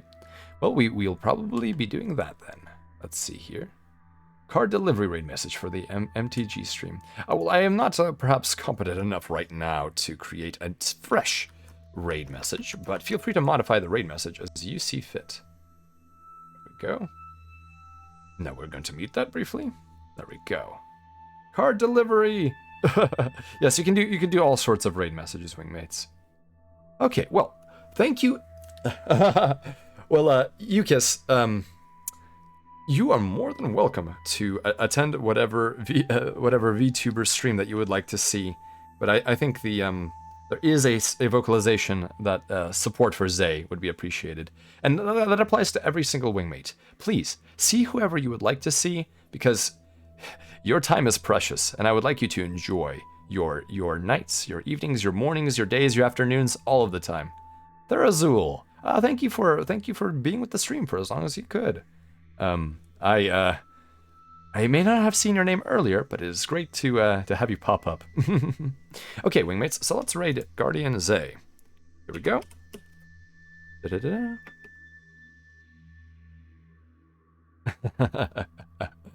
All right, here we go. Allow me to provide you with a raid message, wingmates. Here we go. Feel free to modify it as you see fit. There we go. Here is the raid message. And thank you for being with me, wingmates. I think this was a rather fun little journey that we had with Sins of a Solar Empire, and I do intend to resume it. But this week there will be some collaborations and the like. And I will inform those on Twitter, and hopefully I will also have a different place for that at some point. And I will try to check all of my direct messages, both on Twitch and Twitter, after I have concluded this. Конечно, напарник. Хорошо, что я очень доволен, что вы были со мной. Спасибо огромное, напарники. All right. Wingmates, make sure that you... and Wingmates, if you enjoyed what you saw tonight, feel free to follow along. I have no notifications, so if you're a little bit shy about that, feel free to hit the follow button. I will be doing more RTS and, I suppose, space theme games in general. All right, Wingmates, let's give Guardian Zay our support. As always, fly safe, keep your propellant tanks topped off, and make sure your jump calculations are accurate. Here we go. Good night, everybody, and thank you for being here.